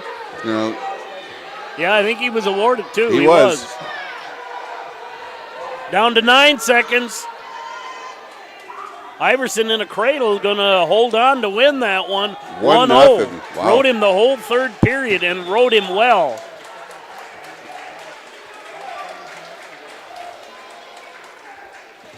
Rolf's looking for something big here. Erzman just kind of staying down. Happy to give up to 2 if he has to.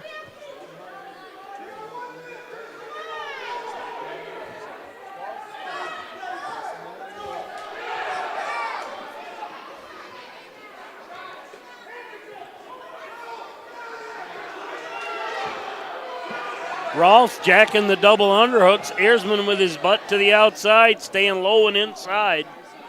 Down to 40. Gets in on a leg.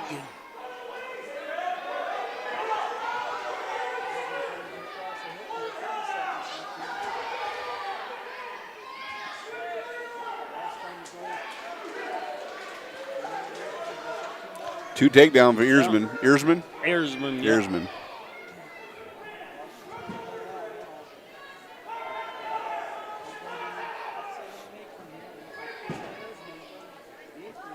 How much do those boys block of the camera?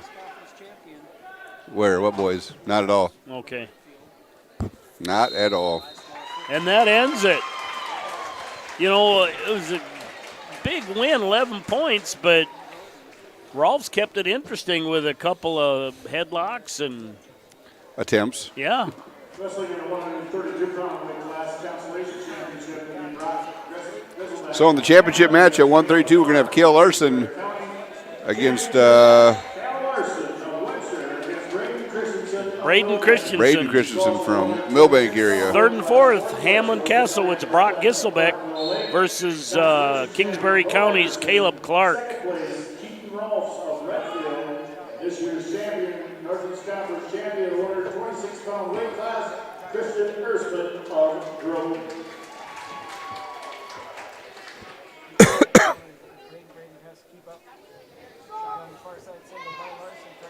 Larson got in a nice single on the edge, though.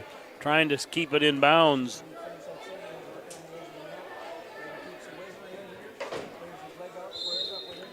Sometimes you work so hard trying to keep it in, you end up losing the takedown. That's exactly what happened right there.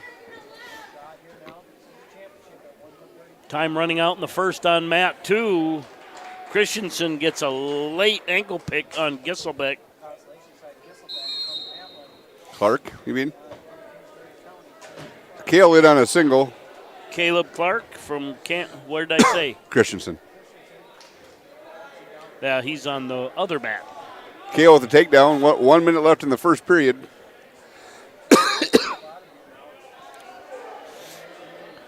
Gisselbeck with the escape on mat 2. Cale with it, tried to roll through tilt. And way loose, but got away with it. That'd be 2 in freestyle. Yeah. Trying to lock up that crossface cradle. Did a nice job there bringing the head to the leg. Still doing a good job doing that.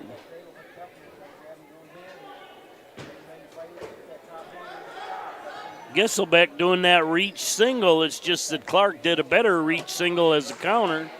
And he gets the takedown, goes up 4-1.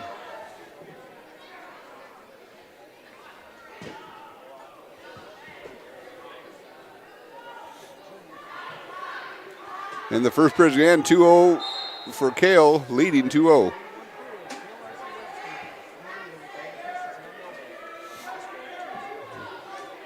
Kale defers, and we're going neutral. How's the team race? Redfield is in a commanding lead with 211, followed by Clark with a commanding second with 112, followed by Millbank at 88.5 and Kingsbury at 82. It's basically over then. Yeah. Well, the race for 2 is the only one we both had in question. Yep.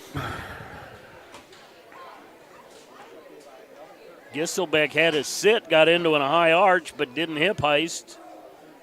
Did not get an escape. Kale with that underhook. Nice little leg sweep. Gets to a takedown for him.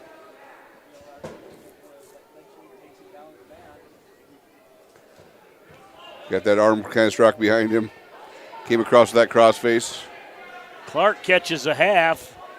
Gisselbeck does a nice job of fighting it off. Kale just kind of horses him over, tries, and then kind of gets a little on the high side. It slipped out a little, didn't it? Yep. But he recovered. His leg's high, but I don't think that bothers him as far as position goes. yeah, but he's not going to get much done there. No. And that ends the second period. Caleb Clark leading Brock Gisselbeck 4-1. That's mat 2. Got 40 seconds left on mat 1. 4-0 lead for Kale Larson. We just got our leg back. And out of bounds. Minute 50 left on mat 2. 4-1 lead for Clark.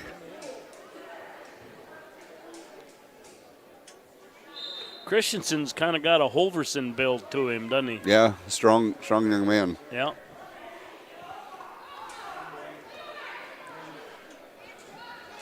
Down to 1:30 on mat 2, still 4-1, Clark over Gisselbeck. We're down to 15 seconds left on mat 1. 4-0 lead for Kale. It's going to be his choice to start the third quarter. Otherwise known as third period. Did I say quarter? Yeah. You did. I was thinking about that too. Not wanting to do that, and I did it. You got to wrestle all 4 quarters, boys. Huh? Oop. Caution goes Larson. Gisselbeck with a takedown, trying for back points, leading or trailing 4-3. Tried to pop a quick 3 quarters there, but Clark ready for it.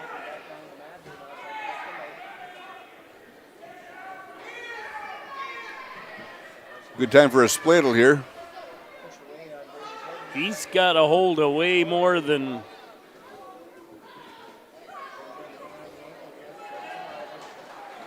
Larson did a nice job in that scramble right there. And a reversal for Clark now takes a 6-3 lead with 15 seconds left.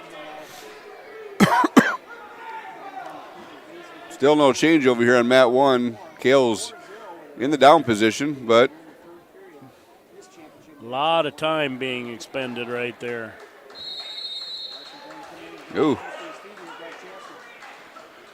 There you go. Kale should get 1 now. It's just a guess, but minute 4 left. Kale takes a 5-0 lead. And Clark gets a 6-4 lead, victory over Gisselbeck.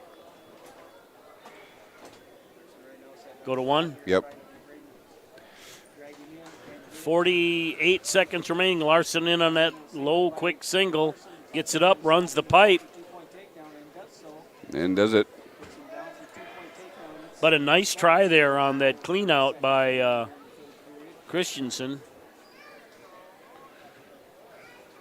Kale trying to dig that arm underneath in there. Yeah. Christensen just really hard to get things going with. Very strong.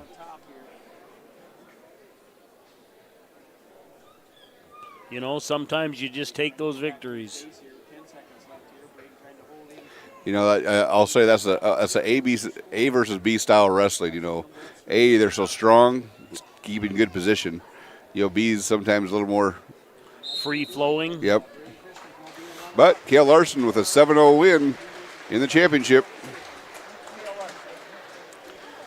Coming up in the championship at 138, we're going to have Braden Robbins from Redfield area against McElhoney from Clark Willow Lake. And then Caden Krause from Millbank against Corbin Cucker.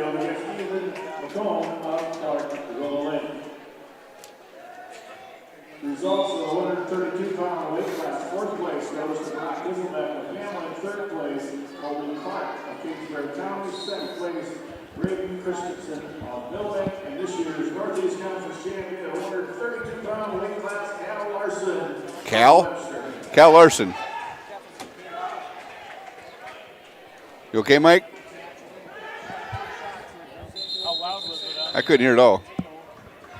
I didn't know that Cal Larson just won the 132-pound state championship. 132-pound NEC championship. Cal Larson. Cal. Well, he's his great uncle on dad's side. Krause in with a kind of a single, caught Cucker, looking for a run. And Robbins catches McElhone. Would you say he caught him? Well, caught him from getting off his back.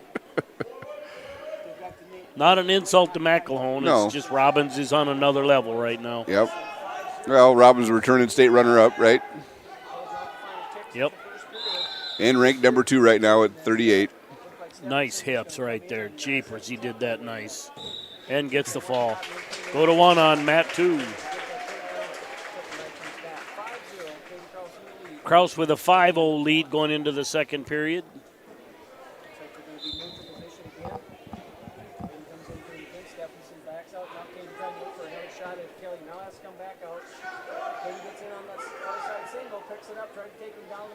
Ooh.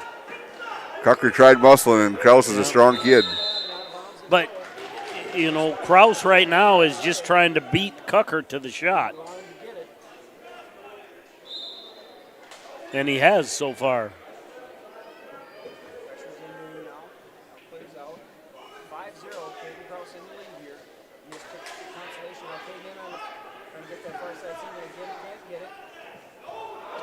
He set that one up. Nice catch by Caden Krause to catch Cucker on his back. Actually, 2 unseeded wrestlers right here in 3rd and 4th. Oh, really? Yeah. Who? Krause and Cucker. Let's see that one. And I'm not going below 4.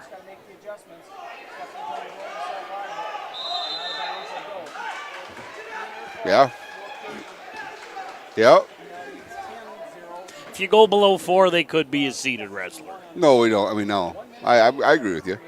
It's 10-1. Caden Krause in the lead here in this consolation championship match at 138. Looking for a shot again. Krause now leads 10-1 with 45 seconds remaining in the second. Shot by Caden. Here's what he does the best here. Gets in deep on it. He has to get it up here. Working on the edge now, trying to pressure into him. Gets across the hip.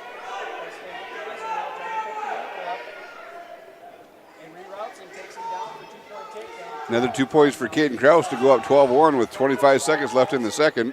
Krause just taking the right angle or picking the right ankle when to stop Krause from being able to throw.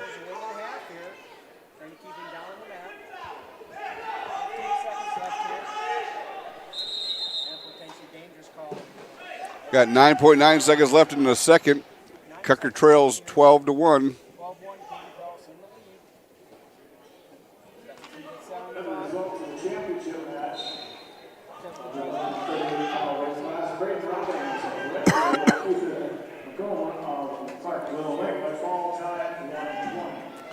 And that's how the second period is going to end, 12-1 with Krause ahead. Krause's choice, he's going down.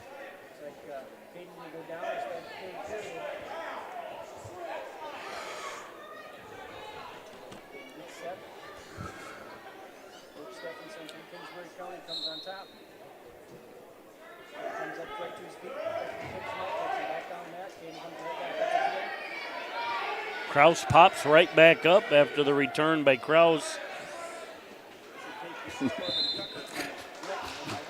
Kraus stands right up with a return by Kraus. After the pickup by Cucker. I didn't know Kraus was wrestling himself. He did. That's just kind of the match it is right now, Mike. I just thought he'd start hopping right there. Yeah, Nolan, I know you're not listening. Well.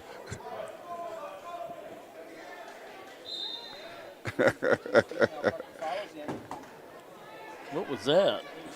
Wasn't me. Oh, your phone. And we get an escape. Kraus leads 13-1 now. In on a shot.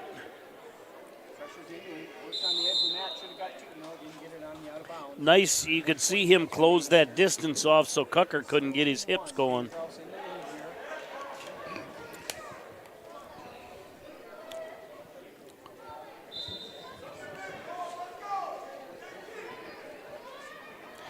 Well, minute 20 left in the third period.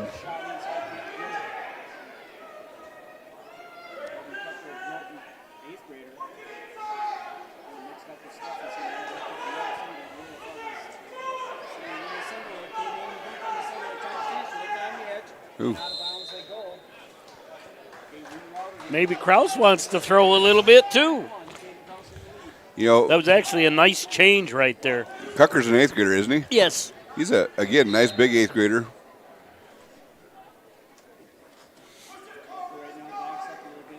But Kraus transitioned from that shot to that little hip toss very quickly.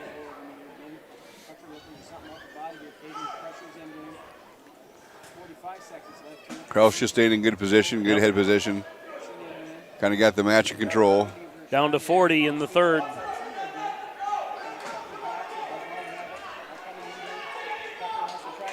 Cucker definitely wants to hook up, but every time Kraus just beats him to the punch. 15-1. Back points there would make that up. No, it was no back points.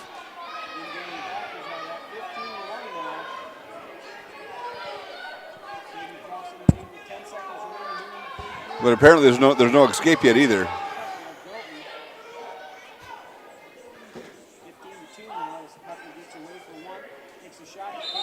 And that's how the match is going to end. So, championship match, Andy Johnson against Mason Fye? Mason Fye. These two met at our duel. Fye bumped up to 52 to wrestle Andy, and Andy is a good match. 0-0 first period, so.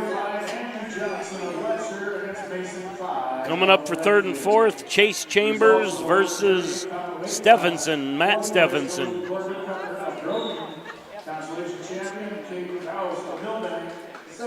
Andy working a 2-on-1 against Fye. Fye doing a nice job staying square, though. Yeah, got head position.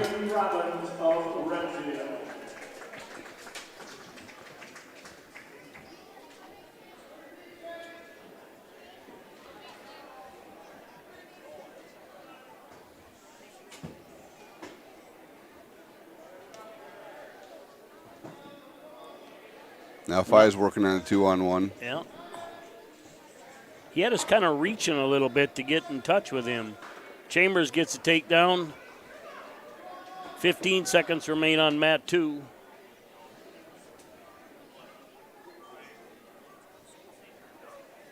Stephenson rolls out 2-1 with 7 seconds remaining on mat 2. We're down to 45 seconds over here in mat 1. 0-0 still. Each of each other's kind of feel each other out. Really no shot that has been taken yet.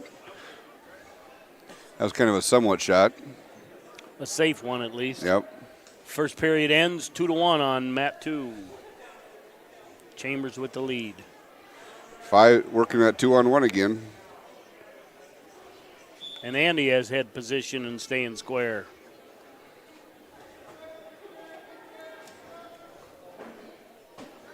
Got to be careful. There's a little headlock right there when your head and your arm are that close.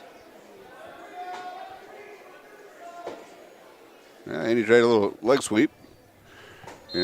Like the the initiative. That was not good. That was good. Well, and we'll take 0-0. Andy's got a good gas tank. Yep, He'll push this hard. Yep. 3-1 now, Chambers on mat 2. 1:25 remains in the first. Are we on 2 mats? Yeah. Caution goes green. That's against Phi. The way we stutter with names, that could be Phi, Phi, Fo, Fo. Oh, that was another one.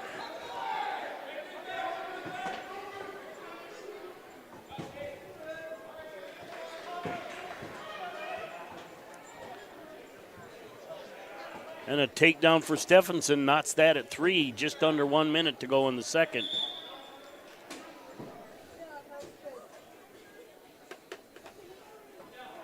Phi staying pretty parallel. Well, he's got kind of the semi legs in, I think, if you want to call it. He's got that ankle hooked.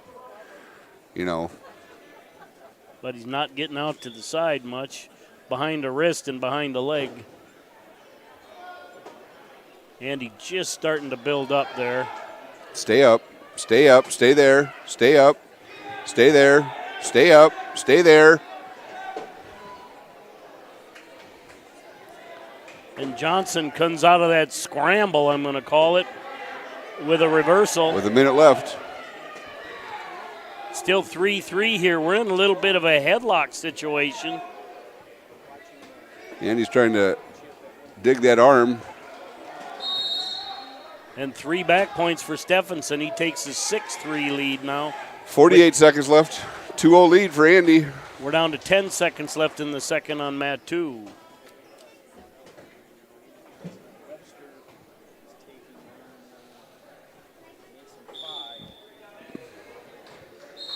And that ends the second on mat 2, 6-3. Andy's a leg rider, I guess. He's going with the legs.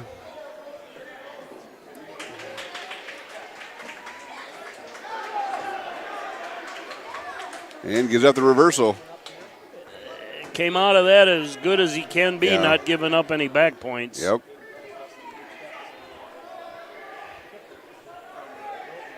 Reach for the head the other way if you're going to do it. Yeah, Stephenson comes from behind, gets another reversal, 8-3, 1:45 remaining. Well, we need to get away here. Yep. Yeah. Yeah, we do.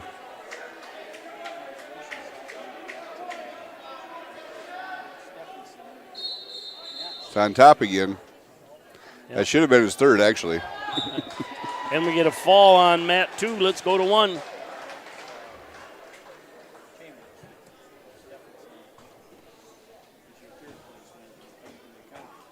Stephenson gets the win. Down to 10. Those legs are killing Andy right now.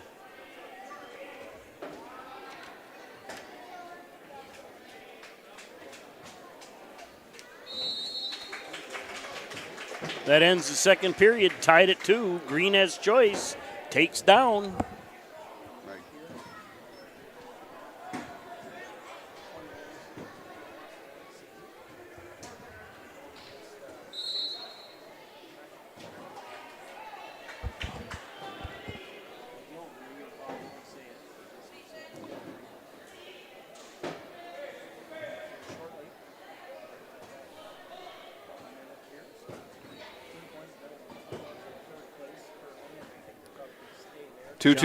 Johnson trying to tie up a wrist or an arm.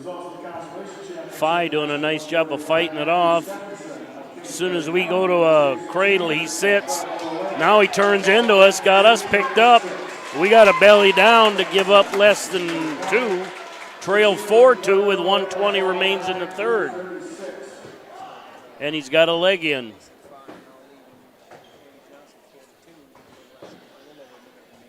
Legs are out now, build up right.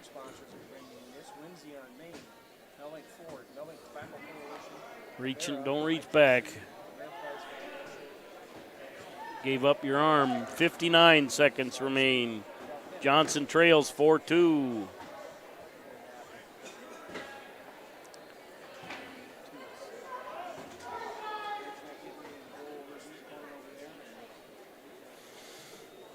Phi really doing a controlling match, not letting Andy get going. Andy likes to move and throw and brawl, and Phi just controlling all the action.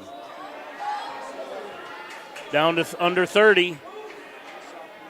Still got that head pry.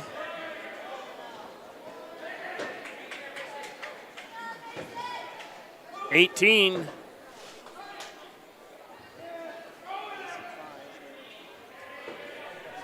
He's going to sit on that and let the clock go.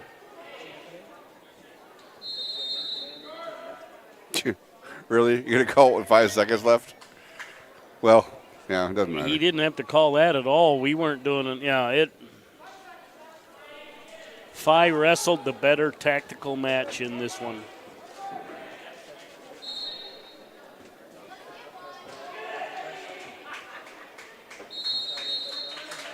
That's the kind of energy we needed the whole match.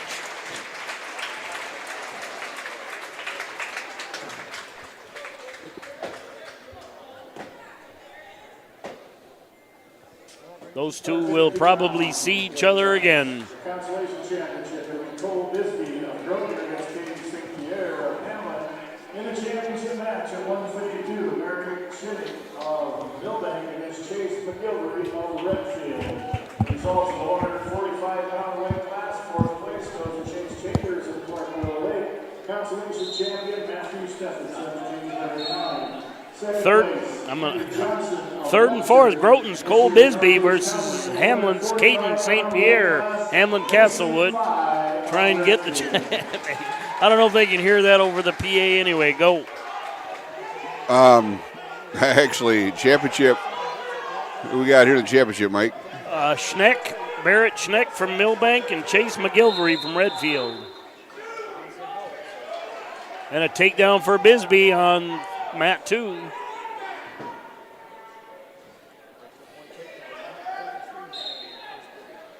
Takedown for Schneck on Mat 1.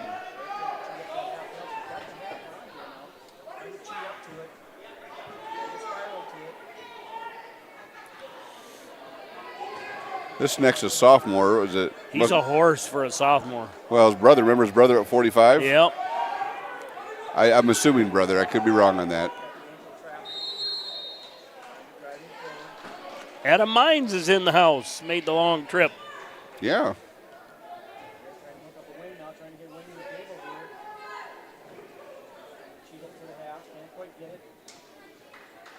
Schneck's running an arm bar. Got McGilvery turned. He's got it. Got the other arm trapped. Tight too. When he sits up. Neck though. You got to watch that neck there. There. McGilvery doing a heck of a job of bridging right there. Let me get an escape on Mat 2. It's now 2-1 Bisbee and St. Pierre. Got 30 seconds left over here in the championship match. Yeah, he doesn't even have the angle anymore.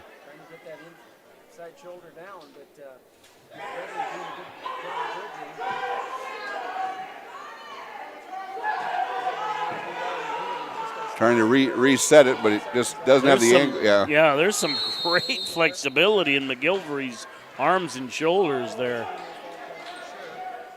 Mine are popping just watching it. Oh, man. Schneck takes a 5-0 lead.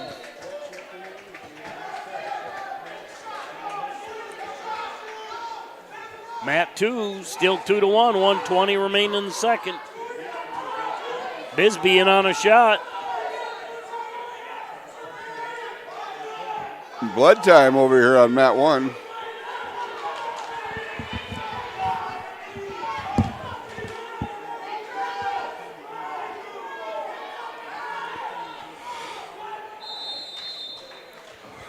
Out of bounds, 57.7 remains in the second, still 2-1.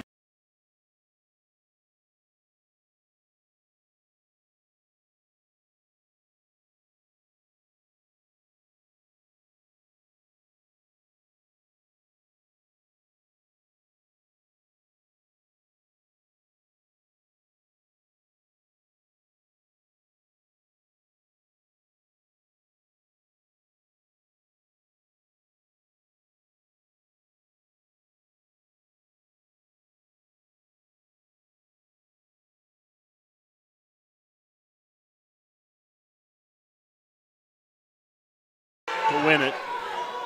Schneck, are we back on? Schneck in on a shot. Adds to his lead, now has a major. And Bisbee adds to his lead, now 4-1, with 10 seconds left in the second on mat 2. Schneck with the headlock.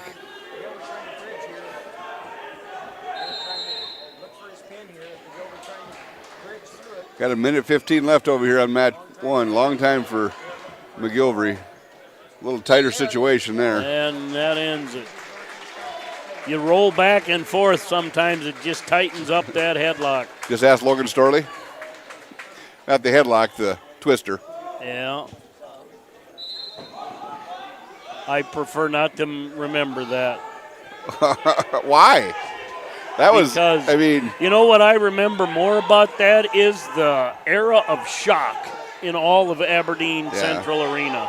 Well, but, the reason I'm not saying I wanted Logan to lose because I did not, but the fact is that's what's great about wrestling.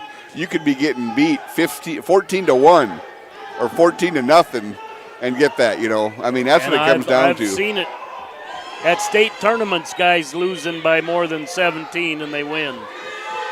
Oh, look at, St. Pierre, out of bounds, but what a turnaround. Did he get one or two? None. Just too far out of bounds. But who would have thought he'd come off his back right there?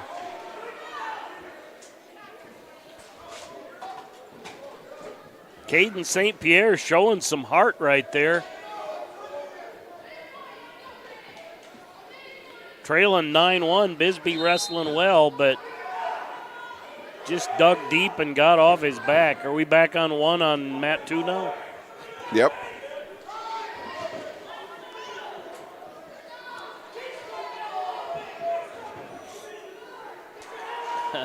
He's reaching back. Reaching back. He's forgetting about it. But like you said, he's trying it. Leave it on the mat, boys.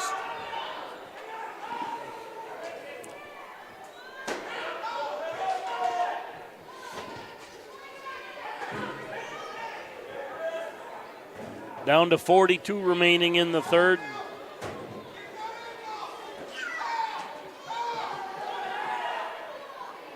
A 9-1 lead for Bisbee.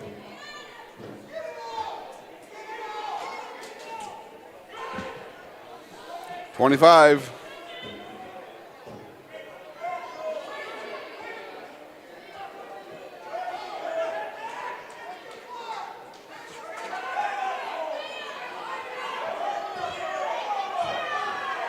Second. He's still reaching back for that head. Never say die.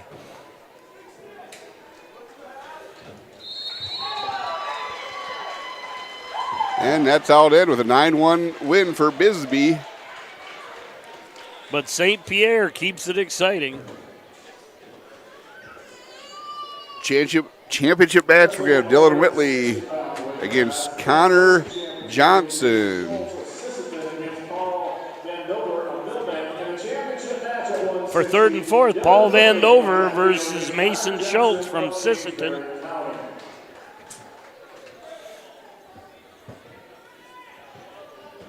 Results of the 152-pound weight class. Fourth place goes to Caden St. Pierre of Hamlin. Third place, the consolation champion, Cole Bisbee.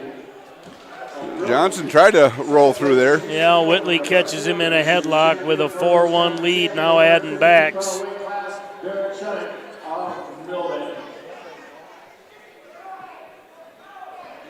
Whitley lets him go.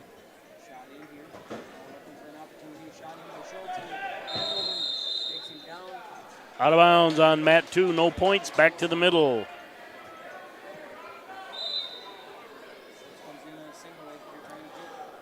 That's who I was missing. Where was Jaden at today, do you know? Dominguez. Not here.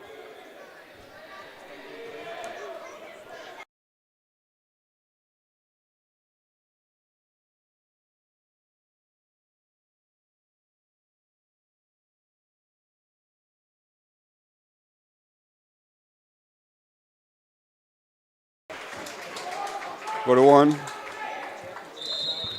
2-0.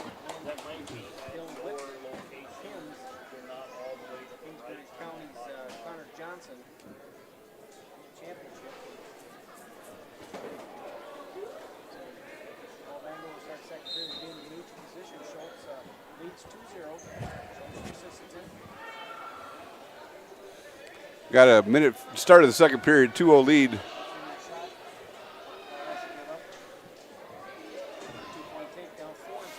I wonder if this is a relative to the Vandover that's chiropractic over there. Oh, yeah, could be. That really does a great job. No matter where he is, he'll come help kids that get hurt. And he's done physical therapy on opponents. He just really wants to support sports.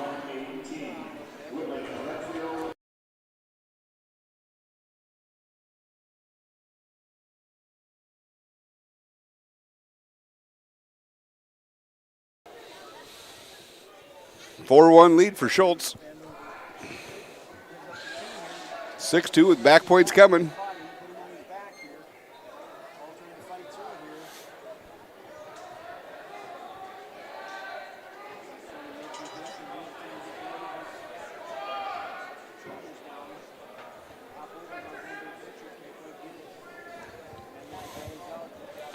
Three more for Schultz to go up 9-1. 45 seconds left in the second. Trying to dig out the arm, it looked like.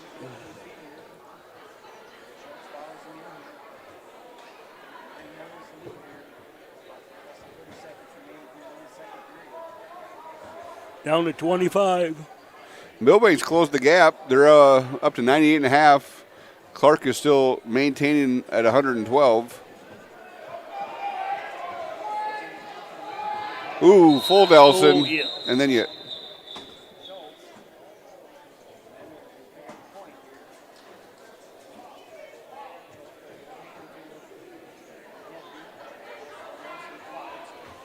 Ten seconds remain in the second period.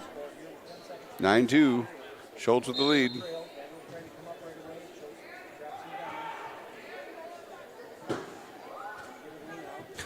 But this Schultz apparently knows something. And that ends the period, 9-2.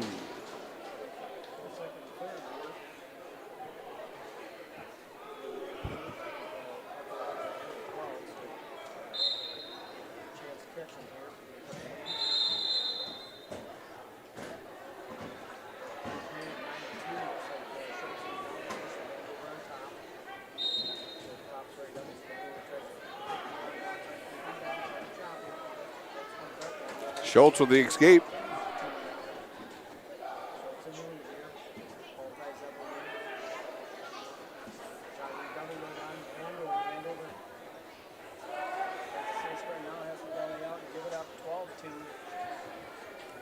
(12-2) now, 1:32 remains in the third.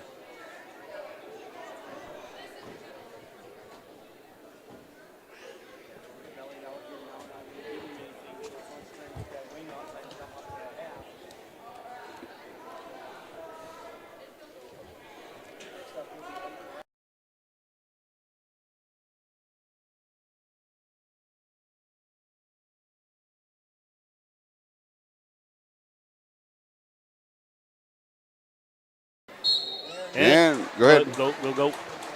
Pin for Schultz over Vandover, so that's how the match is going to end. Coming to 170 pounds in the championship, we're going to have Cannigator from Clarkwell Lake against McNeil from Redfield area. I believe this is the last of the McNeil brothers. And for third and fourth, Leighton Rafferty versus Griffin Club. That could be Klub, but I'm going to go with Club.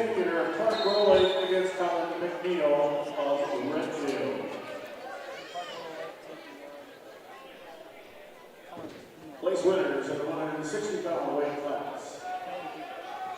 Fourth place, Paul Vandover, Millbank, consolation champion on 160. Cannigator coming in at 12-5 as a junior against McNeil as senior. Cannigator, no takedowns been awarded. No takedowns been awarded. What a wild scramble right there.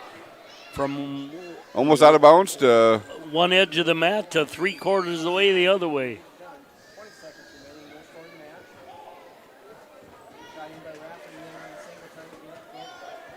Rafferty in on a shot, can't get it down. 10 seconds remain on mat 2. Club tried a cross-body shot, almost cost him a takedown at the end, but that's going to end 0-0. Just under a minute on mat 1, still 2-0 lead for Canagator.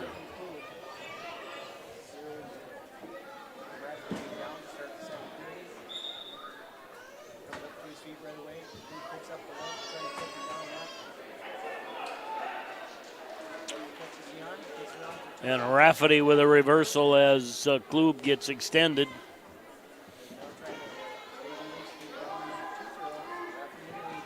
Got 25 seconds left over here in mat 1. 2-0 lead for Canagator. Escape for Klub on mat 2 makes it 2-1, 1:30 remaining in the second. Going to get called for stalling. He's got that ankle back there still. And he did.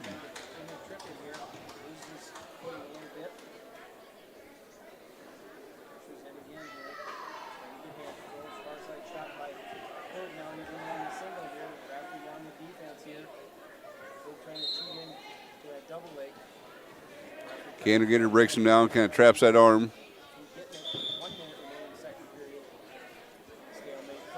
And that's how the first period's going to end. 2-0 lead for Canagator. We're under a minute on mat 2 in the second, still 2-1.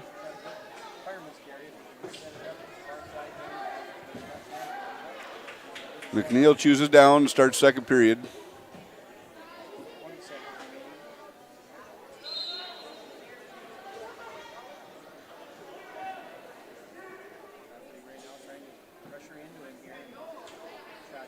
Klub definitely the aggressor.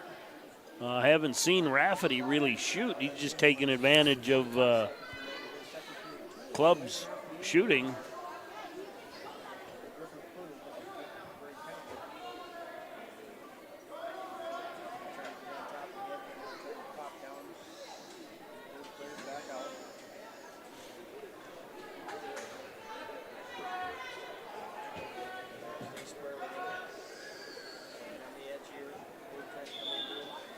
And that ends the second period, still 2-1, Rafferty over Klub.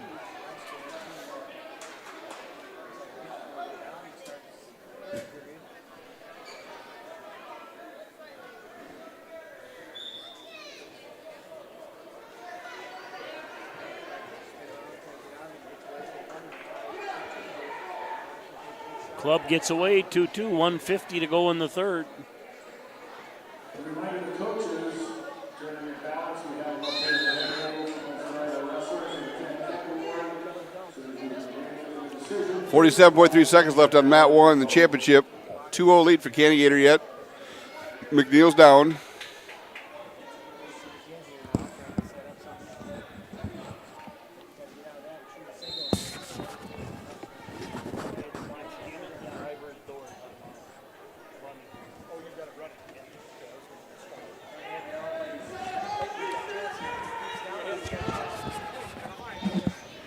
Two over in the Constellation Finals. Now it's 4-2. How did that happen? I wasn't paying attention. Got the bar, trying to turn him over at the bar. Nice counter there by Klub. So Canagator gets called for stalling again. So he gave up a point. Now it's 2-1, 14.8 seconds left in the second period. 9.9, 29 seconds left in mat 2. Klub trails 4-2.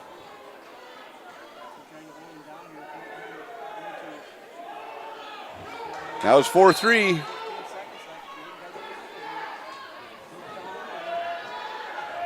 A foot sweep. Yeah.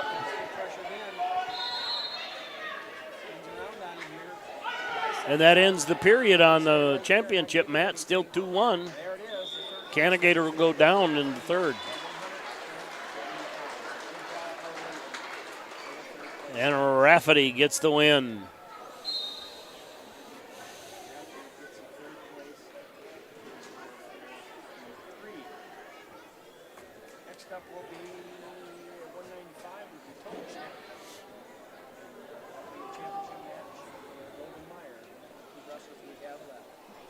Cannigator sits down there too long, things. He might get called. Yeah, but McNeil's got to do something on top. Yep, I mean, I understand. I understand, but I mean, why? Why does he have to do something on the bottom?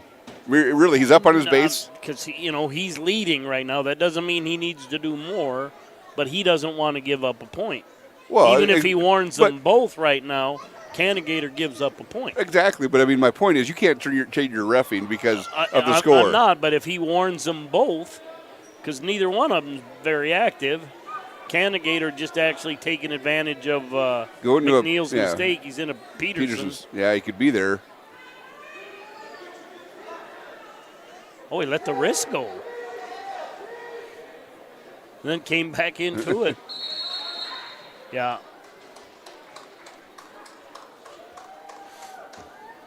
.7 seconds left, 4-1 lead for Cannigator.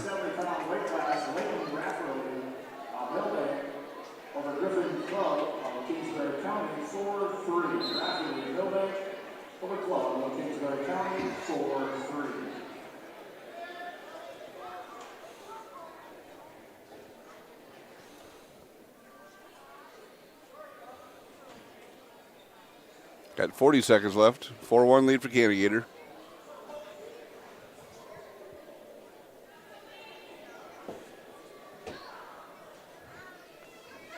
McNeil trying to set up a roll, but he not staying bunched up. Down to 22.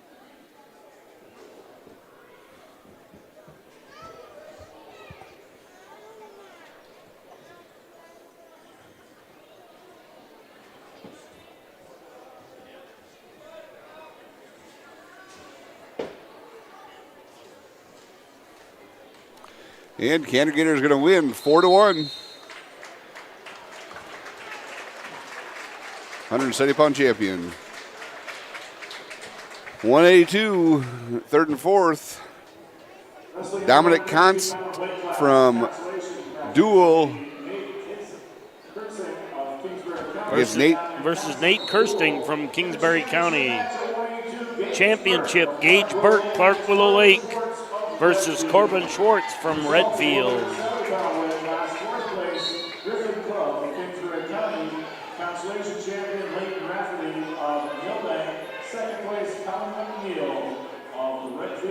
This year's Northeast Kansas champion, 170-pound weight class, Lucas Cannigator of Clark Willow Lake.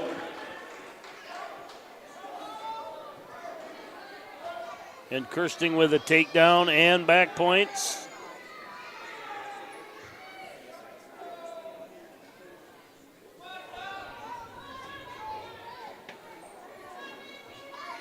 .15 seconds remains in the first on mat 2.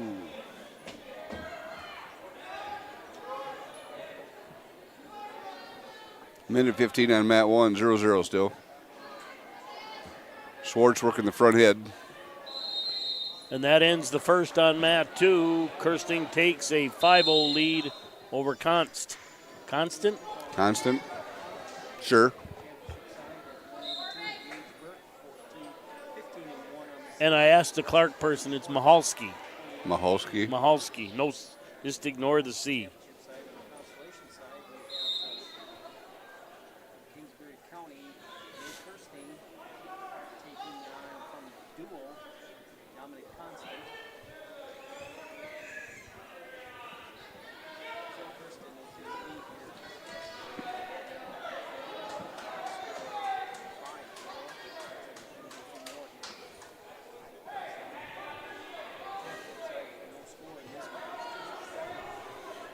.25 seconds over here on mat 1, 0-0. Then kind of a defensive battle here on mat 1. These two wrestled to a 4-3 match at the leg last time they wrestled. You know, and coming into this week for rankings, you had Burke was second, Schwartz was third. 0-0. And Constant gets 1 point for an illegal hold on mat 2. 7-1 now, 1:13 remaining in the second. Burke chooses down. His choice.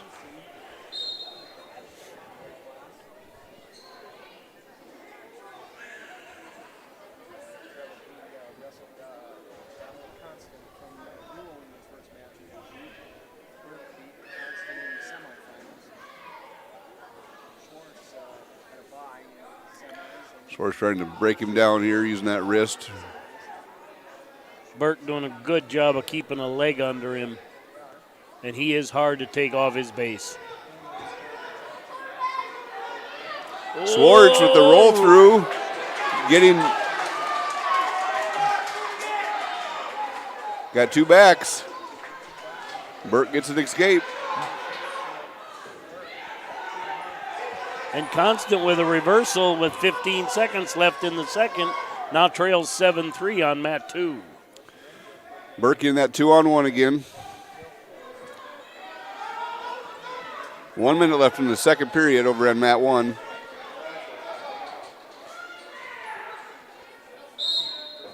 Mat 2, time runs out in the second, 8-3 Kirsting. Schwartz coming forward.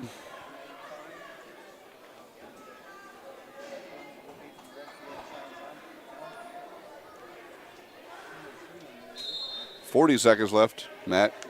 Period 2, mat 1. Start of the third period.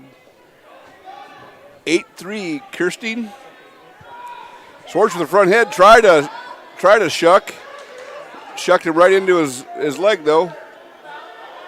20 seconds left.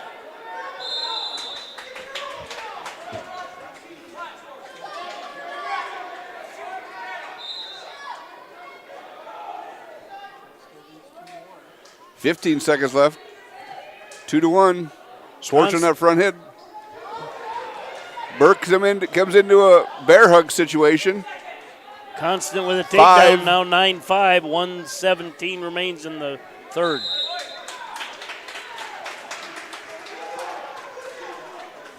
.10-5 as Constant lets him go.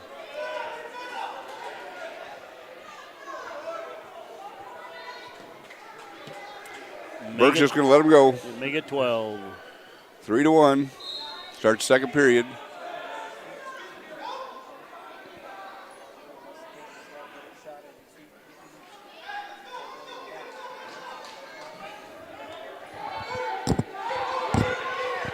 Burks takes a shot from a distance. Schwartz blocks it, gets into a front head situation.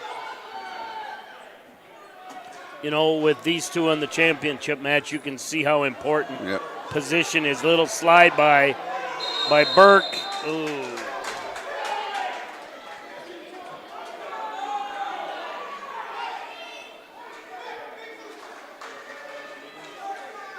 Yeah. So it's 3-2 now. Takedown for Burke, wins it. Technical violation for fleeing the mat. Yep.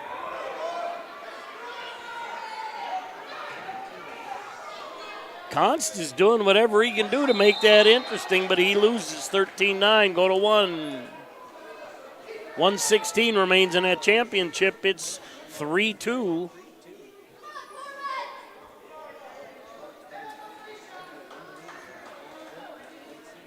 One minute left.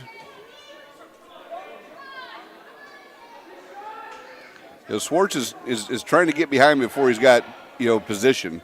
Yeah. He just Burke's got the length. You got to get him broke down a little bit more before you're gonna be able to get a spin around on him. So now Schwartz gets called for stalling. Gets in on a shot.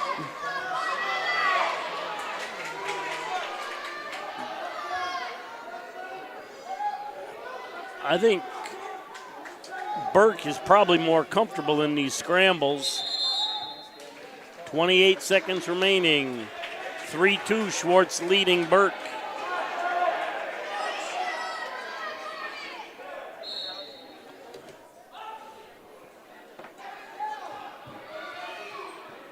Schwartz hold on to that front head still. Kind of underhook on the opposite side. Can't see on the other side. Now he's got the front head still. Burke not helping his case much. He needs to be a little more aggressive. Now 10 seconds. That was a good no call right there. Yep. And Schwartz stayed in. You know, he thought about going out, but he stayed in. Down to 4.3.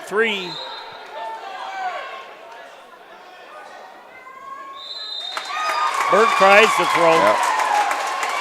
You know, a tactical match. It's one little thing. Yep. Well, but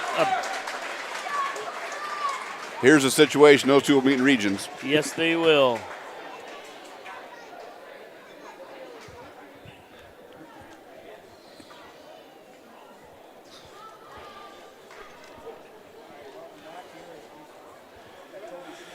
So, 3rd and 4th, we got Lane Kruger from Groton area against Stevens from Hamlin Castlewood. Championship. Toby Schnick versus Sean Domke.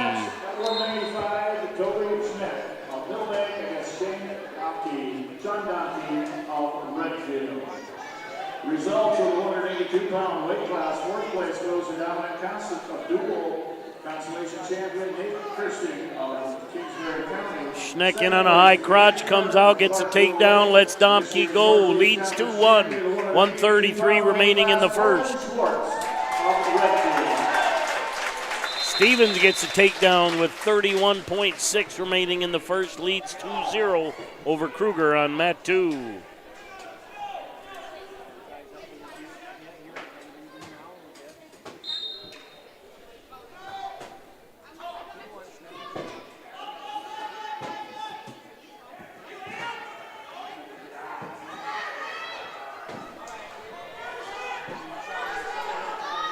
Nice takedown by Schneck.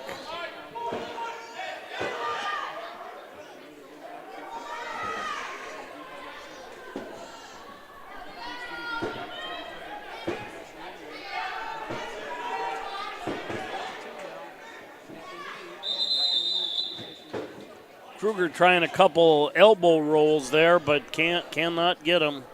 Toby Schneck comes in as a 6th rank in the Class A division. And Domke comes in 10th ranked in the Bs.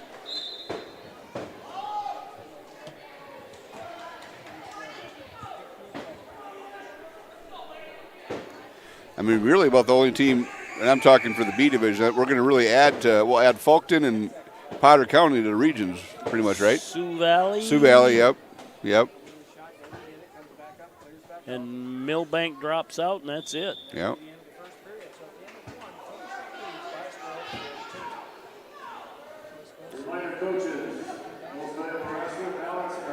Stevens with another takedown to go up 5-0.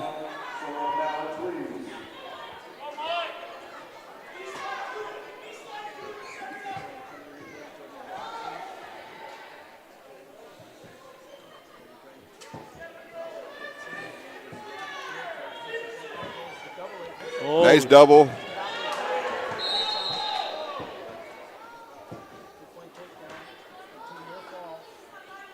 Two takedown, 2 near fall for Schneck. That was a nice power double onto his back.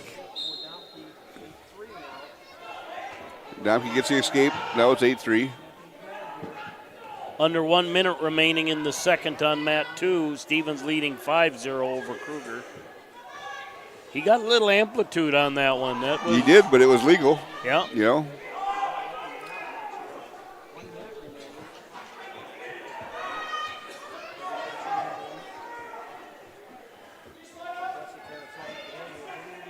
I'd like to thank everybody for joining us again today for the NEC tournament with Mike Wiley. This is Jason Ritchie. It was a pleasure and honor to come in here to do this tournament. Thanks for Redfield for allowing us to do it and giving us the internet access to get it done. 2 more for Schneck. Now leads 10-3 with 35 seconds remaining. We're down to 10 seconds remaining. Stevenson leading 5-0 in the second.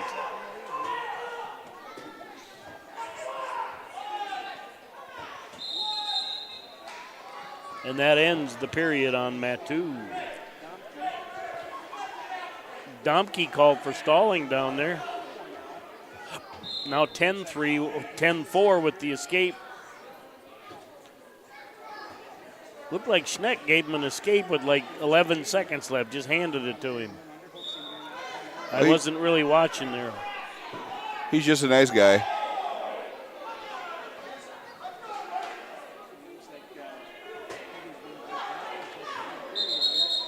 He's a horse, though. Holy moly. Schneck? Is he? Yeah. Oh, yeah.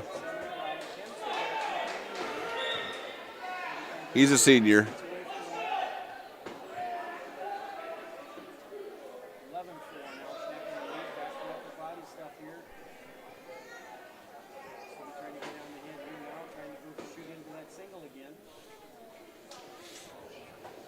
Got blood time over here on mat 2.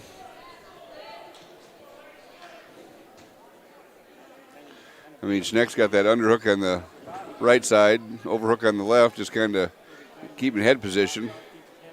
He's trying to avoid that headlock.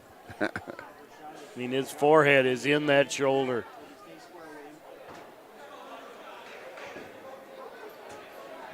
Domke tries a little overhook throw. I'm thinking Schneck just drops down. Yeah, I'm going to say the shot's there.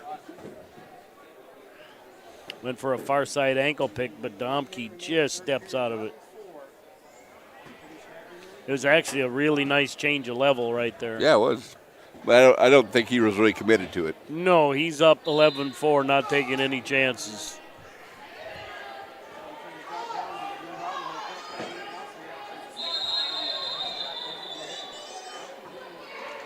Kruger and Stevenson go out of bounds on the floor. Stevenson just get digging for stalling. 129 left over there.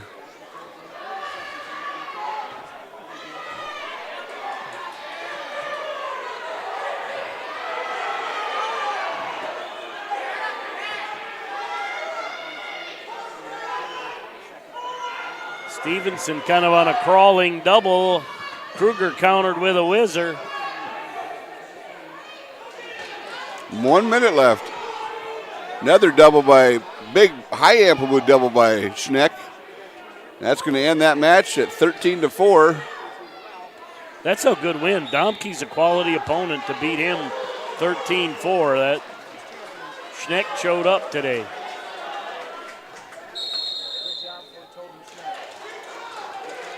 Stevens gets called for a second stall, 45.6 seconds left. That awards a point to Kruger. All you got to do is circle, Stevens.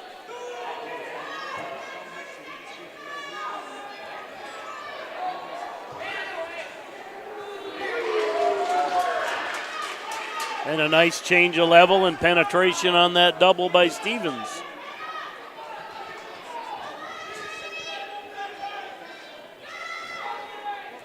"15 seconds remains in that one. Stevens leads 7-1.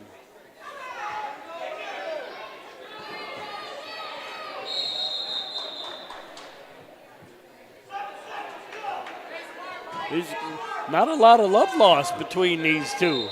Yeah, and really for Stevens being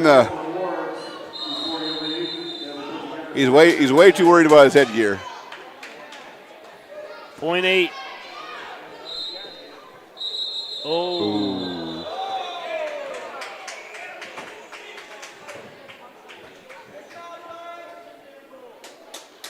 I think he called him for unsportsmanlike. He did. He maybe should have called them both. No, he should have.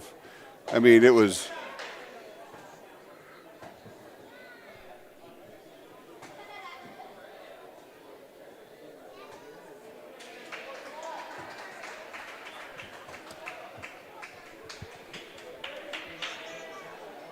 Next match is the 210-pound weight class. Consolation championship. That might be a team point there, Will. We'll see. Immaterial at this point. All right.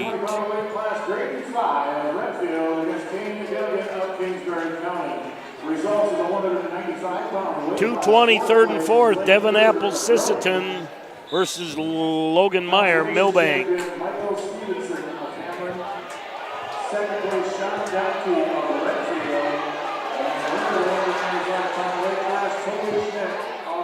The old 2-2. And he rolled. Yeah. 195-pound weight class. Hamlin, he got 1 2 point. On Unsportsmanlike conduct. That's gonna bump. Hamlin's they're gonna retain their spot in the team standings. They're okay. I know you were worried about that, Mike. Yeah.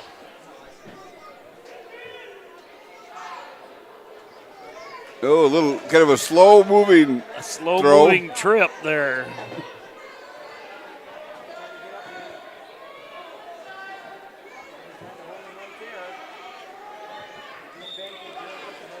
And that ends Meyer, the period, yep. Goes up 8-2, 0-0 over here in mat number 1. Phi, just a freshman. Just a freshman. Taking on Gilligan, a senior. You know how I keep his name straight now? Gilligan? No, Phi. Wow. No, do you know how I keep it? No. How? Phi, Fo-Fum. You're welcome for that mnemonic device. Well, what's that from? Jack and the Beanstalk, isn't it? Yeah. Myers with the headlock.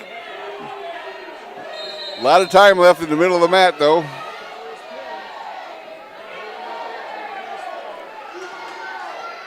Apple looks way to be the littler of the two in there.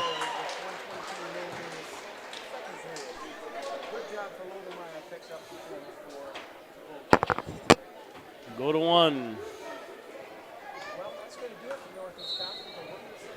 Okay, Kimosabi.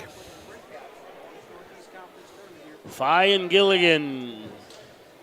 1:52 remains in the second. Somebody picked neutral. Gilligan. That's just a guess. Look on track, it'll tell you. I got a 50-50 chance, don't I? Yes, you do. Who's red? Gilligan. Yep.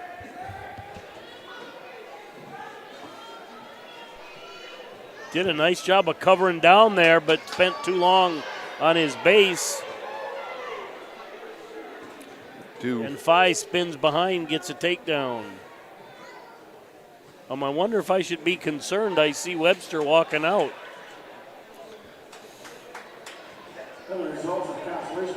Yeah, I don't know. It's your choice.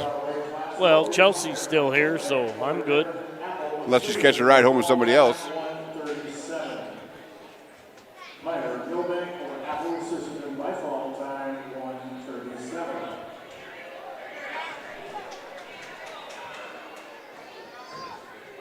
Phi with 2 more back points. Goes up 4-0.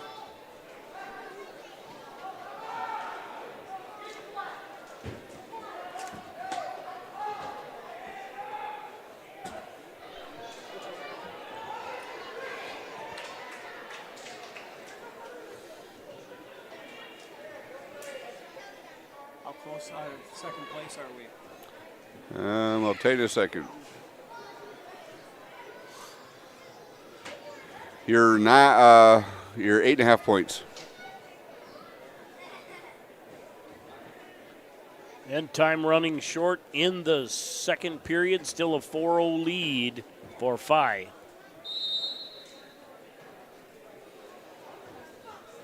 His choice, and he's going down. You're right. I mean, he's a freshman. He's a big boy. I wonder if his brother's the 45-pounder.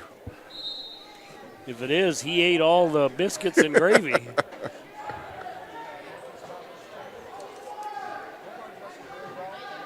He's just thick. Yeah, he is.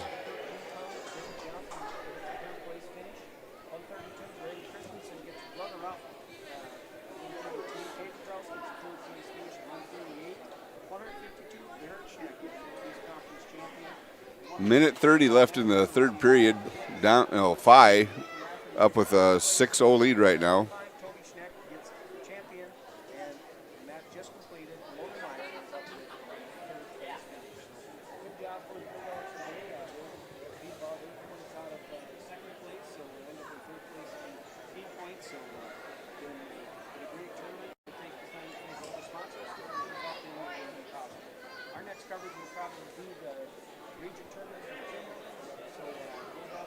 Down to 1 minute remaining in the third. Still a 6-0 lead for Phi, and Phi called for stalling. Not getting out to the side, probably.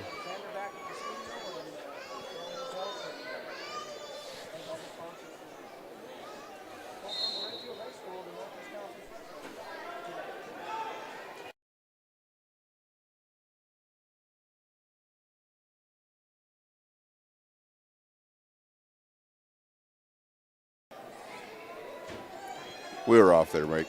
Okay. Oh, Phi's kind of ran the butcher around there. Turns Gilligan to his back. And gets the fall.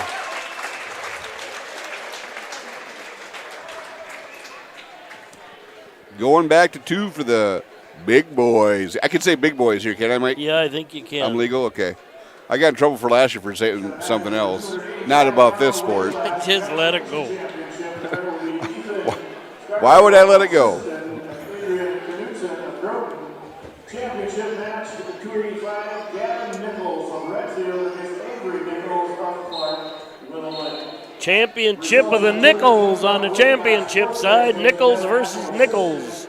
You think they're related? I don't know. One of them must be Dave Nichols related. Bear hug. Oh, he got it turned. Not yet. Not yet. Not yet. Now he does. Oh, Nelly.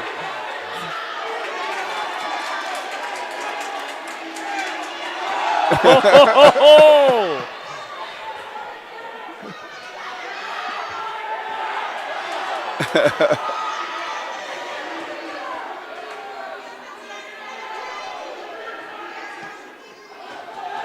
There weren't a lot of people watching that, too, during that little scramble. No. And, for 2 big boys, that's pretty athletic. 1 minute left. Avery trying to fight off his back.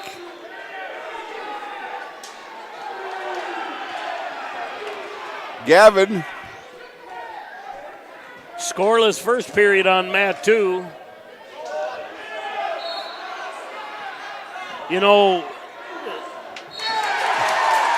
Nichols fought that a long time at heavyweight. Which one?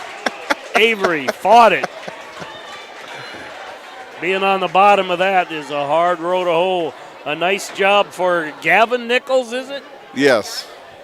Yep. So once again, thank everybody for joining us. We'll keep it here. Mike's pleasure. We're not done yet either. Well, I know that, but you might as well get ready to go. I'll tear down. Well, I'm going to try and grab what I can. Grab what? This?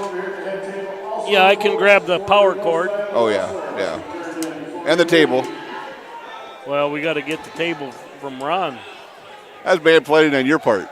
Yeah. That's what that was. I'm waiting for my rental payment. I rent tables, Ron. Wiley,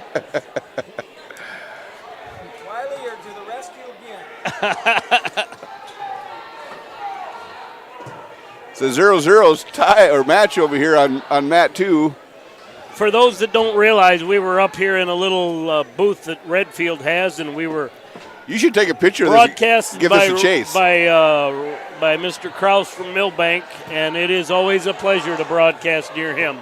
Did you hear what I said? I'm going to.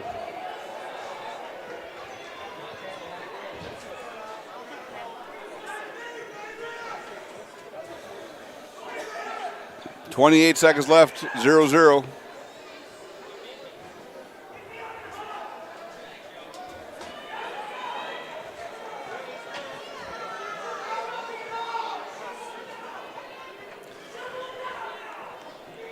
Be interesting to know who chose what there. So Knutson chose neutral.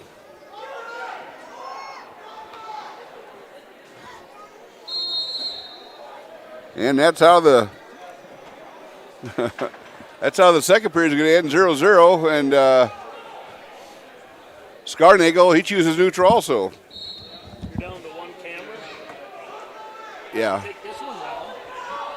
Yeah. Again, coaches, turning your ballots for most valuable wrestler. We can make a decision. Please come over and take care of that. We have awards coming up. 1:40 left, still 0-0.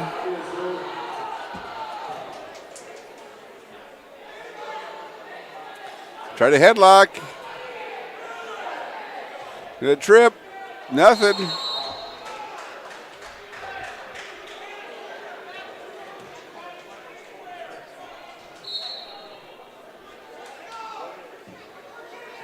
$125 left. Still 0-0.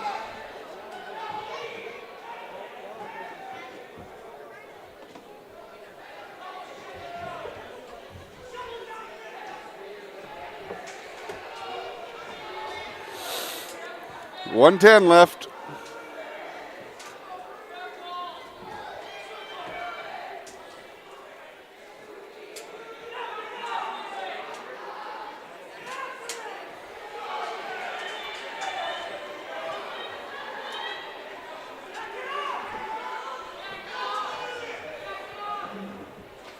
Scarnagel tries a single, gets it. They go to the mat, he's got it.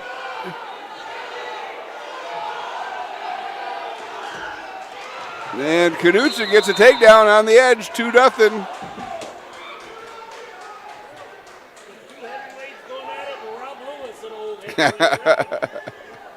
Yeah, Mike's right.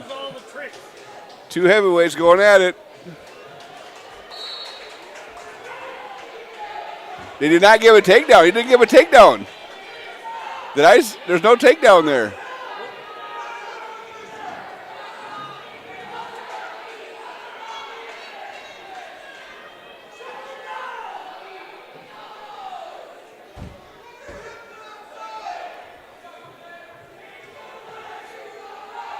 I think we're going overtime for heavyweight.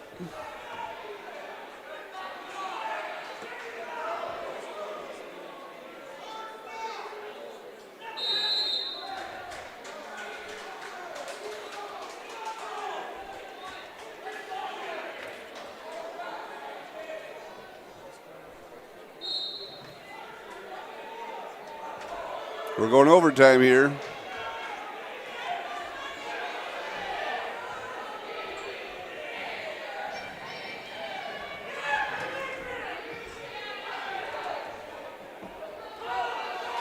Ooh! 2 bulls just hit heads. Nothing yet. There's 2. And that's how that match, nice hard-fought battle between these 2 young men. They'll see each other at Regions, though. So for Mike Wiley, this is Jason Ritchie saying thanks for joining us at the Northeast Conference Tournament here in Redfield, South Dakota. We'll see you down the road on more Bearcats TV, so have a good night. God bless.